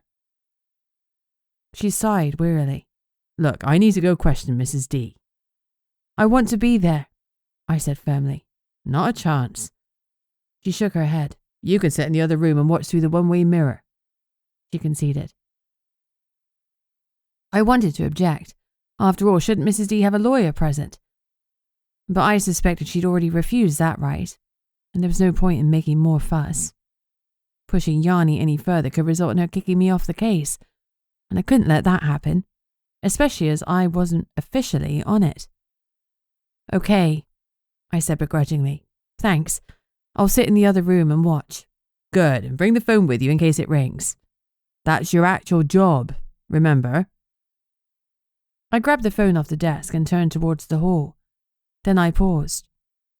You know, in all the years I spent imagining myself in an interrogation room, I always pictured myself on the other side of the glass. Yanni snorted. Yeah? In handcuffs or as a detective? You'll never know, I said airily, and walked towards the viewing room. It was time to find out what Mrs. D had to say for herself, and, more importantly, whether I had accidentally vouched for a murderer. Chapter 28. Yanni and Dove sat at the table opposite Mrs. D, while I was banished with Eva to the room behind the mirror. In another situation, I'd probably have been excited to be in the type of room that featured so heavily in the crime shows I loved to watch, but at that moment I couldn't see any positives at all. In all the years I'd known her, I couldn't remember seeing Mrs. D look so fragile. Yes, she'd always been old, but she'd never been frail.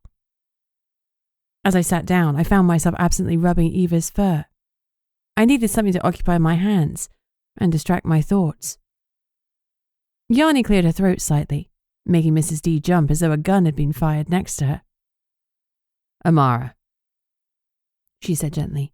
I assume you know why we're here. It's true then. He's actually dead. Yanni nodded. I'm afraid he is. Oh God, I'm so sorry. It wasn't the chili peppers, was it? Mrs. D looked close to tears. Yanni smiled. No, it wasn't the chili peppers. Oh, thank goodness. Relief flooded Mrs. D and she sagged into the chair, clutching at the pearls around her neck. The gesture was so classic I half expected her to start fanning herself and calling for smelling salts. That anyone in their right mind could think Mrs. D was guilty was beyond belief. But you understand the predicament we're in, don't you? Dove said, taking over the questioning. You can see how this looks, and why we have to ask you a few questions. Questions that might not be comfortable. We'll try and make it as quick and painless as possible. The only professional environment I'd seen Dove in was at the crime scene on the boat. Now I was impressed by how well she handled herself. How she'd mastered that voice of firm, caring command like Yanni's. Mrs. D wrung her hands. Of course I understand, but you have to know I wouldn't do something like this. I didn't want to hurt him. That wasn't my intention. I needed to raise the money so the children could go on the trip to London. That's the only holiday some of them get every year.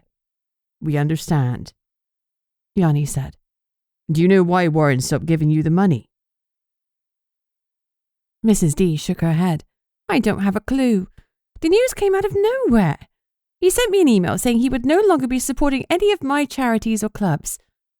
He didn't even sign it the way he normally does with a little smiley face and a W. There was just his name at the bottom. Oh, it was so impersonal. I tried emailing back, but I guess he blocked my email or something. I wanted to speak to him at the fair. I decided I would only use the chilies if I couldn't get him to see sense. But he was so busy and he seemed to be ignoring me. I didn't feel like I had any choice. I watched Johnny and Dove exchange a look. Surely they could see something suspicious was going on here. If Warren hadn't signed his email in his usual way, maybe he hadn't sent it. Can you tell us what you were doing yesterday at about 11 o'clock? Johnny asked. I went for a walk. I always go for a walk just around the seafront. I like to feed the birds when I'm in my human form. She hesitated. I may have plucked off one or two, when I've transformed, but I always feel a bit guilty about it, so I take some homemade seed balls for them, as an apology. I couldn't imagine Mrs. D in any form plucking off living creatures. Yanni had been right. I didn't know everything about my old teacher, no matter how much I wanted to believe that I did. Did anybody see you? Dove asked. Oh, I don't think so. I try to go at quiet times in case my instincts get the better of me and I fancy a snack. That's not something I'd want any of my students, past or present, to see me do. She looked flustered. So you have no witnesses, and you have a motive, Dove said. Mrs. D nodded. Tears started to trickle down her cheeks. I know. I'm afraid this doesn't look good, Yanni said. I think it's best that we keep you in for further questioning. Keep me in? Mrs. D looked horrified. Does that mean I'm officially a suspect? My stomach twisted. That was it. I was done listening to this. I swiveled around, ready to march out of the door and into the interview room. Only for Eva to block my path. I need to go in there, I said. She tipped her head to the side, then made a quiet noise that was something between a bark and a squeak. I thought I knew what she was trying to tell me. This was an official police investigation, and I had no business sticking my nose in. After all, if Mrs. D was innocent, as I was sure she was, the evidence would point to that, wouldn't it? But I wasn't so sure. How many crime dramas had I watched in the non-magical world where false evidence was planted to bring an innocent person down? Yanni walked out of the interview room and came through to me. You have to be joking, I snapped. You said it was questioning. It was questioning, she replied evenly. And the questioning leads us to believe that she could have done it. She had a motive, priors, and no alibi. But it's Mrs. D. I understand that you were mad. Yanni's voice was calm but firm. But I've got the council on my back, and not just the shifters. Everybody's freaked out by what's happened. This is the first murder we've had in Witchlight since my grandmother came in and killed everyone, I finished for her. And I had shouldered a lot of ill feeling about it because my grandmother had come here for me. You must understand why everyone's on edge.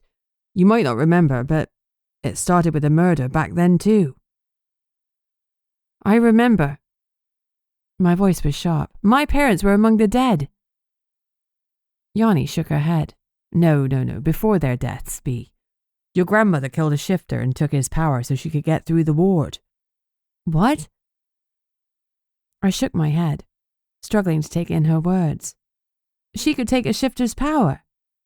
She could take whatever power she wanted. After she tracked you and your father down, she needed to get past the wards that were intended to keep people out. She waited. When a fox shifter went too far one night and travelled beyond the barrier, she killed him and transformed into his body to disguise herself. That's how she got through. I sank into a chair. I didn't know any of that. Why didn't anyone tell me? Because we were trying to protect you. None of it made sense. I thought I knew everything about my grandmother and what she'd done, but apparently I still didn't. But this isn't the same, I said. I couldn't change what my grandmother had done, but I wouldn't let Mrs. D go down as a scapegoat for a scared community. Magic didn't kill Warren. It was a gunshot. I know, but we need people to see that we're taking action, that we're keeping them safe. And you're doing that by arresting a little old woman, I snorted. We're doing that by arresting the person that the evidence points to. Mrs. D knows that. If you can find someone else, please do, because I don't want this any more than you do. But right now, it's the right thing to do. What about Toby? What about the stepmom, Angelica? I insisted. We'll talk to them. Just because we have Mrs. D in custody doesn't mean the investigation has stopped. But Toby sounds like he has a solid alibi, and from what I saw of Rory's message, Angelica's alibi seems good too. Regular dance classes in the non-magical world where she can cheat and use her powers? That sounds exactly like the type of thing Angelica would do. We're speaking to her today. It's on my to-do list. As she spoke, the phone started buzzing. You need to answer that, she said. That's your official job, remember? And if you're not careful, it'll be your only job. I gave a frustrated huff and picked up the phone. Witchlight Police Station, I said. Beatrix? That is Beatrix, isn't it? Yes, this is she. Who is this? It's Selina Brown, Toby's mother. Hello, Mrs. Brown. Everything all right? No, it's not all right. Her voice wobbled. Toby didn't come home last night. Oh, shit. Just what we needed. Should I schedule a village-wide panic for later, or were we already booked up? Chapter 29. Yanni didn't bother telling me I couldn't go with her because I was standing next to the police car with Eva at my heels before she'd even picked up the keys. Just let me do the questioning, okay? She said, sounding resigned. Absolutely. I paused. But you have to admit this makes him look guilty. Toby had to end his affair with the woman he loved because her father said so. Who wouldn't be angry about that? And then, when he knew we were onto him, he fled. That's what's happened here. We have no idea what's happened here, apart from a woman's son going missing. Can you remember that, please? I thought back to my initial impressions of Mrs. Brown. How warm she'd been and how I'd assumed her son would be the same. Had I jumped to conclusions back then and misjudged her? Or was I jumping to them now simply because I wanted to clear Mrs. D's name? Annoyingly, I knew the answer. It had also been naive of me to think that the measure of the mother made the son. Apples could fall far from the tree, and sometimes they rotted right next to it. Usually when you were hoping for cider. I needed to put my emotions aside. When we pulled up at the Browns' house, Selina was waiting outside, her eyes red-rimmed and bloodshot. This isn't like him, she said. I've been calling him all morning, and he's not responded. I mean, he's had some late nights before. He's a young lad and enjoys a drink or two at Shady's, and he used to stay over at Jennifer's cottage when they were together, but he's never missed work with his dad. Not once. Yanni rested a hand on her shoulder. When was the last time you heard from him? Last night, after you left. He got my message saying you wanted to speak to him, and he texted back that he'd ring you in the morning before work. He was going for a drink. He even sent me a picture of his kill. 2 hares with only a bow and arrow. Bow and arrow? I frowned. I thought Toby was a bear shifter. Oh, he is. He has no problem catching game in his shifted form. None of the shifters do. That's why he chooses the bow and arrow. It shows he has a bit more skill than the average shifter out there. She smiled weakly. Ah, yes, the old look how competent I am at murder tactic. Classic. I connected the dots. Bows and arrows, guns, both were man-made weapons. Even so, it was a big leap to make from one to the other. Can I see that photo, please, Mrs. Brown? Yanni asked. Selina handed over her phone. The photo showed a young man with a bow and a sheaf of arrows slung over his shoulder, and 2 hares in his hand. He was a good-looking lad, dressed in a red plaid shirt. He and Jennifer must have made an attractive couple. His face was split by a broad, carefree smile. I didn't immediately look at him and think killer. Then again, I hadn't thought that when I'd met Grandma and she was as deadly as they came. Rather than looking at Toby, Yanni was focused on the trees in the background. I realized that, as a shifter, she was more likely to recognize the woodland location than I was. I don't recognize the coppice, she muttered, as much to herself as to me or Mrs. Brown. I suppose you know exactly where he went. Selina shook her head and took her phone back. I don't know exactly where, but it would be inside the barrier. That was my only condition. If he was hunting on his own, he had to be inside the barrier, but other than that, I don't know where he was. I'm sorry, I should have asked him. I should. She dissolved into tears. I know this is difficult.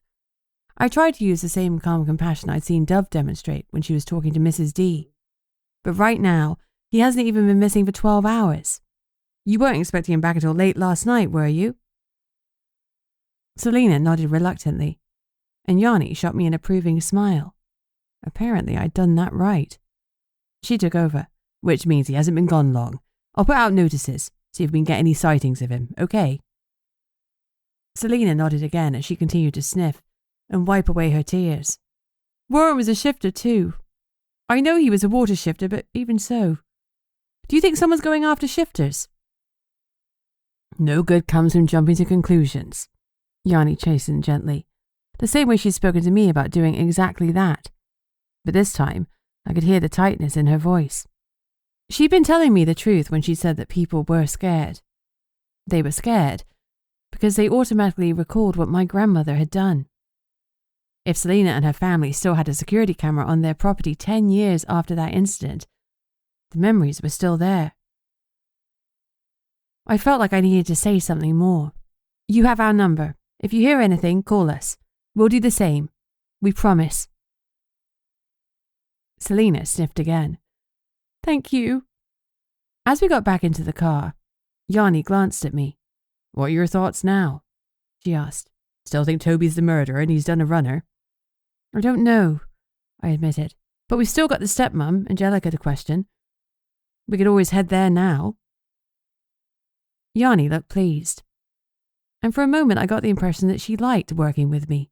That's exactly what I was thinking too, she said. Let's see if we can't find some more evidence to follow. I pulled on my seatbelt. Angelica might have answers or she might have more secrets. Either way, we were about to find out.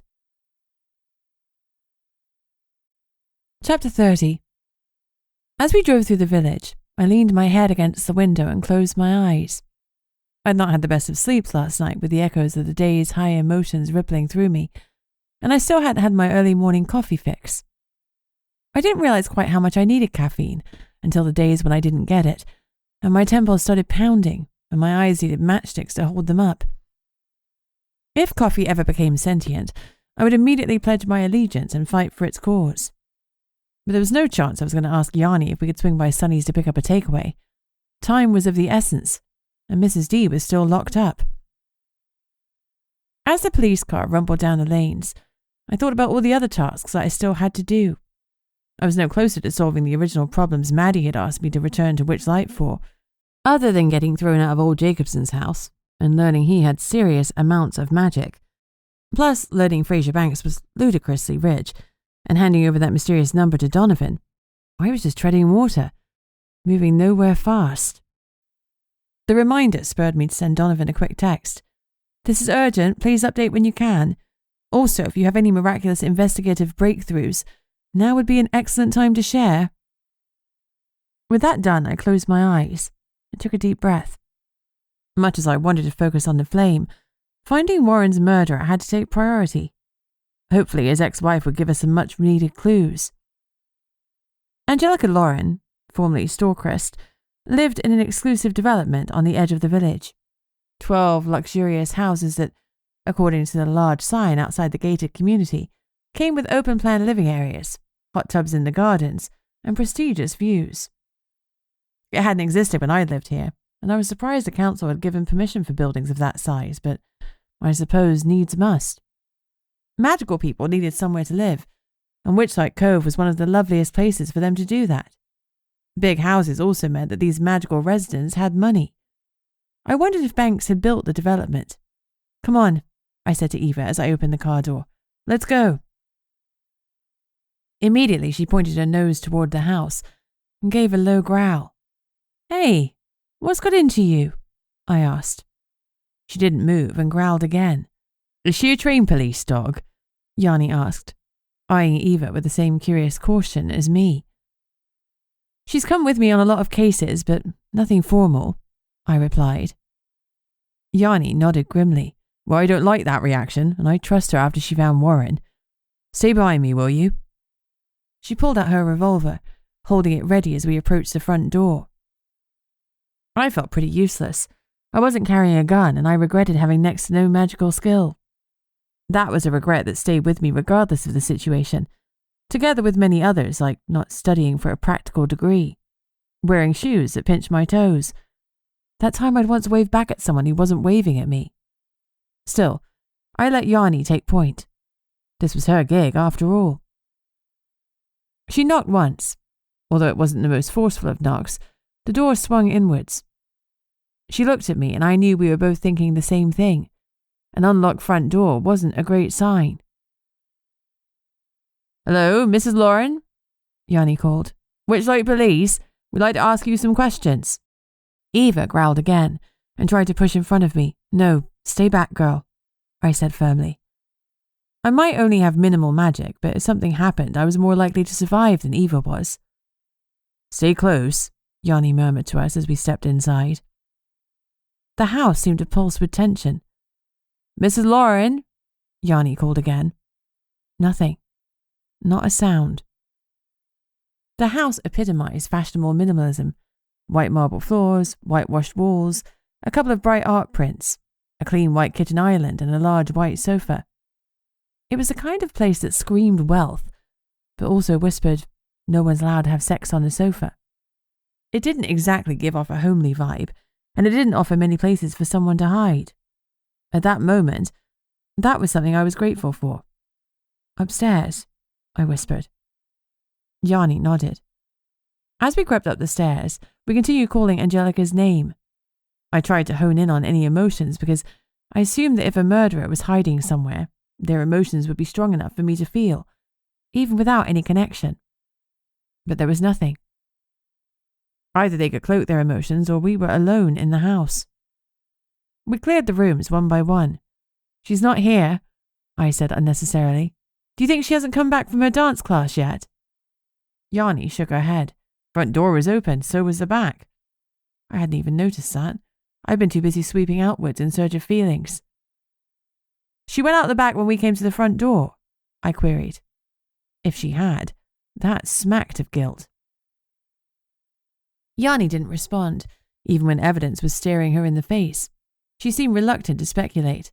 Come on, let's go back downstairs, she said finally. As we passed the last room before the stairs, I hesitated. It was a small office with a dark wooden desk and a laptop. That was what had caught my eye. The screen is still on, I said. Normally, if you left a laptop for a while, it went to sleep, but this screen was still active.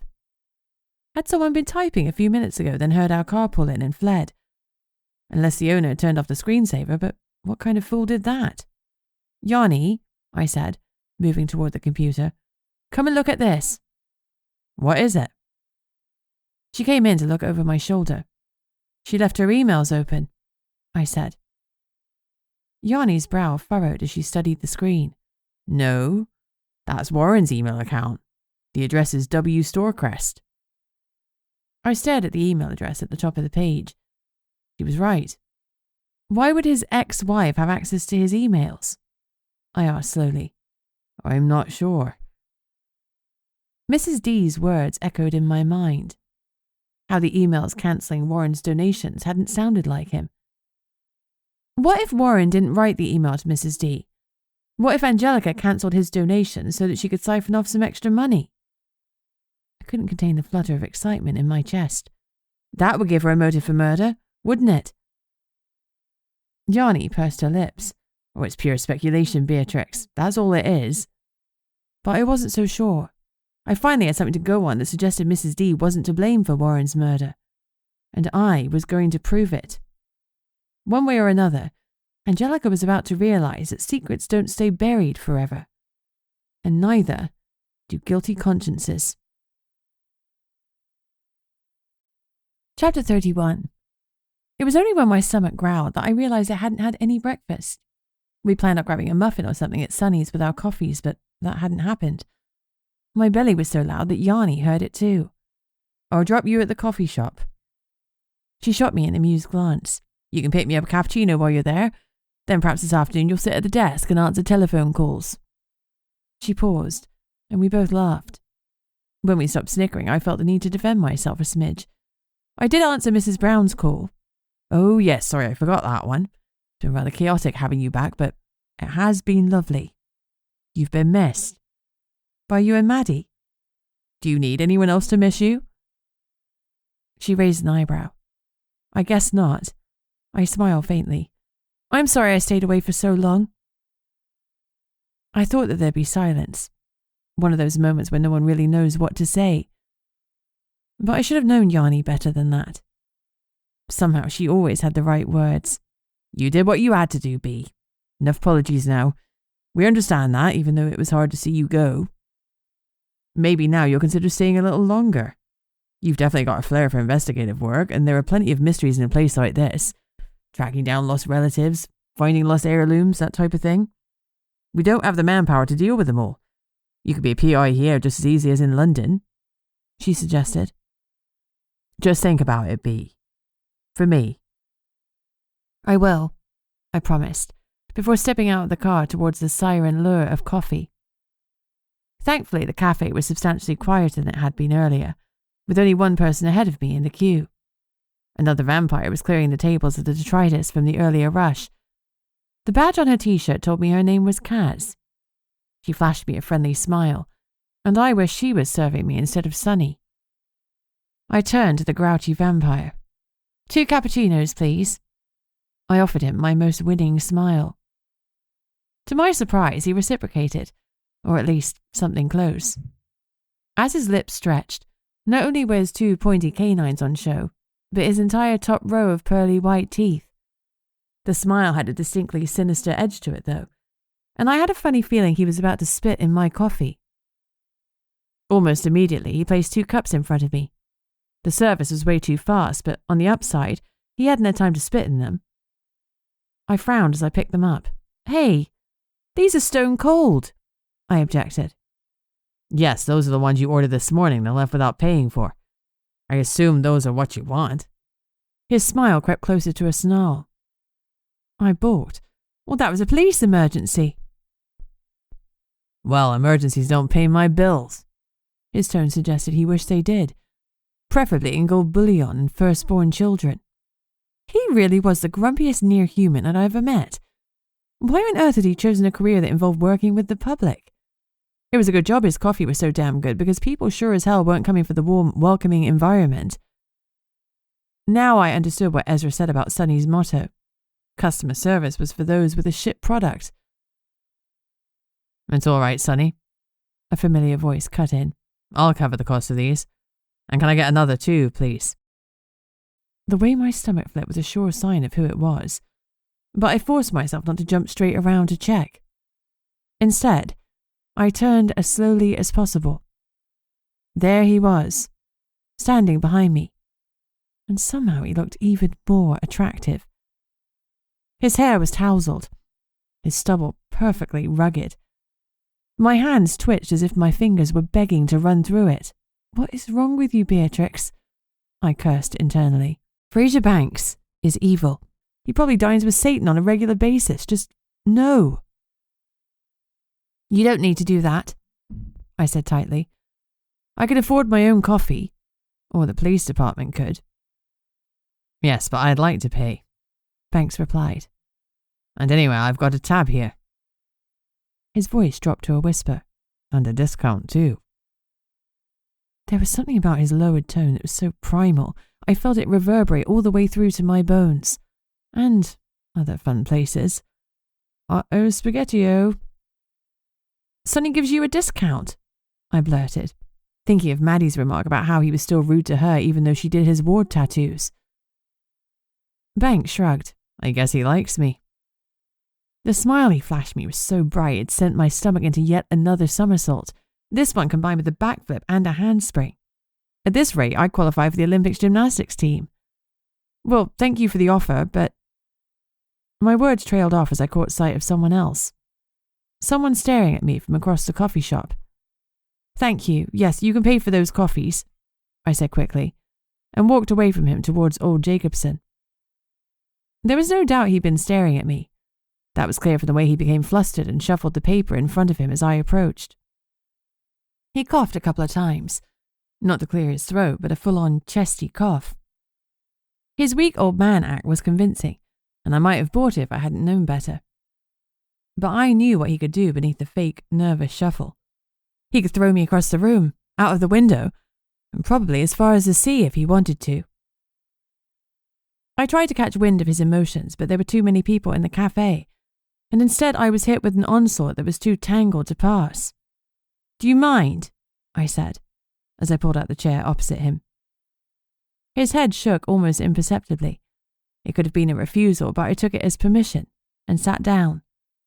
Eva placed herself squarely between us under the table. "You're not her," he said, his voice trembling. "I'm not who?" "The sorceress. You look like the sorceress, just like her." The blood drained from my face. If there was ever something I didn't want to hear, it was that. "I don't know what you're talking about," I said faintly. "Yes, you do. I can feel it. You know her." His eyes widened. Are you the girl?" His voice rose. "Oh, good God, it's you. It's you. You're her. I wasn't meant to do that. I wasn't meant to do that to you." He wasn't talking now. He was virtually shouting, rambling in panic and horror. Tears welled in his eyes as he covered his mouth and shuffled his seat back. The skin on his face was so white it was nearly translucent. "I'm not her." I stood up and backed away from him. "My name is Beatrix. Beatrix Stonehaven." He moaned pitifully and covered his eyes with a trembling hand. I'm sorry. I didn't know. I'm sorry." "Is everything okay here?" Fraser appeared beside us, placing a hand on Jacobson's shoulder. I can't. Jacobson stammered.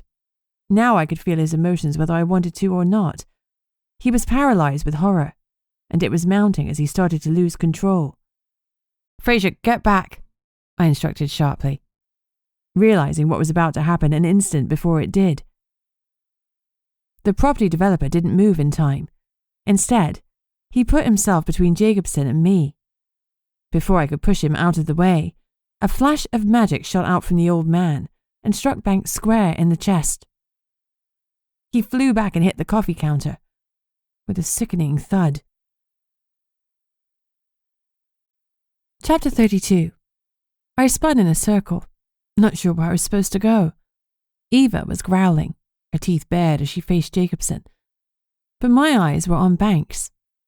However much I needed to work out what the hell was wrong with the old man, Banks had been hurt because of me.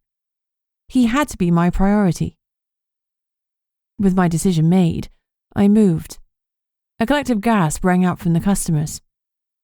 Simultaneously, Eva's growling stopped. Old Jacobson had disappeared. His low magic witch act had now been officially rumbled. Knowing that I needed to focus on Banks made it far easier as I raced across the room and dropped to the ground next to him. "Wow, what a punch," he said, sitting up and rubbing his head.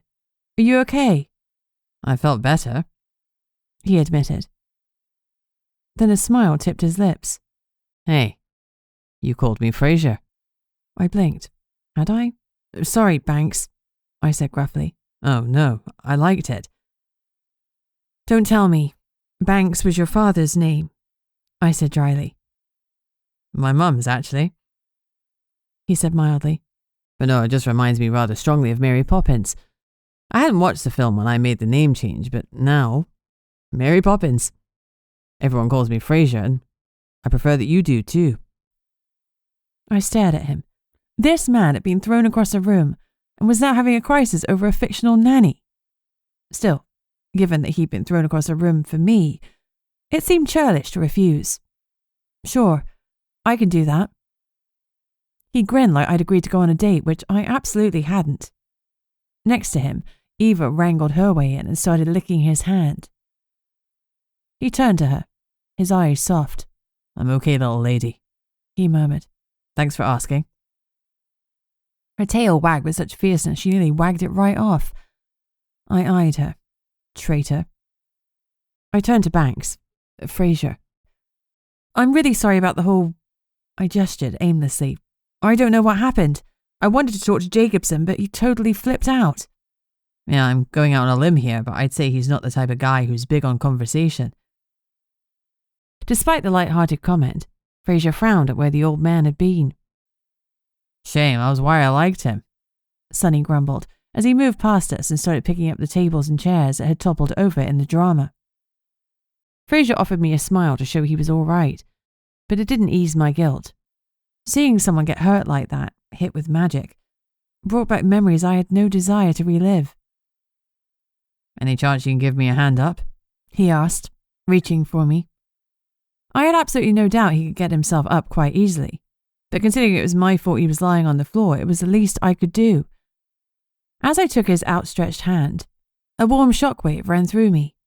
From the way his eyes widened as he looked at me, he'd felt it too. Oh boy, this wasn't good.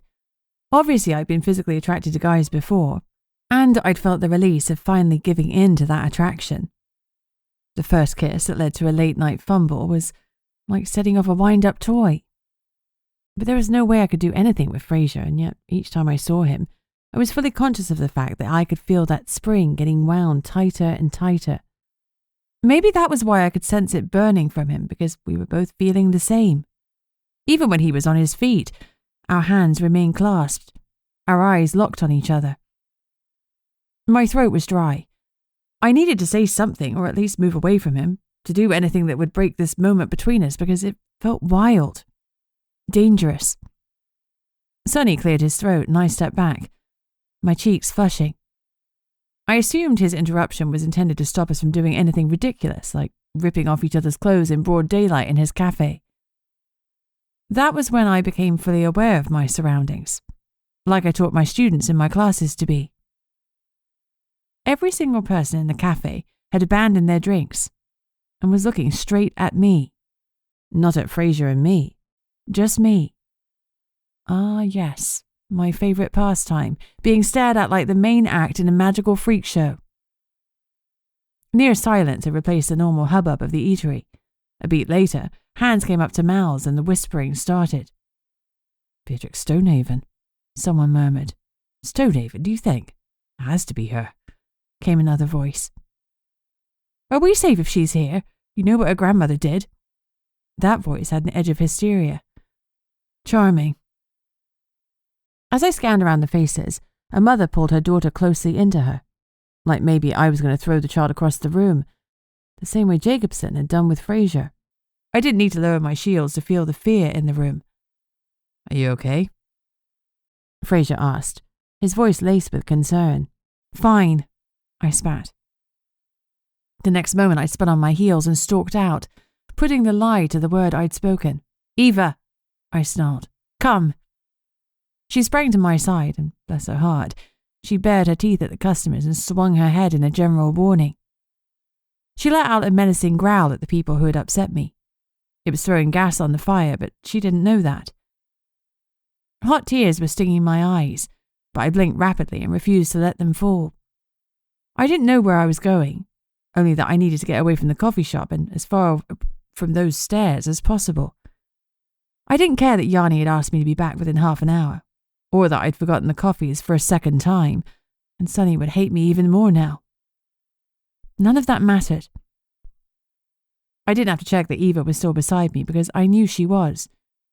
I kept walking, my eyes forward and my pulse drumming. Only when I reached the waterfront did I stop. As I gazed at the white-crested waves, I felt the pressure of her body pressing against my side. A moment later, a gentle hand grabbed my arm. Beatrix. Fraser coaxed me around to face him. Hey, what happened back there? Damn him for following me. I'd held the tears back for as long as I could, and now they were tumbling down my cheeks. The last thing I wanted to do was cry, especially not in front of Fraser. I'd spent the last decade closing off my heart, training myself not to feel. But now I was back in Witchlight Cove, and it was as though the last 10 years had meant nothing. I struggled to bottle up the tears back to where they damn well belonged. Inside me. Corwin ran his tongue over his lips, then bit down slightly before he spoke. I don't know why people reacted to you like that, but I saw the whole thing. You didn't do anything wrong. You know that you didn't do anything wrong. He thought the reaction in the cafe was due to old Jacobson because he didn't know my sordid history. Was that better or worse? If he knew my history and possibly my future, the attraction between us would fizzle and die. Which wouldn't be a bad thing, I told myself firmly. I shouldn't have come back. The words spilled from my lips before I could stop them. Okay, he said slowly. We're not talking about old Jacobson, are we? I shook my head. I won't pretend to know what happened, but whatever it was is in your past. No doubt it took a lot of guts for you to come back here, and I admire that. You don't know anything about me. You don't know what happened. I know a little, he admitted. I know your parents died and you were only 17 when you were appointed guardian of the eternal flame. There was no pretense in his voice, just sympathy, and I could feel the warmth and compassion radiating from him. It was tempting to lower my shield and wrap myself up in it, let myself feel that everything would be okay. I met his eyes and my heart skipped a beat. I knew that if I leaned forward, he'd wrap me in his arms, and I could lose myself in his scent and his presence. Just as I considered succumbing to my desire and letting myself fall into Fraser's arms, my phone buzzed in my pocket. The moment broke our eye contact. I stepped back and pulled out the phone. Expected to see Yanni's name flash up, but it was Donovan's. I'm sorry, I have to take this, I said, my tone back to being businesslike. Of course, if you need me, I live down there. Fraser pointed towards a house, perched over the water. Glass, wood, and sleek modern beauty. It looked like something out of a luxury magazine. You live there? I asked, raising an eyebrow. He smiled. Yes, just turn up if you need me. The spare key's under the doormat. I shook my head. A water shifter has been murdered, so maybe don't tell that to all and sundry? His smile widened. You're not all and sundry, Beatrix Stonehaven. You're something else. And you have a standing invitation. He turned and walked towards his house, and I am damned if I didn't watch the way his jeans hugged his backside. Irritated with myself, I swiped up to answer the call. Chapter 33. Donovan, I said briskly, what do you have for me? Something that would help me forget about Fraser Banks was what I hoped he'd say, though it suddenly seemed unlikely. Well, your friend's got a lot of money, he replied. He is crazy rich. I already know that. I lowered my voice. Fraser was still walking away and I couldn't be too careful. The shifters I knew didn't have exceptional hearing while they were in human form, but I didn't know what type of shifter Fraser was. He could have powers I'd not come across. I moved in the opposite direction as I cupped the phone and whispered, what about those outgoing payments? That one was nearly $250,000. Took some digging to get a name for the account you gave. The address it corresponds to is a business that belongs to a shell company, which is obviously a front. You didn't get a name, I said, trying to speed things along. No, that's not what I said. He sounded affronted. I'm trying to make you see that this person he's giving his money doesn't want to be found. Who is it? I could hear the impatience in my voice, but it had already been a very long day. I'd paid Donovan more than enough to get a straight answer.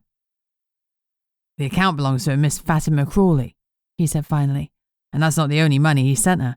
In the last 5 years, he sent her nearly $2 million. £2 million? I whistled. All to this same person, this Fatima Crawley? Yes, does the name mean anything to you? No, I admitted. It doesn't. I hadn't actually expected it to. A link to some of Witchlight Cove's dodgy dealers would have been great, but I'd known it was unlikely. Well, at least with a name, I could start to some proper digging. Preferably the kind that didn't require a shovel or a body bag. All right, that's all I can give you for now. Hope it helps. It will, thanks. I hung up on him. I didn't have the headspace to deal with pleasantries. I glanced down the beach and I saw the silhouette of Fraser, and I thought of his offer for me to take his key and let myself into his home. Had he been waiting for the offer to be reciprocated?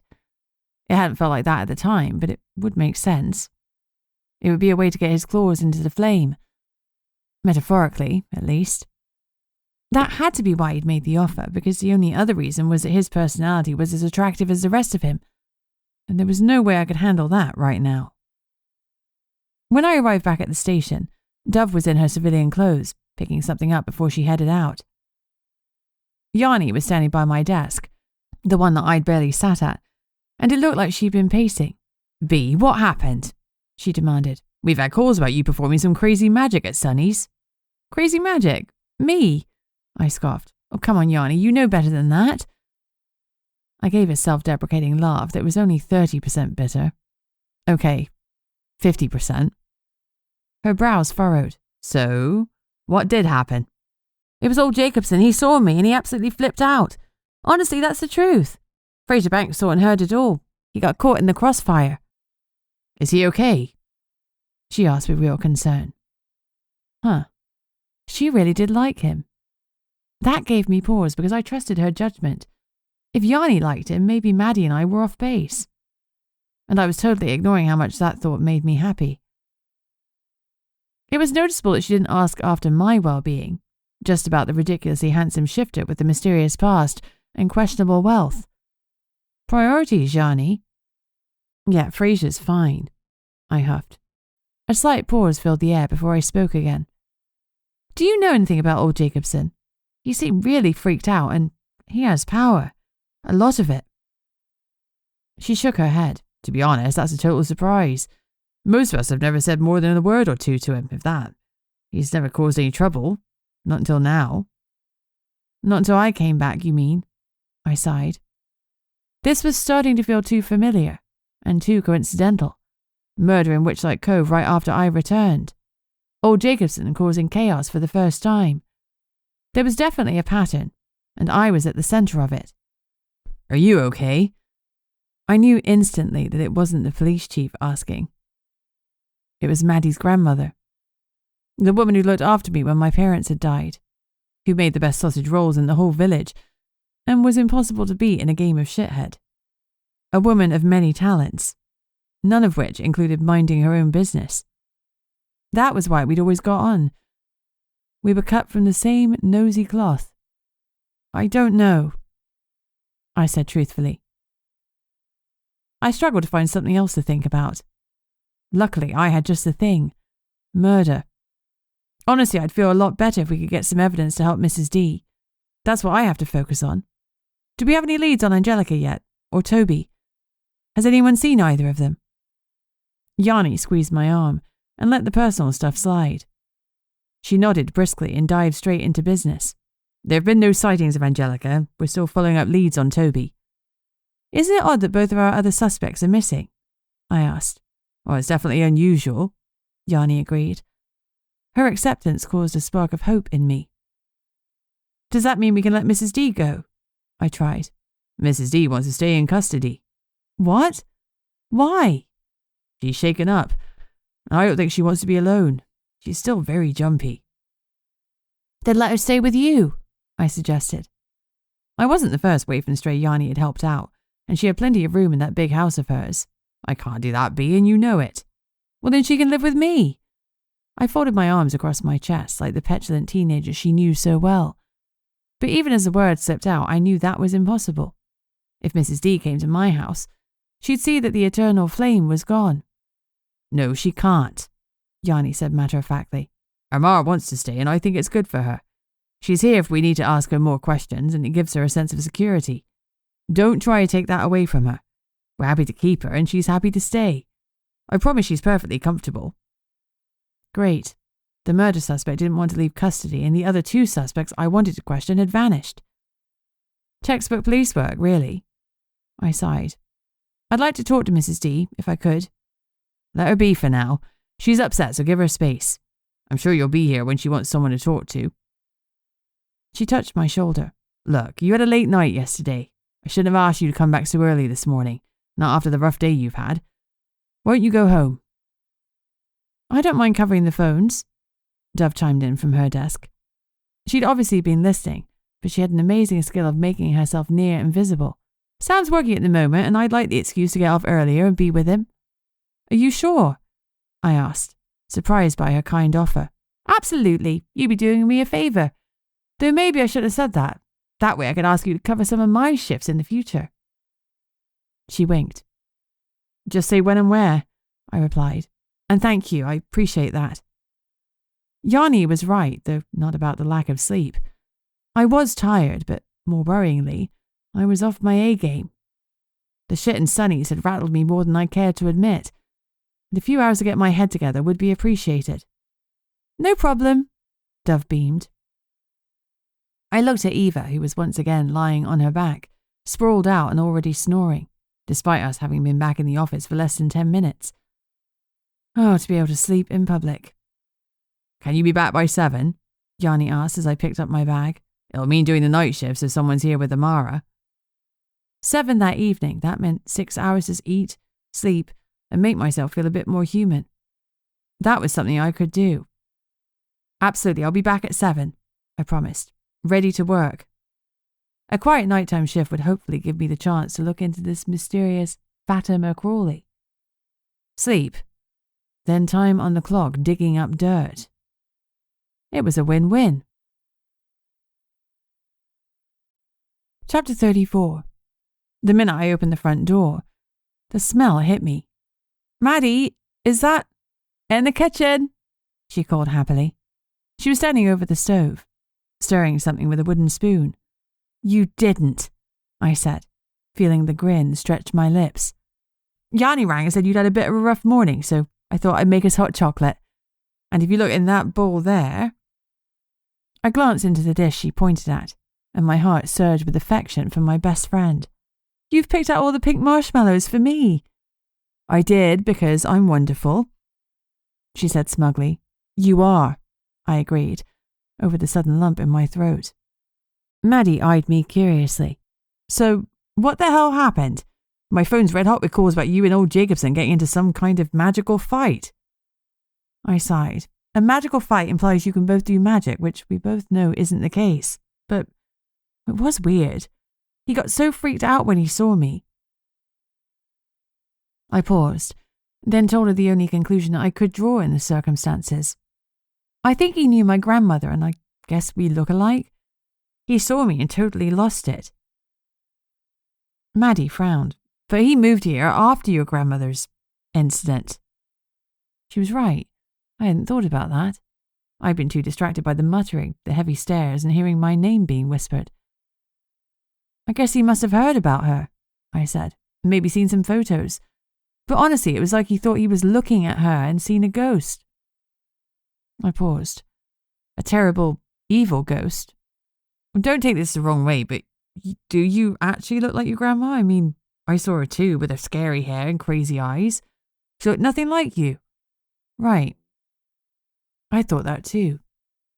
The image of my grandmother isn't something that will ever fade from my memory. I don't even think the strongest amnesia spell could shift it. Given all the time she'd had me, I'd had a pretty good look at her, and I hadn't seen any similarities between us.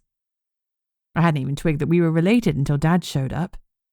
Do you think old Jacobson knew her before she came here? Maddie said. When she was young, your age. Her eyes widened. God, is he a sorcerer? Honestly, I have no idea. I'm guessing he didn't mean to hurt me, though, because he definitely had the power to do that if he wanted to. I just feel bad that Fraser got hurt trying to protect me from him. Sorry. What? Maddie turned to me, her mouth hanging open. B, please don't tell me you're talking about Fraser Banks. I rolled my eyes. Do you know any other Frasers? What the hell were you doing with him? B, he is the enemy. I sighed. Maddie could be a little black and white at times. He was at Sunny's and he offered to pay for my drink so that I could go and talk to Jacobson. Actually, he offered to pay for our drinks from this morning and buy me another. I have a horrible feeling you're starting to like him. Maddie scoffed. She narrowed her eyes. You realise he's manipulating you, right? He wants to get into this house, and we cannot let that happen. I held my hands up to placate her. I know. We won't let him in, I promise. I'd honestly considered his motivations for trying to get close to me, but everything about Fraser felt genuine. The chemistry between us was unreal, and you couldn't fake the rush that I'd felt at his touch. Then there was a small matter of me feeling his emotions even when my shields were up. His compassion had swarmed all over me. Still, there was no way I could tell Maddie about any of that because it would open a whole new can of worms. Are you enjoying your new job? Maggie changed the subject as she stirred another spoonful of sugar into the hot chocolate. It's a little more active than Yanni promised. So much for sitting around answering phone calls all day. I've barely been at my desk. But I absolutely prefer it that way. She lifted 2 large mugs from the cupboard above her. Any closer to working out who's behind the Warrens' death? No, but it wasn't Mrs. D. It couldn't be. I know, and for what it's worth, I think Yanni knows it too. It's her job. I finished for her. Exactly, Maddie said. How long have you got before you go back to the station? I need to be back by 7. As she handed me a mug, she grinned. Great, plenty of time for a midday film while we drink our hot chocolates. What do you think? Sounds good. I fancy some sort of crime thriller. Something actiony? Too late, she said with a smirk. I've already picked one. I should have known. Maddie loved romantic cliches like a moth loves an open flame, and with about as much self-preservation. 2 grown women curled up under blankets in the middle of the day sipping hot chocolate with marshmallows while we watched a cliché-ridden rom-com was ridiculous. Maddie hadn't managed to get whipped cream for the drinks, but I couldn't hold that against her after she picked out all the pink marshmallows for me. Her choice of film, however, I could hold against her, and I totally would. I can't believe you still love these ridiculous movies, I said, as we watched a couple embrace in the pouring rain after 90 minutes of will they, won't they tension. No kiss in the rain could ever be nice, I huffed. That girl's got cold water running down her spine, soggy socks, and a ruined blow-dry. If I were her, I'd be more focused on getting to a radiator than snogging some bloke with suspiciously perfect hair. It's unrealistic and completely unsexy. Who actually kisses anyone in the rain in real life? We get it, you're not a romantic. Maddie grimaced, though I was hoping Ezra might change your mind. I threw a cushion at her head. Will you quit it with the Ezra thing? He's a great guy, but there's no attraction there, no spark. Not on my side, at least. You haven't given him a chance, Maddie objected. Maybe you'll see things differently on Friday. I knew that she only wanted me to be happy, but I really needed her to see that Ezra and I wasn't going to happen. Maddie, I've got to survive the week first. Let's see how I feel on Friday. Fine.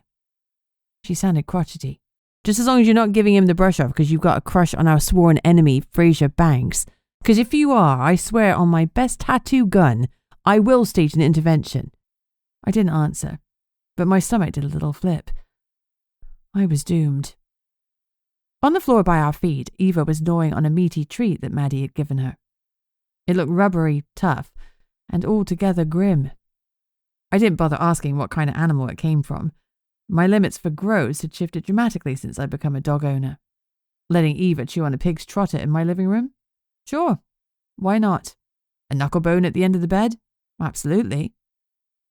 Maddie's eyes were already drooping. Considering how early she'd gone to bed the previous night, I found it difficult to believe she wasn't getting enough rest. I frowned. Hey, Mads, are you okay? You look shattered. Yeah, I did a big tattoo session this morning. Shady the vampire. Doesn't usually bother with him given that he owns a nightclub, but he's doing a bit of travelling. He wanted to make sure he wasn't confined to nighttime sightseeing. Always takes a bit more out of me than normal when it's not a regular customer. You still haven't explained how you're doing these tattoos without the eternal flame, I noted. Given that I'd been right beside Maddie when she'd learned to harness her powers, I had a pretty good grasp of her methods. I certainly understood more about her magic than the elemental's magic or old Jacobson's. But everything I'd seen Maddie do had involved the flame, and I couldn't figure out how she was enchanting her ink without it. I've been doing it the same way any alchemist who doesn't have access to an eternal flame, she said sassily. Good old hard work. I'll get the hang of it eventually. It takes practice. I wanted to believe she was all right, but I knew how stressed and worried she was about the flame being missing, and keeping it from Yanni. I'd only been doing it for 2 days, and already I couldn't imagine doing it for a whole week. I twisted around on the sofa so that I was looking directly at her. Promise me you'll tell me if you're overdoing it, right? I said. Says the woman trying to solve a murder, protect her home, and deal with a vicious ancient sorcerer. I shook my head. Old Jacobson wasn't vicious. He was startled. And I'm not even sure that he's a sorcerer. I still think he might be a really powerful witch. Seeing his power had only confirmed that I needed to speak to him again and make him talk. He had power and a lifetime's worth of experience. He wasn't associated with a coven, so he was the perfect person to talk to about the eternal flame, if he'd let me get near enough to actually speak to him. I think I need to close my eyes, I said, as the film credits started rolling. Can you wake me up in a couple of hours so I'm not late for work? Though I'd asked Maddie the question, it was Eva who looked up from the floor. She replied with a bark. Maddie laughed. That sounds like a yes. Go to bed. We'll make sure you wake up. Well, one of us will anyway. I didn't need telling twice. I left Eva chewing at her snack, whatever it was, and headed upstairs to my bedroom. I was asleep before my head hit the pillow. Chapter 35.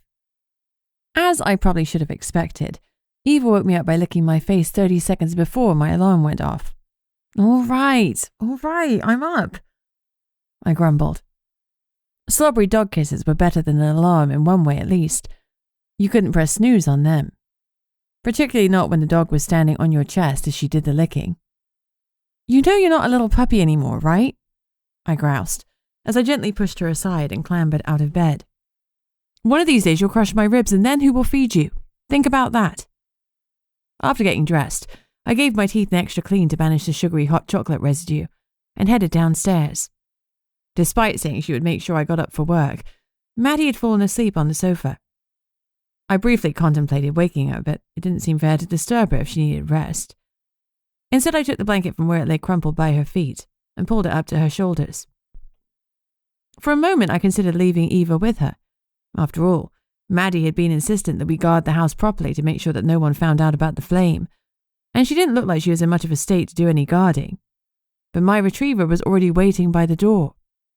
Something told me she was enjoying this new job as much as I was. Or maybe it was the sofa in Yanni's office she liked.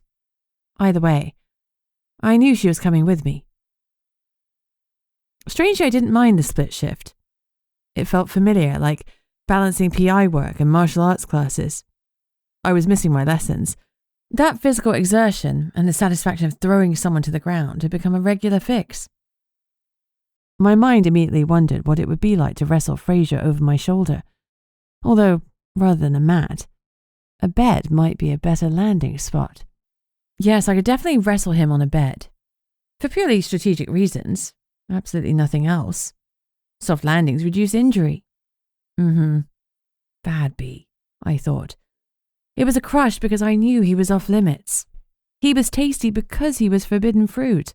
That was all. It would pass. And for now, I needed to focus on my job. I strolled into the station ready to make myself comfy at my desk. But I hadn't even reached it when Yanni came out of her office, slipping on her coat. Don't get comfortable, she said. We're going out. Excitement straightened my spine. You've got a lead. Angelica's back. She shook her head. Not that the barrier guards have let me know, but one of the barmaids at the Smuggler's Rest said she saw Toby drinking there last night. I thought we'd check it out. She didn't have to ask me twice. Anything to find the real killer, and I was in. Eva, with her weird extra sense, hadn't even come inside the building but was waiting outside the door, as if she knew we were about to leave. When she saw us, she ran straight to the police car. Yanni shook her head in wonder. She's no ordinary dog, she muttered. I knew it. When I first met Eva, there'd been a small incident with a demon. In my haste to get rid of it, I'd used a magical vial of who knows what that Maddie had given me. I'd flung the unsubtle vial across the room, and a single drop had landed on Eva's butt. Now, no matter how much I scrubbed, her golden fur bore a stubborn purple-black mark that refused to fade. It was pure speculation, but I couldn't shake the feeling that whatever magic was in that potion hadn't just stained her fur, it had changed her. Maybe Eva wasn't an ordinary mutt anymore. Maybe she was something far more extraordinary. I can't believe the Smuggler's Rest is still standing, I said, as we drove down the high street. It was always a total dive. I thought it would have been condemned years ago. I certainly didn't think it was the type of place someone young like Toby would drink, though I didn't say so. It's changed a bit since you were last there, Yanni said. It's the #1 destination now, apart from Shady's. Speaking of which, I hear you're going there on Friday night. Time for a proper catch-up with Ezra. Jesus, I muttered. You can't keep anything secret in this village. And for the record, I haven't agreed to go yet. Are you sure it's fun? And Shady's definitely a more friendly business owner than Sonny. She glanced at me sideways. I hear you've made his acquaintance. He's the most unpleasant vampire I've ever met, and that's saying something. Yanni chuckled. People close to him only have great things to say about the guy. He has to warm to you. There are people close to him? I asked with faux incredulity. Are they all being held hostage? Did you get them to blink twice if they needed help? Yanni laughed again as she drew the car to a stop. Right. I'll let you go in first. The Smuggler's Rest looked exactly the same from the outside as it always had done. Wooden doors with peeling paint and chipped, dirty windows. I braced myself for the dim, damp interior and the smell of stale beer, and worse, that I remembered, expecting a place where gnarly old wizards and werewolves nursed drinks late into the night. When I opened the door, I froze. The inside was transformed. It was modern, well lit, and tastefully decorated. Families were sitting at tables, laughing and eating meals that smelled divine, while well-dressed waitstaff greeted us with warm smiles. I don't understand, I said as I looked around. This isn't the Smuggler's Rest. I can assure you that it is. My heart clenched at the sound of his voice. Trying to look as if my pulse had not tripled its pace, I turned to face him. Hey, how's the head? I asked Fraser. He wrinkled his nose in a manner that was infuriatingly cute as he rubbed his hand over his dark hair. Once again, he was wearing a sharp suit, and this time with a jacket. I couldn't decide if I preferred him with or without it. With it looked sharp, but without it let me see those arms. I heal pretty quickly. He flashed me a smile. It's good to see you again, Beatrix. There was nothing I could do. The butterflies in my stomach were in overdrive. I was a goner. You know, I'm starting to think I should be concerned. You seem to have developed a habit of showing up wherever I am, I said. Fraser replied, looking amused. I don't mean to nitpick, but technically you're in my establishment right now. If anyone is following anyone, you're following me. Yours? I asked. You own the Smuggler's Rest. I do. I take it the establishment has changed somewhat since you were last here. For the better, I trust. I'd be happy to help you sample the drinks. We could share a bottle of wine one night, perhaps. I was strongly tempted to say yes.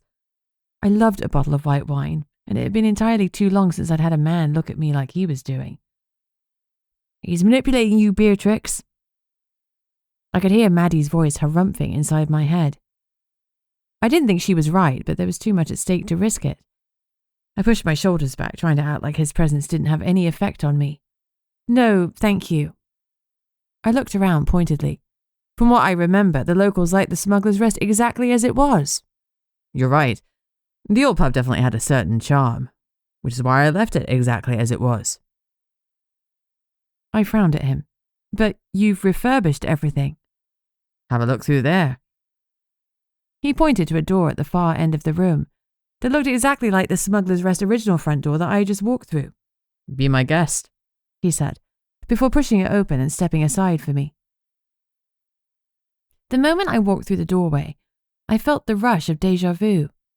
The space I'd walked into was exactly like the old Smuggler's Rest. The same dark and dingy interior. The same smell of stale beer.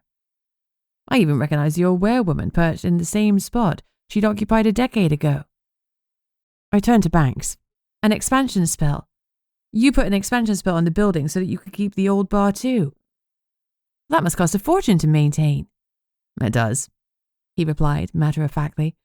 But it's not about the money, it's about resources. The village needed the Smuggler's Rest, but it also needed somewhere for families. A nice place that wasn't a coffee shop or bar. This setup brings in employment, supports local farmers, and creates a place for the community. The upstairs room is used for council meetings and workshops. I narrowed my eyes suspiciously. So it's not about profit? He shrugged.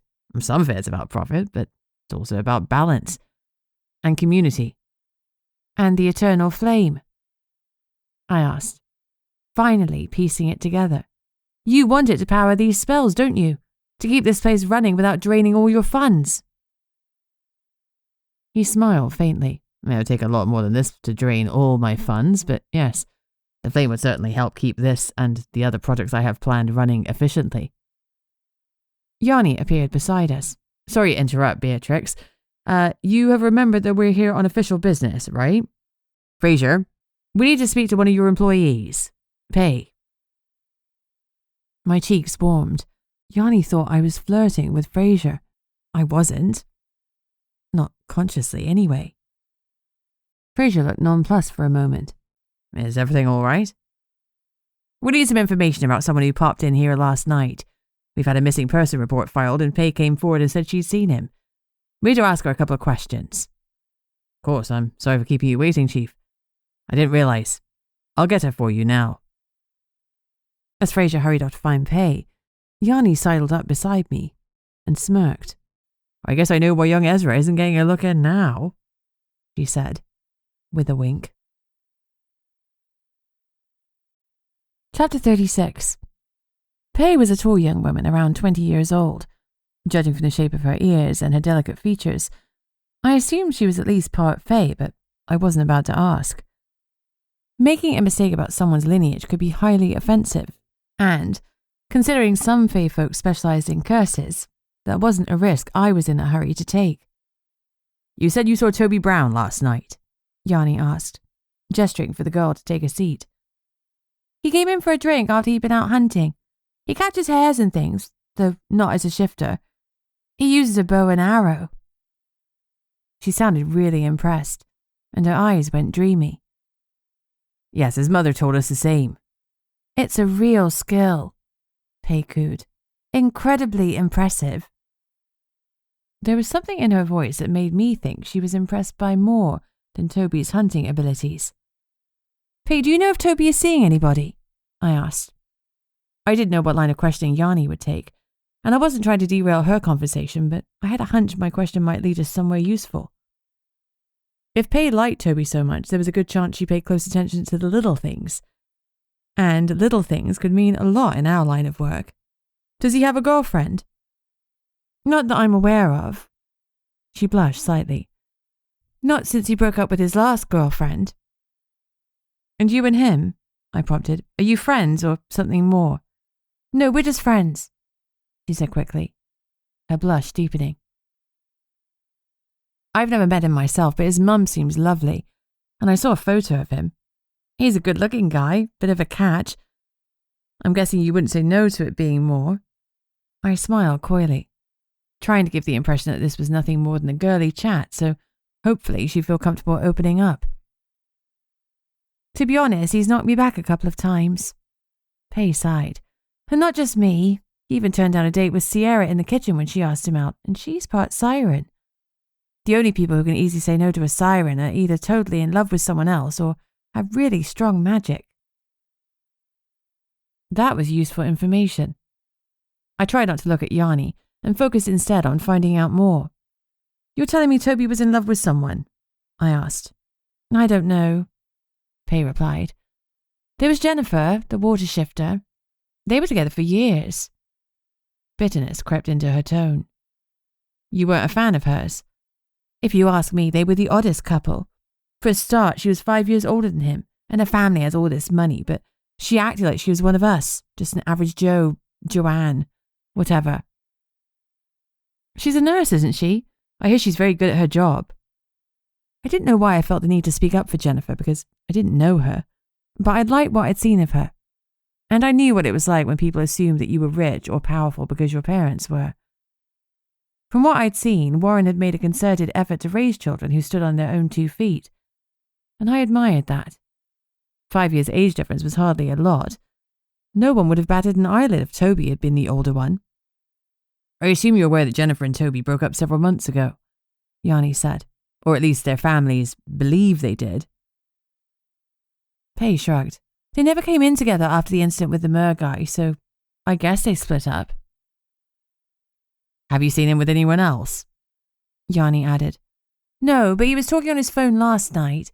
He seemed pretty, I guess you'd say, loved up. Lots of grinning and chuckling. He took his drink over to the corner while he chatted, and he was still on the phone when he left. Did he mention meeting anyone? I asked. Not that I heard, but he seemed really happy. The happiest he's been in ages. And you think it was because of a woman? I don't know. Pei's easy manner was fading, and it was clear she was no longer enjoying our chat. I'm telling you what I saw, that's all. Thank you, Pei, Yanni said, and gave me a small nod to indicate that we got as much as we were going to get. Yes, thank you. What you've told us has been very useful, I added. As Pei stood up to leave, Yanni asked, Just to check, what time would you say Toby left here? It was before closing, Pei replied. Probably around 10:30. Yanni glanced at me and I knew we were thinking the same thing. If Toby was last seen here at 10:30 and his mother didn't notice he was missing until the morning, then he could have gone anywhere in that time. Our search for Toby Brown had just got a whole lot wider. Yanni's phone buzzed loudly. She frowned at the screen before standing abruptly. Excuse me, I need to take this. She moved across the room to answer the call. As Pei disappeared, my attention remained on Yanni. I didn't need to lower my shields to feel the wave of emotion rolling off her. Dismay and guilt struck me like a truck. Whatever she'd been told, it wasn't good news.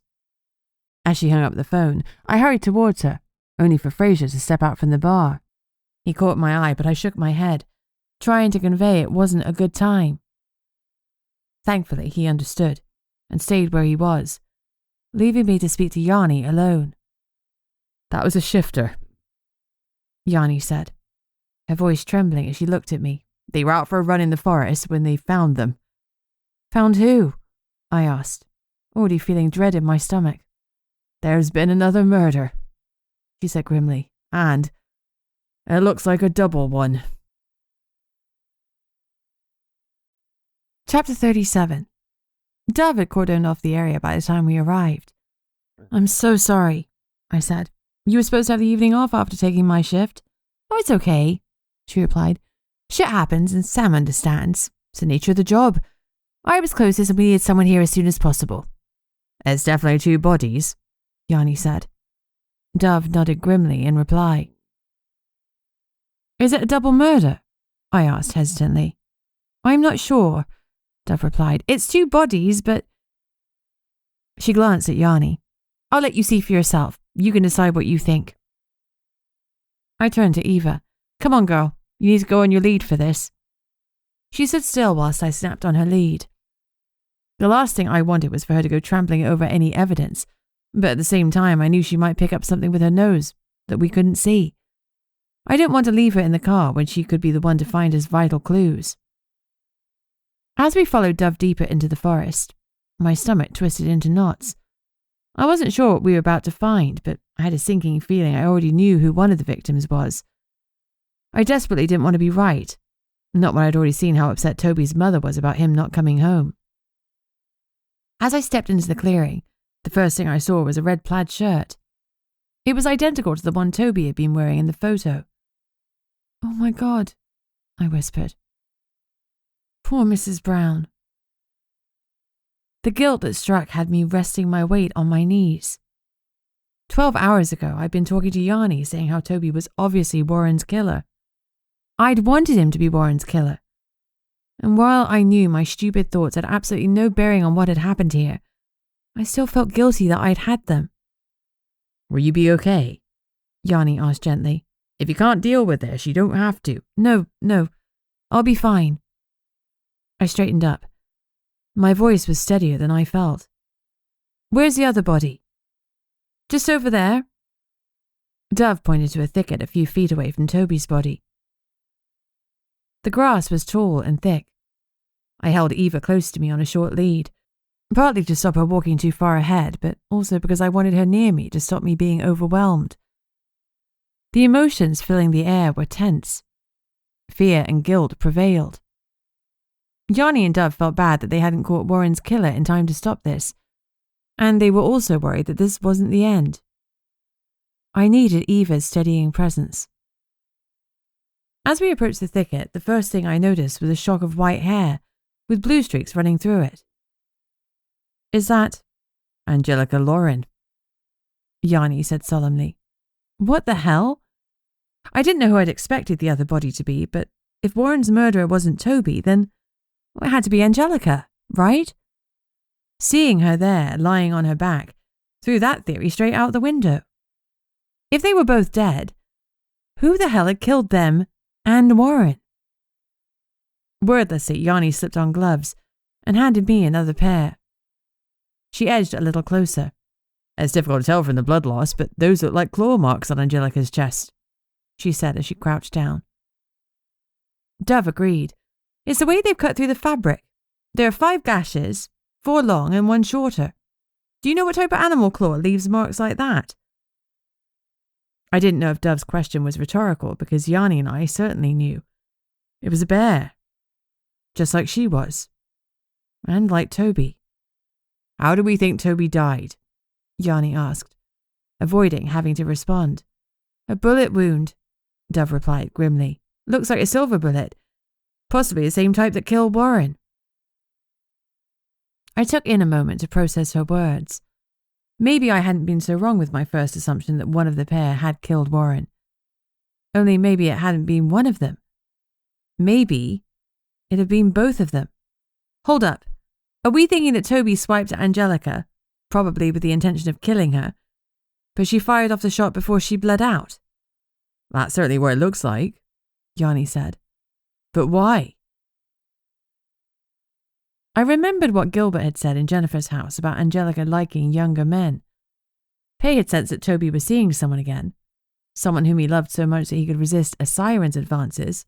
Well, a half-siren, at least. And while Jennifer had only been 5 years older than him, maybe Gilbert was right in thinking that he liked older women. Could it be... Do you think they were together and Warren found out about their relationship? I mused. And that was why they killed him. Maybe there was an altercation. Although Angelica and Warren were in the middle of their divorce, it wasn't final. I could imagine Warren would be upset to discover the relationship, particularly as Toby had dated Jennifer. "It's possible." Yanni nodded slowly. "Very possible." As I stared at the bodies, another thought struck me. Wait, Mrs. D is still at the station, right? She wanted to keep herself in custody. "She is," Yanni confirmed. "So she has to be innocent because there's no way these deaths aren't connected to Warren's. They have to be." Dove already said it looked like the same type of silver bullet. "I said it was possibly the same type," Dove corrected. "We can't know that until the forensics come through. But I agree, these deaths are connected to Warren's Storecrest and Mrs. D couldn't have had anything to do with them." "It does look that way," Yanni agreed. "We can let her go?" I asked, desperate to have one positive from all this mess. Yanni nodded. "We can let her go." I waited for the bolt of relief to hit me, both my own and a mirroring one from Yanni. But after a moment I realized they weren't coming. Turns out the good news isn't so good when there are already 3 dead bodies on the ground. Chapter 38. Mrs. D's eyes filled with tears as I opened her cell door. "Have you caught whoever did it?" she asked. "We think so." I couldn't tell her that the evidence was pointing to Toby and Angelica working together, not until it was confirmed by forensics. Letting her know she could go and that she was no longer a suspect would have to be enough for now. Poor Jennifer. Mrs. D was still wiping her eyes. First her father and now Toby, and she's such a lovely woman. She worked so hard, honestly. I think the way her father raised them without any handouts was the making of her. She's dedicated her life to being a nurse. No one should have to go through loss like this, but especially not someone as kind as she is. And young Rory, losing both his mother and his father days apart, breaks my heart. I'm sure Yanni will do everything she can to give them as much support as possible, I said. But you should get yourself home. Go and relax. The old woman shot out a rheumaticky old hand to clutch mine. Thank you so much, Beatrix. Thank you for believing in me. It really helped knowing you were on my side.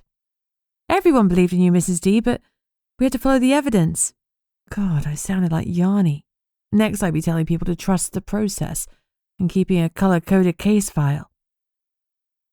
Given that Yanni was still at the crime scene, there was something else I knew I had to tell Mrs. D. We'll need you to stay in Witchlight Cove until we've got everything wrapped up, just in case we need to ask you more questions. With Warren dead, the likelihood of Mrs. D being charged over the pasty incident was low, but it was still possible. Still, I trusted Yanni's better judgment to let sleeping dogs lie. I understand. She dipped her head slightly. And don't worry, you know I never go away, not unless I'm taking the kids on a trip somewhere. And talking about staying put, I hope you will too, Beatrix. It might not have been the best of circumstances, but, well, it's been wonderful having you back. I didn't need to feel a rush of emotions from her to know she was telling the truth. I figure I'll be here for a little while longer at least, I admitted, only for an image of Fraser Banks to flash up in my mind. Fingers crossed it was because I was thinking about stopping him getting into the house. Yep, that was it. Even though Mrs. D was free to leave, it took her a while to gather herself and her things. As she finally left, Yanni was walking into the office. Their exchange was brief, smiles and a handshake, before Mrs. D disappeared through the doors.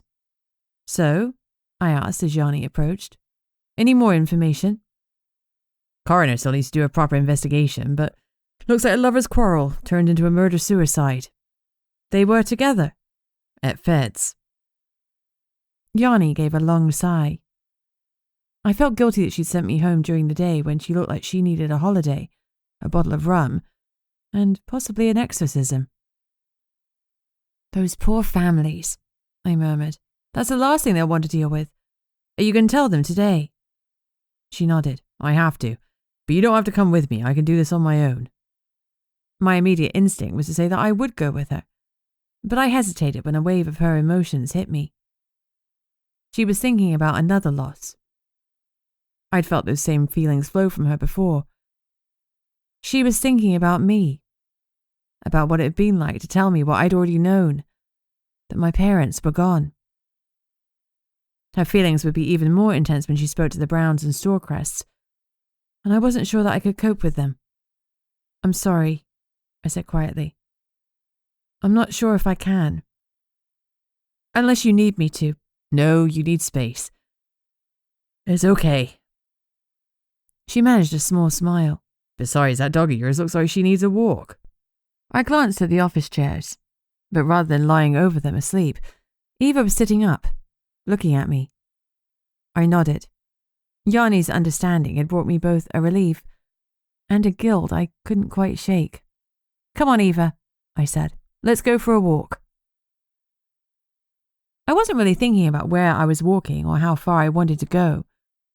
I wasn't really thinking at all because my head was too full of emotion. Poor Mrs. Brown. I hadn't lost a son, but I had lost.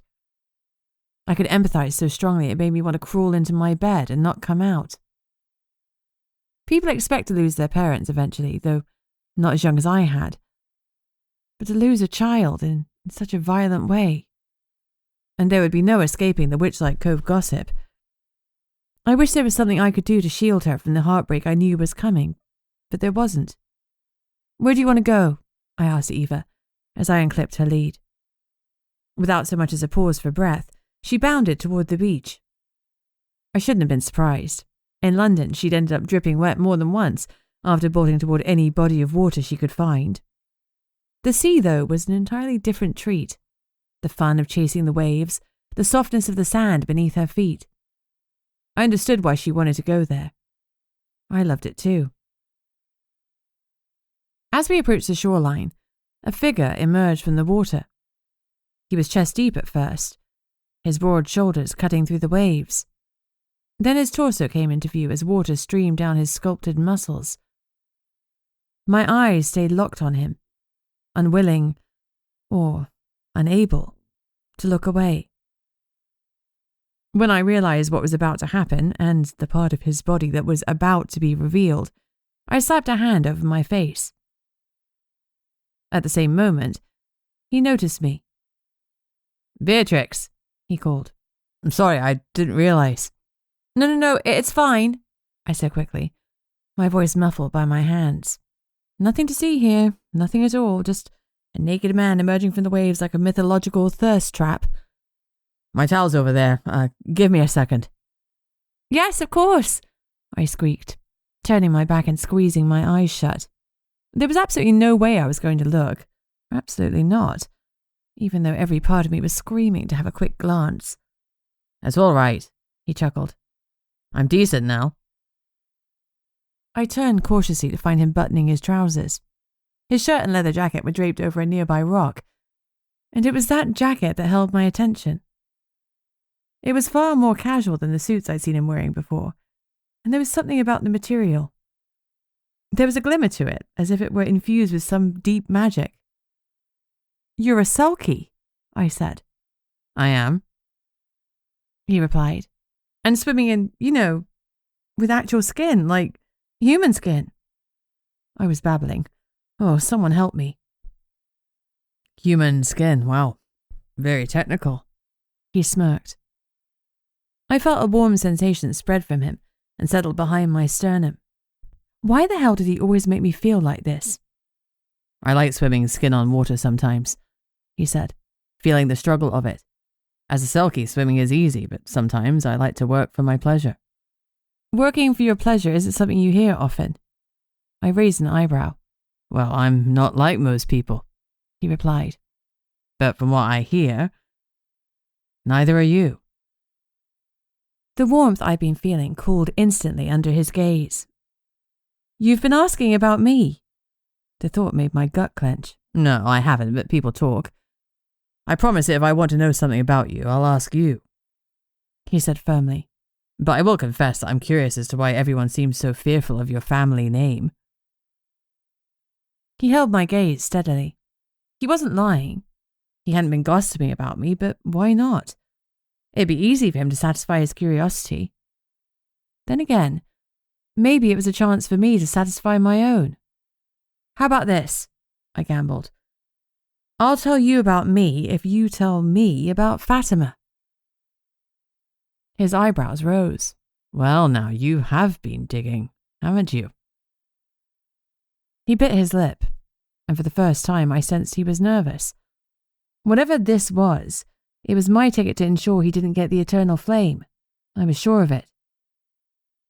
"You want to know about Fatima?" "I want to know why you've sent her millions of pounds." "And if I tell you, you'll tell me your history?" "That's the deal." Wordlessly, Fraser sank himself down onto the rocks and ran his tongue over his lips, and for a second I assumed he'd refuse. But then he cleared his throat and lifted his gaze to mine. "All right." His gaze was serious. "Beatrix Stonehaven, you've got yourself a deal." My skin chilled as I wondered if I'd made a deal with the devil. Chapter 39. Fraser was still shirtless, and I couldn't help but feel like he was using his abs to his advantage. Ab warfare. "I didn't grow up in Witchlight Cove," he said finally. "But you already know that." "I do, but it sounds like there's more of a story there." "There is," he admitted. "It's quite a long one." He glanced at Eva, who was pacing impatiently in the sand. "Why don't we take her for a walk? We can talk as we go." "Sure." It was a crying shame when he pulled on his shirt and buttoned it. When he pulled on his leather jacket, I found myself focusing on how well it fit him. It really worked on him. Then again, I doubted there was much he could wear that I wouldn't like the look of. He snagged his shoes but didn't put them on, preferring to stroll barefoot in the sand. "Fatima?" I asked impatiently as we started walking. "I didn't grow up here," he repeated, picking out where he'd left off. "I grew up in a small village off the northern coast of Scotland." "You're Scottish. Your accent isn't very strong." "Well, you tend to mix a lot in magical communities, and I've worked hard to lose it. There are too many memories associated with that time in my life that I'd rather forget. What happened? The plan was to leave with my mum, he said quietly. She was the reason I stayed as long as I did. I wanted out for years. My dad, he was not a nice man. A walrus shifter, big, ugly brute in both forms. He caused us a lot of pain, especially my mum. I'm sorry, I said, and I meant it with every fibre of my being. I was lucky to have grown up in a warm, loving home, and my heart ached that he hadn't experienced the same. He pressed his lips together as he tried to maintain his composure, but I could feel his agony. Grief and anger were intertwining until you could hardly separate the two. So, you got out? I prompted softly, after several long minutes. He shook himself. I did, but not soon enough. My mum, she was a planner. She wouldn't leave until everything was in place. If we'd gone a day earlier, Dad wouldn't have found out and she'd have been okay. There were so many things I wanted to say, but none of them felt like enough. She was in the hospital for months, but in the end, there was nothing they could do. God, I looked for any type of magic to heal her. And that was how I learned about the eternal flames. The day I found out there was one here, I went to the hospital. I was going to kidnap her and bring her here.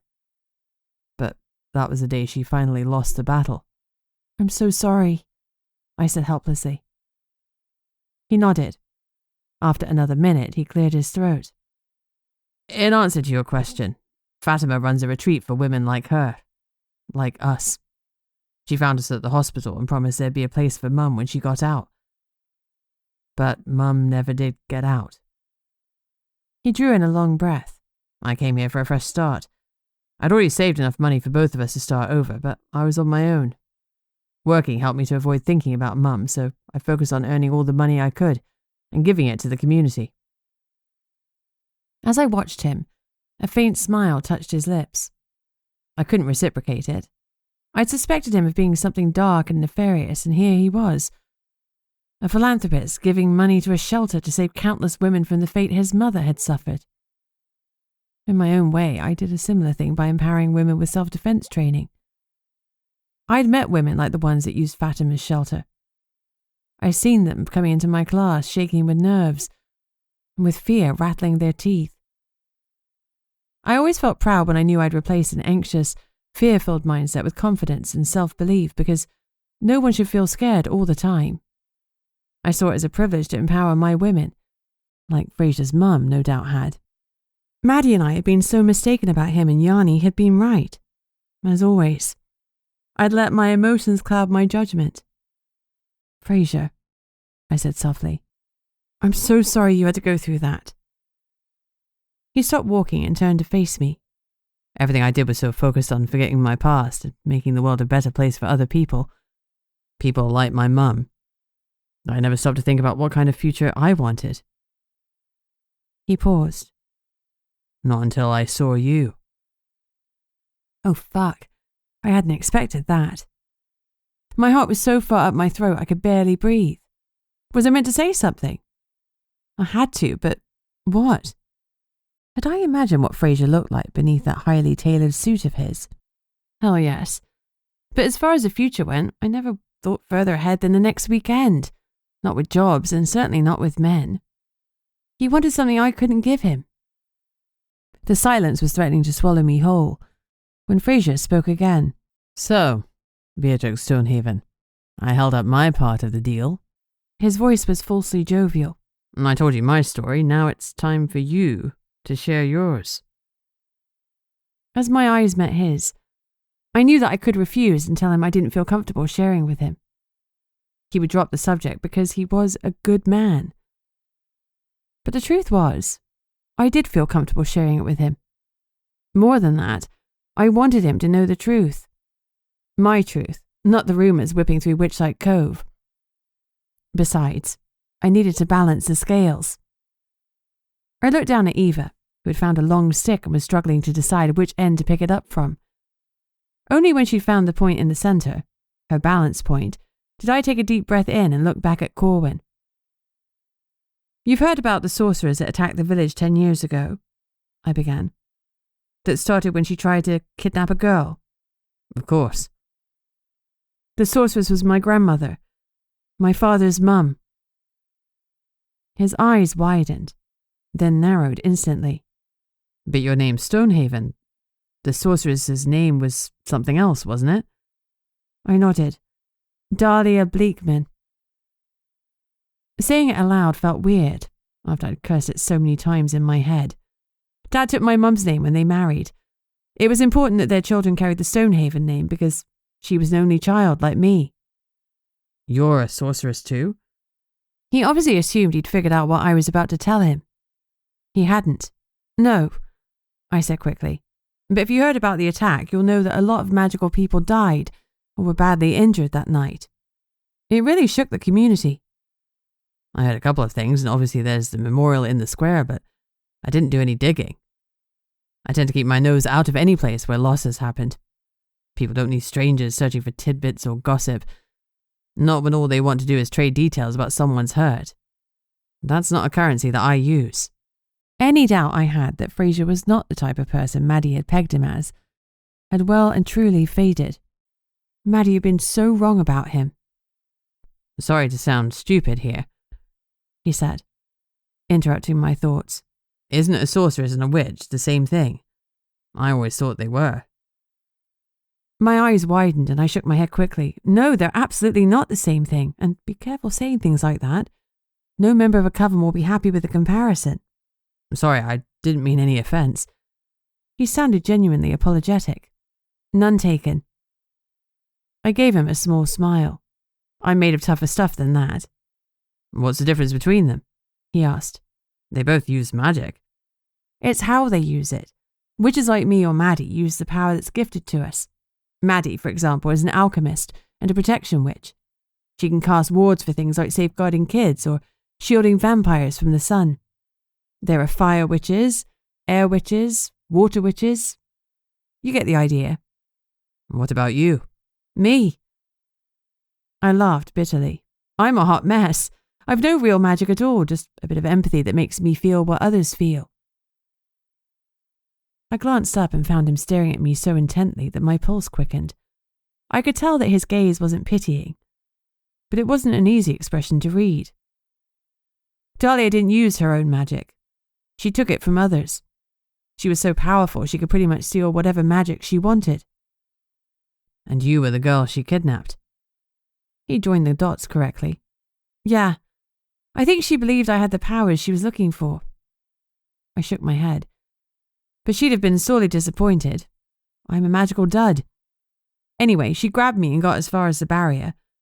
She didn't realise there was a ward on it. A ward?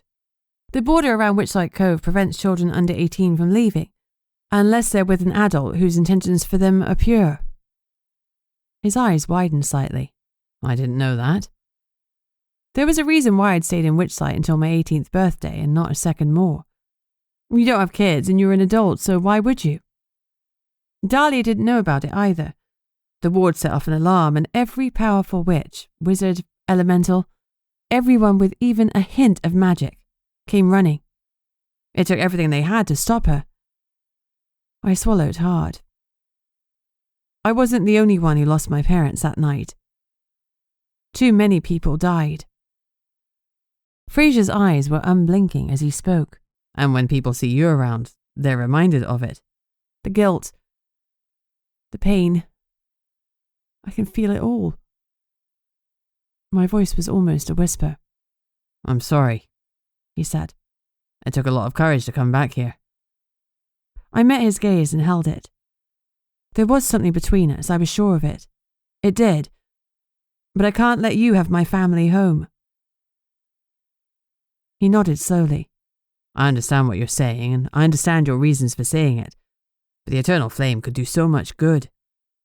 There are ways to harness its power. I felt my stomach twist. That's the whole point. You can't harness it because you're not a guardian. Look, I believe that you have the best intentions and you think you could use the flame for good, but it's too dangerous. It's in my blood. I was trained from birth to deal with it, to handle its strength and make sure I never abused it. But Maddie has held it for the last 10 years. It's not in her blood. he pointed out. No, but she's been my best friend since before we could walk. She's not a bloodline guardian, but she did a lot of the training with me. She thought it was fun. You don't have that, and it would take you decades to learn. Then I'll learn. You can teach me, that way you'd know exactly what I wanted to use its powers for. That would work, wouldn't it? I opened my mouth, not sure whether to agree or list a dozen reasons why that wasn't feasible. Not least because that would mean me staying in Witchlight Cove for the next decade and a half. I couldn't commit to that. But before I could say anything, Eva started barking. Eva, what? I started. But she was already running away from the waves and bolting up the hill towards the village. Something was wrong. Chapter 40. Eva, you come back here now! I didn't care that I was yelling. I needed to yell. Eva was running away from me and straight towards the village. As she reached the first road, she didn't even pause before dashing across it between two cars. Eva! I screamed in panic. Relief flashed through me as the cars missed her. What are you doing, you stupid dog? Come back! She'd never run off. Not once. And I wasn't going to lose her. My legs pounded the ground and my lungs heaved in air as I forced myself to run faster. I saw her take a left turn on the high street past Shady's and then go right. But I couldn't catch up with her. She was pulling away from me. Eva, what are you doing? I yelled. This time she responded with a loud bark. Blasted dog. She could hear me, but she wasn't responding. What the hell? This was so unlike her. As I watched her take another turn to the right, my stomach plummeted. I hadn't been sure, but now I knew exactly where she was going. She was bolting home. Why? Don't worry, I'll get her. I hadn't realized Fraser was running with me. In fact, he was level pegging until he spoke, at which point he pushed his pace faster and overtook me. Damn Selkies with their proper fey magic making them stronger and faster. Still, I could keep going for hours. My stamina was something special. My mum had made sure of that. Once she'd made me fight for 12 hours straight, not even stopping for food or the toilet. It was supposed to be a simulation of how I might have to act if someone came for the flame. If only she'd realized the flame could disappear all on its own. There'd been no drill for that particular scenario. Stamina didn't equal speed, though, and I had to exert every last shred of energy to catch up with Eva. Finally, I turned the last corner and saw my house. My girl wasn't running anymore. Instead, she was barking non-stop, not even pausing for breath. And it was easy to see why. Smoke was billowing out of the window. And it wasn't normal smoke. The pearlescent mist shimmered with a pinkish hue, and there wasn't a hint of grey in it. Maddie! I yelled. Stand back, I'll go in, Fraser said, holding his arm out, as if that was going to stop me. Like hell, I snapped and shoved him aside. He tumbled back in surprise, but I didn't have the time to apologize. Not when he was slowing me down. Not wanting to waste time looking for my house keys in my bag, I leaned back, raised my leg, and slammed my heel straight into the door next to the lock. The wood buckled, and the door flew wide open. Wow. Fraser breathed behind me, and I felt the wave of pure awe radiating from Fraser. Any other occasion, that might have been nice, but I didn't have time to dwell on it. The house was thick with smoke, but there were no flames, or heat. Whatever was causing this, it was some sort of magic. I'll look for the source, Fraser said, as if he were reading my mind. You go find Maddie. Eva leapt ahead of us both, bounded into the house, and through to the back of the building. Fear gripped me.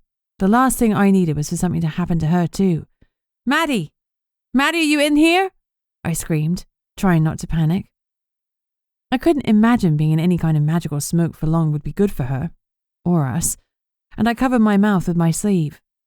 I prayed that Eva and I were wrong about our suspicions, and that Maddie was far, far away. But when I followed my dog through the house, I saw my best friend lying face down on the floor. Maddie! Her name ripped from my lips as I dropped to the floor beside her and pulled her up to a sitting position. A moment later, a hissing sound filled the air. I twisted my head to find Fraser there, holding a bucket, extinguishing the magical flames. The last few drops fell onto the large pink cauldron that Maddie had been using. Immediately, the smoke stopped billowing. Is she okay? He asked, as he crouched down beside me. She's not responding, I said. She's breathing, but there's nothing. I was shaking, panicking so hard I could barely see. I couldn't lose Maddie, not now that I'd found her again. Eva licked Maddie's face, and for a moment I held my breath. Maybe she could bring Maddie round like she'd done when my friend had fainted in my flat. But as I sat there, cradling her in my arms, and Eva kept on frantically licking her, I realised it wasn't going to happen. She needs help.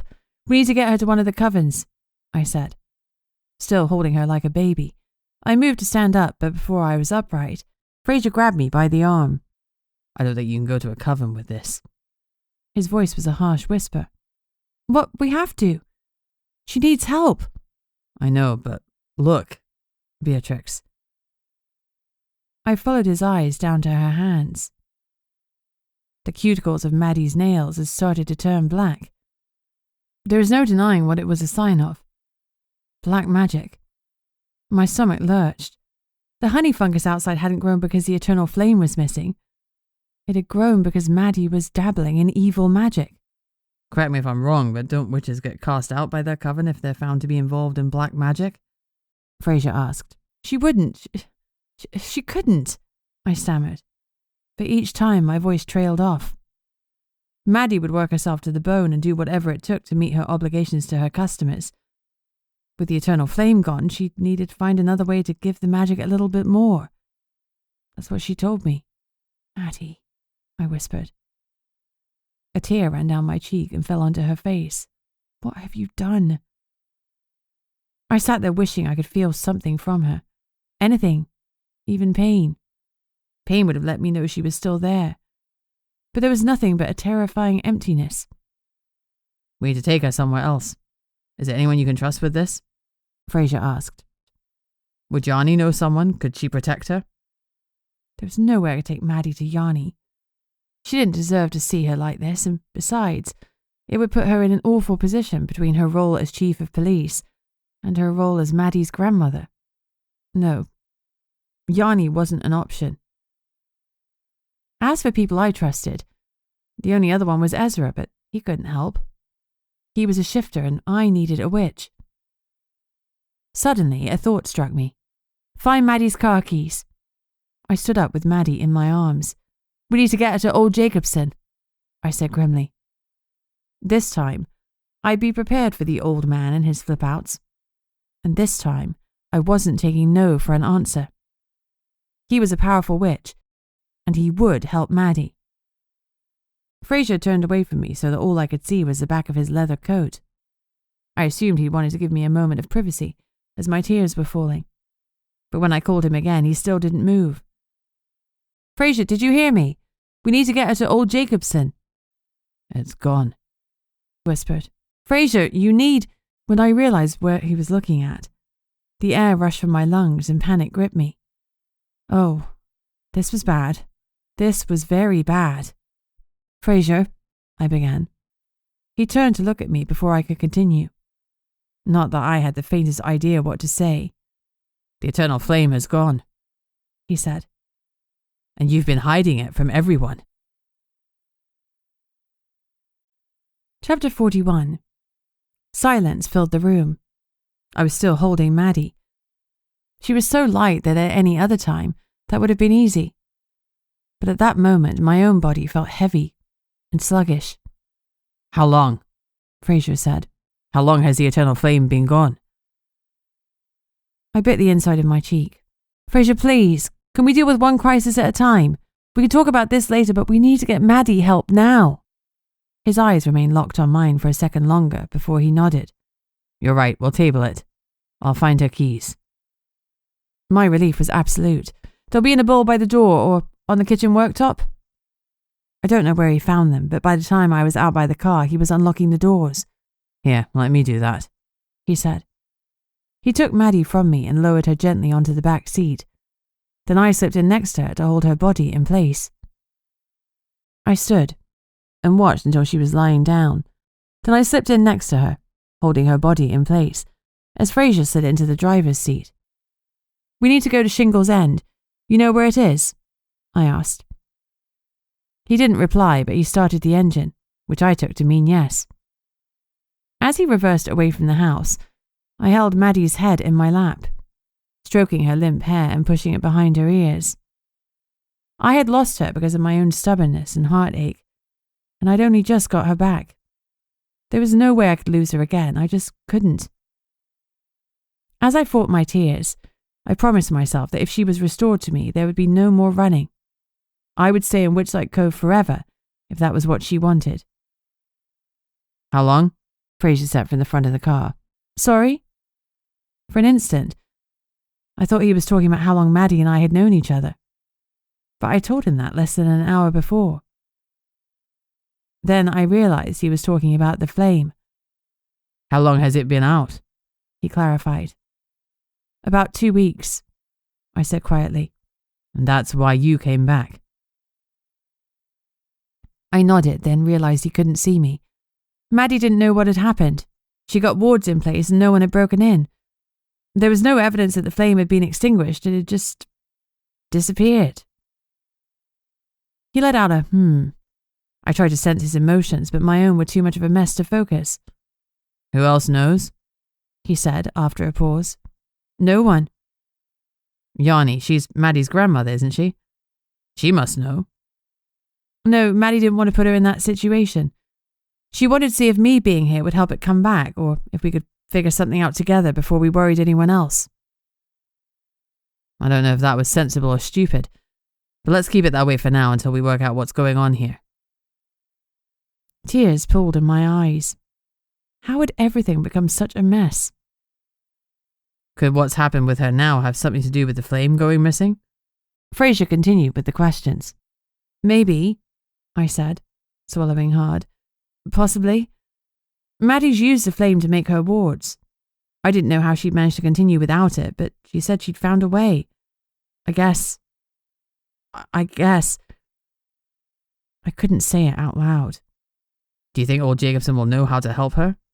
"I've no idea," I admitted truthfully. "But like you said, we can't go to the covens. He's all we've got." I'd had 2 meetings with the old man so far. The first had ended with him throwing me out of his garden. The other ended with him hurling Fraser across Sonny's coffee shop. I really hoped this was a case of third time lucky, because if it wasn't, I was about to have another impromptu flying lesson, and frankly, I was sick of them. "It's up here." A minute later, Jacobson's house came into view. The knot in my stomach twisted even tighter. If he turned us away, I didn't know what we'd do. We'd have to go to the covens, and that wouldn't end well for any of us. "You go and make sure he's in," Fraser said, as we juddered to a stop. "I'll carry Maddie in." I flew out of the car, raced across the garden, and pounded on the door. I didn't care what wards old Jacobson had in place. He could throw me off his property a dozen times, but I would get right back up every single time and knock again. I was not giving up. He had to see me. "Who's there?" came a voice from inside. "It's Beatrix. I need your help. My friend needs your help." "Beatrix who?" "Beatrix Stonehaven. I'm not my grandmother," I added desperately, "and I need your goddamned help." When the door opened, I wasn't faced by the scowling face I'd seen on previous occasions. Instead, his expression was one of pinched concern. "What's happened?" "It's my friend Maddie. She's been doing some magic. Magic that normally uses the eternal flame, but she hasn't been able to use it recently. She's been getting really tired, and then we came home today and there was pink smoke everywhere and she was unconscious and I can't wake her up and... I didn't want to say this last bit, but I knew I had to. And her fingernails have started turning black." He recoiled. "She's been doing black magic?" "I don't think it was on purpose. I know her and she doesn't have an evil bone in her body. Please, can you help her?" As I waited for a reply, Fraser appeared beside me. Jacobson immediately picked up her hand and examined her nails. "This isn't good. It'll take some time to fix. Come in. I need to look at her properly." Relief washed over me. He'd said it would take time. Not that it was impossible. Maddie would be okay. I wouldn't let myself think any other way. I wasn't sure what I'd imagined Jacobson's place would look like. Maybe something damp and mouldy with overgrown plants spilling out of pots. But it was nothing like that. His living area was whitewashed, with books meticulously ordered along the walls. Beside them was a shelf with small glass vials and jars of herbs, tinctures and powders. Please tell me there's something you can do, I begged. We'll see, he said crisply. I need time. Space. As Fraser placed Maddie gently down on the table, old Jacobson placed his hands on either side of my shoulders. You'll be all right, just let me do my thing. I knew that's what I had to do, but it was so hard to see her in this state. I felt that same sense of helplessness that I'd experienced when I'd seen my mother and father running towards me. When I'd seen my grandmother wielding her power as she tried to steal me from my family. But this couldn't end badly. It just couldn't. He'll do what he can, Fraser said softly. He stood beside me as the old man's hand started hovering above Maddie's torso. And if he can't, we'll find another solution. This isn't the only magical place, remember? We'll go somewhere else. Somewhere with another eternal flame. I'll help you. Fraser, about the eternal flame. It's okay, he said. That's not a discussion we need to have right now. His eyes flickered towards Jacobson. I nodded again. At some point, and without being conscious of doing it, I'd folded myself into him, and my head was resting against his chest. When I realized what I was doing, I couldn't bring myself to move away from him. Not until my phone buzzed in my pocket. I saw the name on the screen and fresh panic flooded me. It's Yanni, I said, my voice trembling. What do I say? Do you need to answer it? Yanni was my employer, my friend, and my family. She deserved a response no matter why she was calling. I nodded. Yes. Just keep an eye on Maddie, won't you? Of course, he promised solemnly. You can trust me. And, despite everything, I did. Chapter 42. I didn't want to leave Maddie, but old Jacobson had started chanting. If Yanni heard him, she'd ask what was going on, and there was no way I'd be able to think of a believable explanation in my current state of mind. I'll keep an eye on her. We both will, Fraser said, gesturing to Eva, who was sitting behind Jacobson and watching his every move. Okay, I won't be long. I moved into the kitchen. Only when I closed the door did I answer the call. Yanni? I tried to keep my voice as neutral as possible. Is everything okay? Not exactly, she said. We've had the forensics back on Angelica and Toby's murders. Okay. It was hard to shift gears from black magic to murder most foul. Was it like we thought, a silver bullet and bloodlust from a bear shifter attack? Dub was right about the silver bullet. But? I suddenly had the feeling this wouldn't be as straightforward as we'd first thought. Angelica wasn't killed by a bear shifter. Her wounds were inflicted with a knife, she said grimly. A knife designed to mimic the patterns made by a bear's claw. Someone was trying to frame Toby and make it look like he was responsible, I said darkly. It would appear that way. My head spun. It was almost too much to take in, but I forced myself to focus. If that was the case, there was a good chance that the killer was still out there with 3 kills under their belt and feeling cocky as fuck. That's not good, I said, in the understatement of a century. It has to be someone who wanted both Toby and Angelica out of the picture, and someone that Warren trusted enough to turn his back on. It looks that way, yes. The answer hit me like a physical weight. It's one of his children. It has to be. The divorce wasn't finalized. After Warren's death, everything would pass to Angelica, so she had to die too. Toby was collateral damage, there to neatly wrap up the case so that the killer could slink back to their house and count their new inheritance. That was my thinking. I've already seen Jennifer. She was at Mrs. Brown's when I told them the news about Toby. She was in pieces. Turns out that the person Toby was in love with was her. They'd been seeing each other secretly again. They planned to elope once the merman drama calmed down. There's no way she would have killed him. And she had no idea why he would have been with Angelica. She said Toby hardly knew her. So someone lured them both there. Who would have the power to do that? Rory? I tried it on for size. Angelica would surely meet her own son. Do you think he'd kill his own mother? No, I don't see it, I murmured, thinking aloud. That was when I remembered what Mrs. D had told me.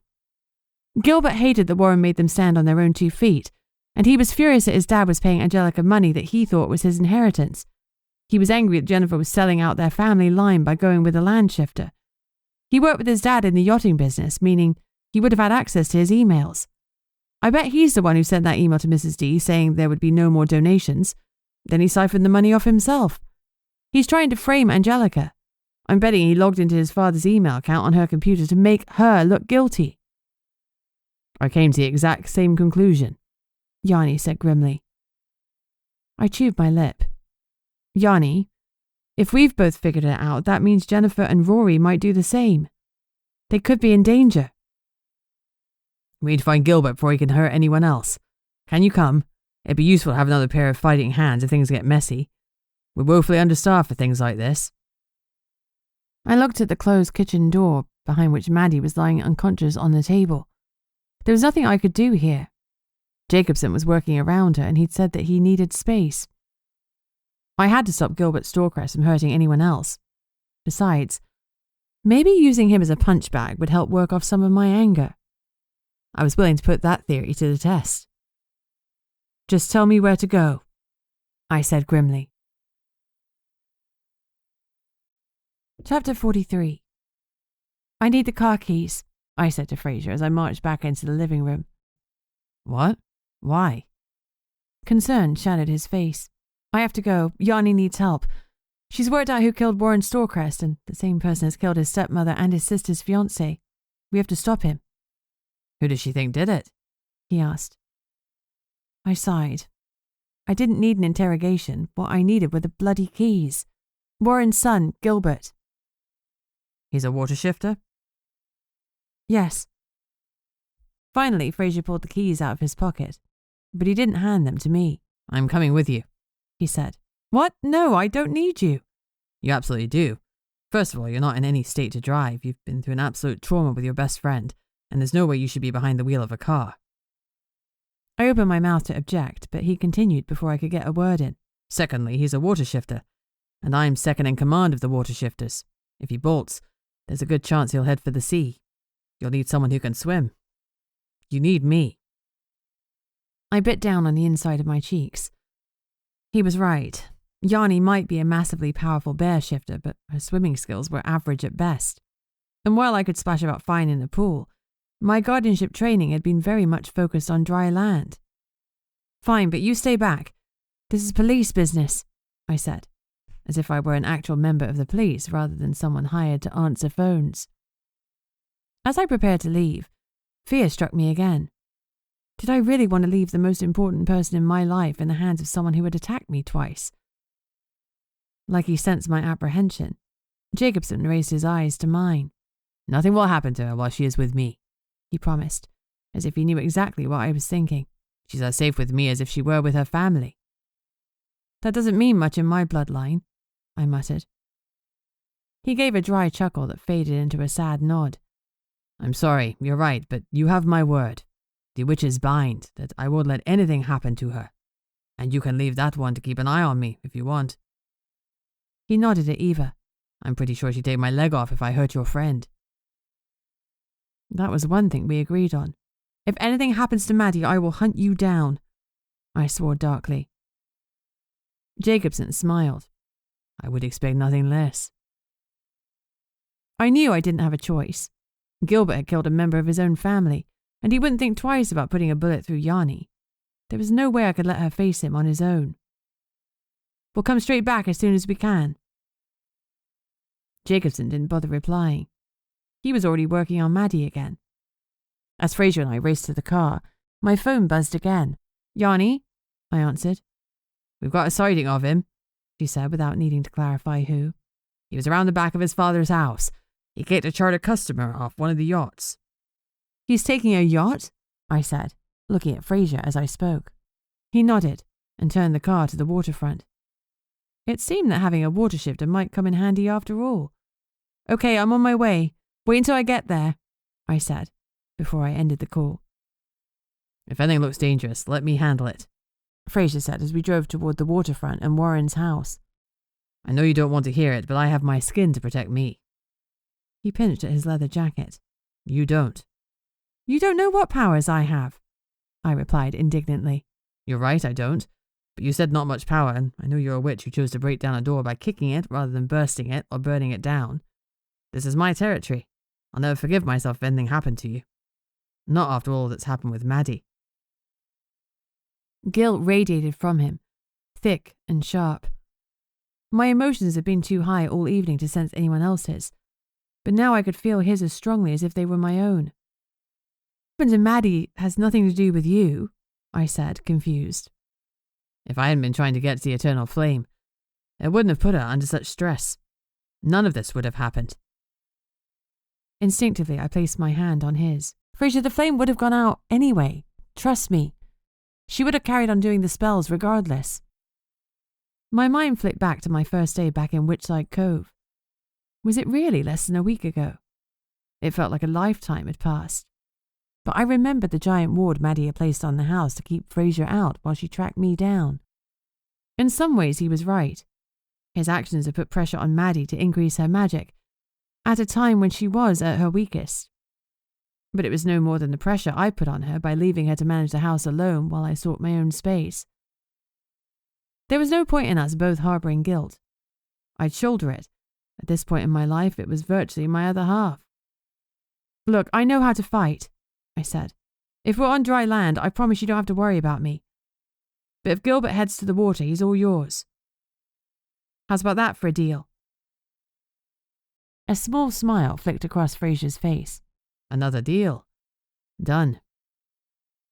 We pulled up outside Warren's house and raced around the back to where the jetty protruded into the sea. Several boats were still boarded up, but one, a giant yacht, was rocking from side to side in the water. Why is he sailing away when he can swim? Fraser asked. The same reason Gilbert has done everything so far, I replied without hesitation. Money. I bet that yacht has a load stashed on it. Not to mention that the vessel itself was worth a small fortune.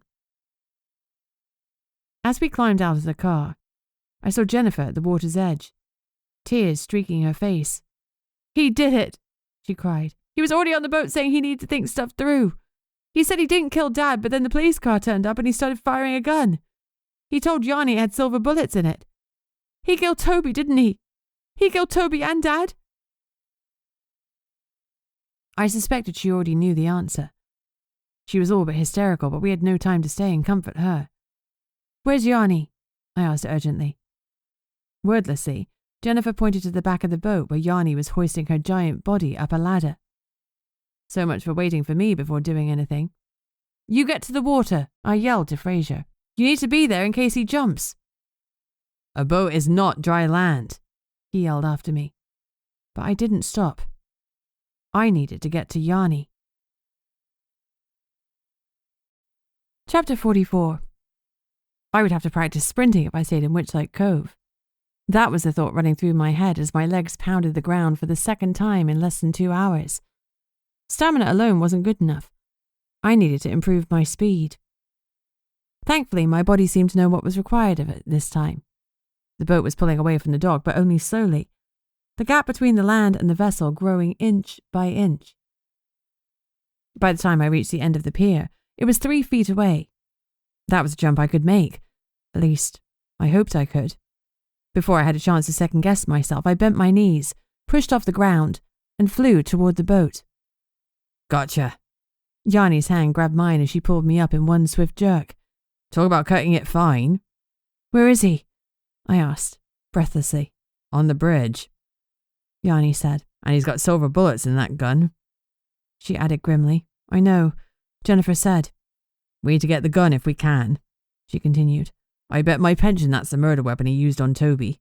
We don't want to lose it in the water. We've got support in the water if we need it, I confirmed. Yanni raised an eyebrow. Really? Of the silky variety, I assume. This isn't the time, Yanni, I muttered. We need to stop Gilbert and make sure no one else gets hurt. How are we going to do this? Well, I'm pretty sure he knows I'm here, but I doubt he's seen you. I'll keep him distracted while you cuff him. I don't like the idea of you being the target, I said. Not when he has silver bullets. Have you got a better idea? She asked pointedly, and crossed her arms. As a matter of fact, I hadn't. I was all out of ideas and I was running on adrenaline and panic. Maybe if my head had been clear, I could have come up with something smart. But part of my mind was still with Maddie, hoping I hadn't made a horrific mistake leaving her with Jacobson. The next few minutes, when Gilbert was having to focus on steering the boat away from the jetty, were probably our best chance of getting him. Fine, but you need to keep a good distance from him, okay? I said. Just make some noise and keep out of his line of fire. Surprisingly enough, that was part of my plan, she sassed. Given how infrequently murderers popped up in Witchlight Cove, I should have been surprised at how calm Yanni seemed. Her composure was impressive, but that was the reason people trusted her to oversee disputes between the magical sects. She didn't flinch under pressure. The bridge is on this level, she whispered to me. I'll go down a deck. I'll make it harder for him to get a clear shot. Okay, I'll go around this side. Without another word, Yanni transformed into the majestic black bear I remembered from childhood. When I was a kid, I thought her colossal size made her invincible. But now, impressive as she looked, she seemed heartbreakingly vulnerable. One silver bullet, and she'd be gone. I watched as she clambered down to the lower deck, making as much noise as possible to draw Gilbert's attention. Then something silver-grey in the water caught my eye. A sleek, glinting figure was diving beneath the waves. Its shimmering skin matched the jacket Fraser had worn earlier. There could have been 1,000 seals in the sea, but I knew from that moment on, I'd always be able to pick him out. Yanni's roar reverberated from below as she went into full animal mode, distracting Gilbert with her considerable might. It was working, too. A shot rang out as the boat swayed beneath me. I needed to act before one of those bullets hit her. As I moved forward, I tried to stay steady on my feet. Fraser hadn't been joking. This was nothing like dry land. Yanni's movements were rocking the vessel as she tried to unsettle Gilbert. Unfortunately, they were unsettling me too. Add to that his lack of control as he tried to shoot Yanni and steer at the same time, and it was like being high up on a fairground ride. Knowing that every second's delay could be fatal, I grabbed the rail with my left hand and edged forward. I'll kill you. Don't think I won't, Gilbert screamed. I've lost too much to give up now. When I was close enough to peer through the glass into the bridge, I stopped to see what I had to deal with. My breath caught in my lungs. We'd been right about the money. Open crates filled with cash were piled high. And while I didn't know how many silver bullets Gilbert had in that gun of his, he wasn't slowing his shots at Yanni. With my heart pounding, I waited for his back to turn, then broke through the glass. My only weapon was my fists, but they were what I'd been trained to use. The edge of my palm slammed into the back of Gilbert's neck, sending him stumbling, but he held on to the gun. Yanni, stay back, I shouted, in case you got any ideas. Get off me, you bitch, Gilbert snarled, spinning to face me. His body writhed unnaturally, slippery and ungraspable, like an eel's. So that was what he was, an eel shifter. I tried to reason with him. This is over, Gilbert. There's no way out. Drop the gun and at least give yourself a chance in court. This is mine, he bellowed. I'm owed this. It's my inheritance. He wanted to give it all away. I tried to tighten my grip on his neck, but I couldn't hold him, so I drove my knee into his groin instead. He howled, and the gun finally slipped from his hands and rolled toward the edge of the deck. Yanni, he's disarmed, I shouted. The gun teetered, millimeters from plunging into the sea. Fraser, I yelled. Grab the gun. We can't lose it in the water. Got it, his voice called from below. Beside me, Gilbert was whimpering, doubled over in pain. It's over, Gilbert, I said. Damn right it is. Yanni shifted back to human form beside me. We're turning this boat around and heading home. As As she took charge of Gilbert, with her in charge of Gilbert, I moved to the edge to confirm Fraser had retrieved the gun. When I reached the railing, Gilbert spoke again, his voice laced with malice. You may have gotten rid of my silver bullets, he sneered, but I hear bog-standard ones work perfectly well on witches. Let's see, shall we? I froze as I tried to make sense of his words. A moment later, his hand flicked to his waistband, and I saw the flash of metal in his hand. Oh, fuck. He had another gun. Yanni lunged towards him, but I knew she would be too late. I stared down the barrel of the gun. The muzzle flashed, and then pain consumed me. Chapter 45. The sensation of falling was what I remembered the most. I don't know how high the deck was, but I seemed to plummet downwards forever. Heat was rolling off my body, and the pain was so intense it almost forced my mind to go blank. A second later, cold hit me as if I'd slammed into a wall of ice. Beatrix. I could hear voices, full of fear and panic, but I didn't know who was calling my name. Was it my parents? They called my name in the same way the night I'd been taken. That was the last time I'd ever spoken to them. I'd felt so far away from them for so long, but now I could feel them moving closer. The darkness surrounded me. Was it going to consume me? Fear stilled my heart. But then it was as if I were being wrapped in the softest, warmest blanket, every inch of me held in a gentle, comforting embrace. I didn't know who or what was doing it, but I knew that I was safe. And it was wonderful. Water filled my ears. At first, all I could make out was the crash of waves, but then something changed, and there were voices too. Faint words as if they were coming from miles away. Fraser, is that... What have you done? That was Yanni's voice. I didn't have any choice. His voice was slow, somber. You must have had. No, I didn't. It was this or we lost her. We'll talk about it later. She has to... We'll talk about it later. His tone silenced her. How peculiar. Wasn't like Yanni to be silenced so easily. Was she hurt too? Oh, please don't let her be hurt. My concern for Yanni forced my eyes open. Blinking against the light, I tried to focus. Did you get him? My words were barely audible. We got him, don't worry about that. Fraser's voice was soft, melodic even, and his touch was like the cozy blanket that had caught me when I fell. But surely that had been my imagination. He's in the car with magic cuffs on him, so he can't change or move, Yanni confirmed. She sounded fine. That's good, I thought to myself. That's good. I closed my eyes again and let the warmth surround me. I couldn't remember the last time I'd felt this way. Safe, whole, like something that had been missing from my life for years was finally back where it belonged. The thought of Gilbert and the fight flickered through my mind. We'd got him. That was done. But Maddie. I needed to see Maddie. I needed to tell her we'd done it. I jolted awake. How could I have forgotten? I needed to get back to her. I sat upright, only for the blood to rush from my head. The entire world swayed as I glanced down at my blood-stained side. Blood? What the hell? God, I'd been shot. Now I remembered. Gilbert had a second gun, and he'd shot me. Little prick. Expecting pain, I pressed my hand against my side, but I felt nothing more than dampness. When I drew my hand away, I saw the hole in my t-shirt the size of a bullet wound. What? I... Shrugging off the leather jacket on my shoulders, the one I recognized as Fraser's, I lifted my top. There was no sign of any injury. Confusion overwhelmed me. Had I caught my top on the railing on the way down and torn it?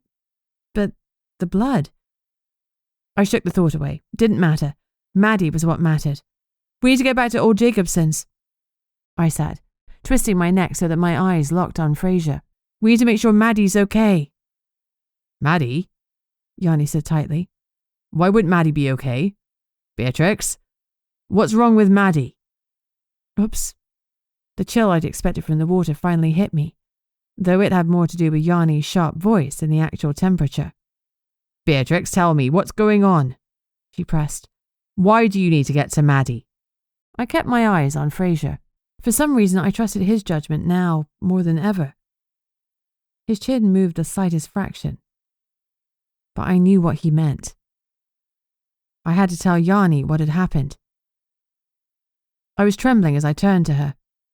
I swear I didn't know how bad it was. Her face blanched, and her lips curled in a way that reminded me more of her bear form than the human police inspector I was used to seeing.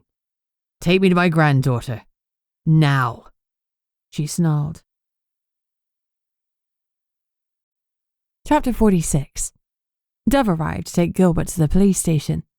A triple murder was beyond Yanni's usual scope, and the main Magic Council would need to be brought in to handle it. As we walked towards Maddie's car with Yanni leading the way, I tried to hand Fraser his jacket back to him. It's fine, you keep it, he said softly. I'm not one to keep things that don't belong to me, but I wasn't going to say no. The moment I'd taken it off earlier, I'd felt an unusual chill. Now I was wearing it again. The jacket seemed to fit me perfectly, which was bizarre, given that Fraser was twice as broad as I was. It had to be something to do with the water. The leather must have tightened or reshaped itself. So let me get this straight, Yanni said as we drove toward old Jacobson's house. I could tell she was trying to piece it all together, so I stayed quiet and let her work through it. As far as you know, the Eternal Flame disappeared about 2 weeks ago. It wasn't stolen, no alarms went off, it just disappeared. Was it extinguished? I don't know, I replied. Maddie just said it was gone. But it's not possible to extinguish it. We should know, we tried often enough as kids. Yanni ignored that piece of idiocy. Okay. Her voice was still sharp, but rather than coming to me or consulting a coven, Maddie waited a week. And that time she somehow mastered black magic so she could keep on making her tattoos. Then, when the flame still hadn't come back, she brought you back to Witchlight Cove. And on top of that, she convinced me to hire you at the police station. Was that so you could keep an eye on me, make sure I didn't find out what was going on? No, I said quickly, stung by the accusation. The idea that Yanni thought I'd manipulate her like that hit hard. I've hated you not knowing. Honestly, I wanted to tell you, but it was so difficult. We didn't want to put you in an awkward position, and for what it's worth, I've loved spending time with you, apart from the early starts and answering the phones. Yanni snorted. It's not like you've actually done much of that, is it? Well, no, I conceded. I think it's best if you go back to doing what you're best at. Being a PI. I blinked. Are you firing me? Her expression softened. I'm setting you free with 1 month's severance pay. I'll try and get someone else to man the phones. Someone who'll actually do it. I winced. I'm sorry, I said piteously. I didn't mean to hurt you. I could feel the pain radiating from her, sharp and raw. She was scared, and no wonder. She'd already lost her daughter, and she barely ever saw her son. Maddie was all she had left. I know. She reached out and took my hand. But I wish you both trusted me with this earlier. Silence descended. Painful and prickly, like my conscience. Well, that has to be a good sign. Fraser's voice drew me from my thoughts. As I looked up and followed his gaze out of the windscreen, my heart leapt. Maddie was standing at the window of Jacobson's house. Even from this distance, I could see how pale she was. Her skin looked almost translucent, but she was standing upright, her eyes open, and the ghost of a smile playing on her lips when she saw us. The car had barely stopped when Yanni flung open the door and raced toward the house. As she struggled with the front door, Jacobson appeared and opened it. Eva barreled out and raced towards me. I'm all right, I said, as she placed her paws on my chest and nuzzled her head against me. She always sensed when there was danger, like during the fire at the house, so perhaps she could sense what had happened to me too. Not that I was entirely sure what that was. I should leave you here, Fraser said. I immediately stopped fussing over Eva and looked at him. Are you sure? You could stay to see if Maddie's okay, if you wanted to. I wasn't sure why I didn't want him to leave yet, but I didn't. He smiled gently before leaning forward and planting a kiss on my forehead. It's okay. You need time with your family. But you and I'd like us to talk soon, if that's okay.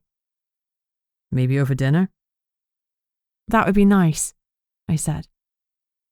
I remember thinking the same thing when we were at the beach talking about our families. I'd wish then that we could sit and talk for hours.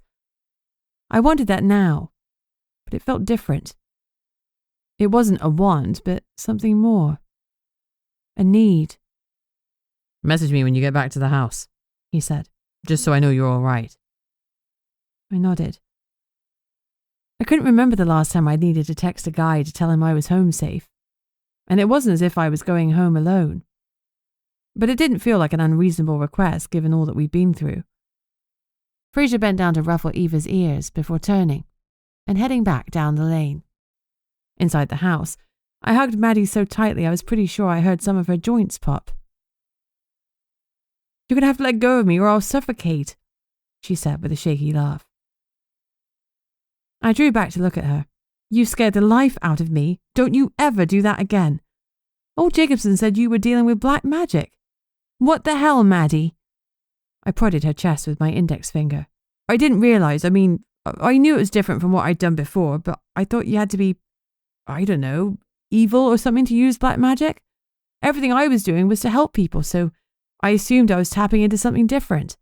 I swear I didn't know I was doing black magic." I couldn't be mad at her. I wanted to be absolutely furious, but I believed her completely. Maddie didn't have a bad bone in her body. There was no chance she'd ever tamper knowingly with that side of magic. "But you're okay now?" I glanced at her fingernails. The black had gone, though they were definitely redder than normal. Rather than replying immediately, she bit down on her lower lip. For the first time, I noticed how much older she looked, and not because of the years we'd spent apart. She was the same age as me, and yet there were crow's feet at the corners of her eyes and thin lines around her lips. "Jacobson's going to help me, but he says there'll have been effects. Using my life source instead of the eternal flame has taken something from me." "It's taken something? What does that mean?" She looked away from me. "Could be a couple of months. Could be a couple of years." Her words hit me with as deep a physical pain as the impact of the gunshot. "Are you serious, Maddie?" I whispered. She lifted a hand to silence me before I could continue. "I know, all right, I know. But like I said, Jacobson will help me. There's a way to work around this with white magic to put back whatever it was I've taken away. I don't know how it'll work exactly, but he's going to help." I felt the weariness radiating from her. She was absolutely exhausted. This wasn't the moment to push her further, but I needed more answers. "Where's old Jacobson now?" I said. I might not be able to question her, but I could definitely question him, and hopefully I'd get some answers. "I think he's in the kitchen with Yanni." "Actually, I'm here," a voice said. We turned to find Jacobson standing in the doorway. "And if you don't mind," he added, "a little less of the old. The name's Ernie Jacobson. And Beatrix, it's time you and I had a conversation." A smile flickered on his lips, but it faded almost immediately, probably because of the way I was glaring at him. "Maddie told me about the life source thing. She said that the magic has drained her actual life." "We will talk about Maddie later. For now, she is stable. It's not her I want to talk to you about. It's you. About your parents." I blinked. "My parents?" "I think you might want to sit down." I didn't want to sit down. I couldn't think of a single reason why Ernie Jacobson would want to talk to me about my parents. He hadn't even lived in Witchlight Cove when they were alive. Yet there was something radiating from him. Something that told me I had to listen. "Maddie," he said, glancing at my best friend. "Do you mind? I would like to speak to Beatrix alone for a moment." My response was instant. Whatever you want to say to me, you can say in front of Maddie, I said. And Yanni too, I added, when I saw her standing in the doorway.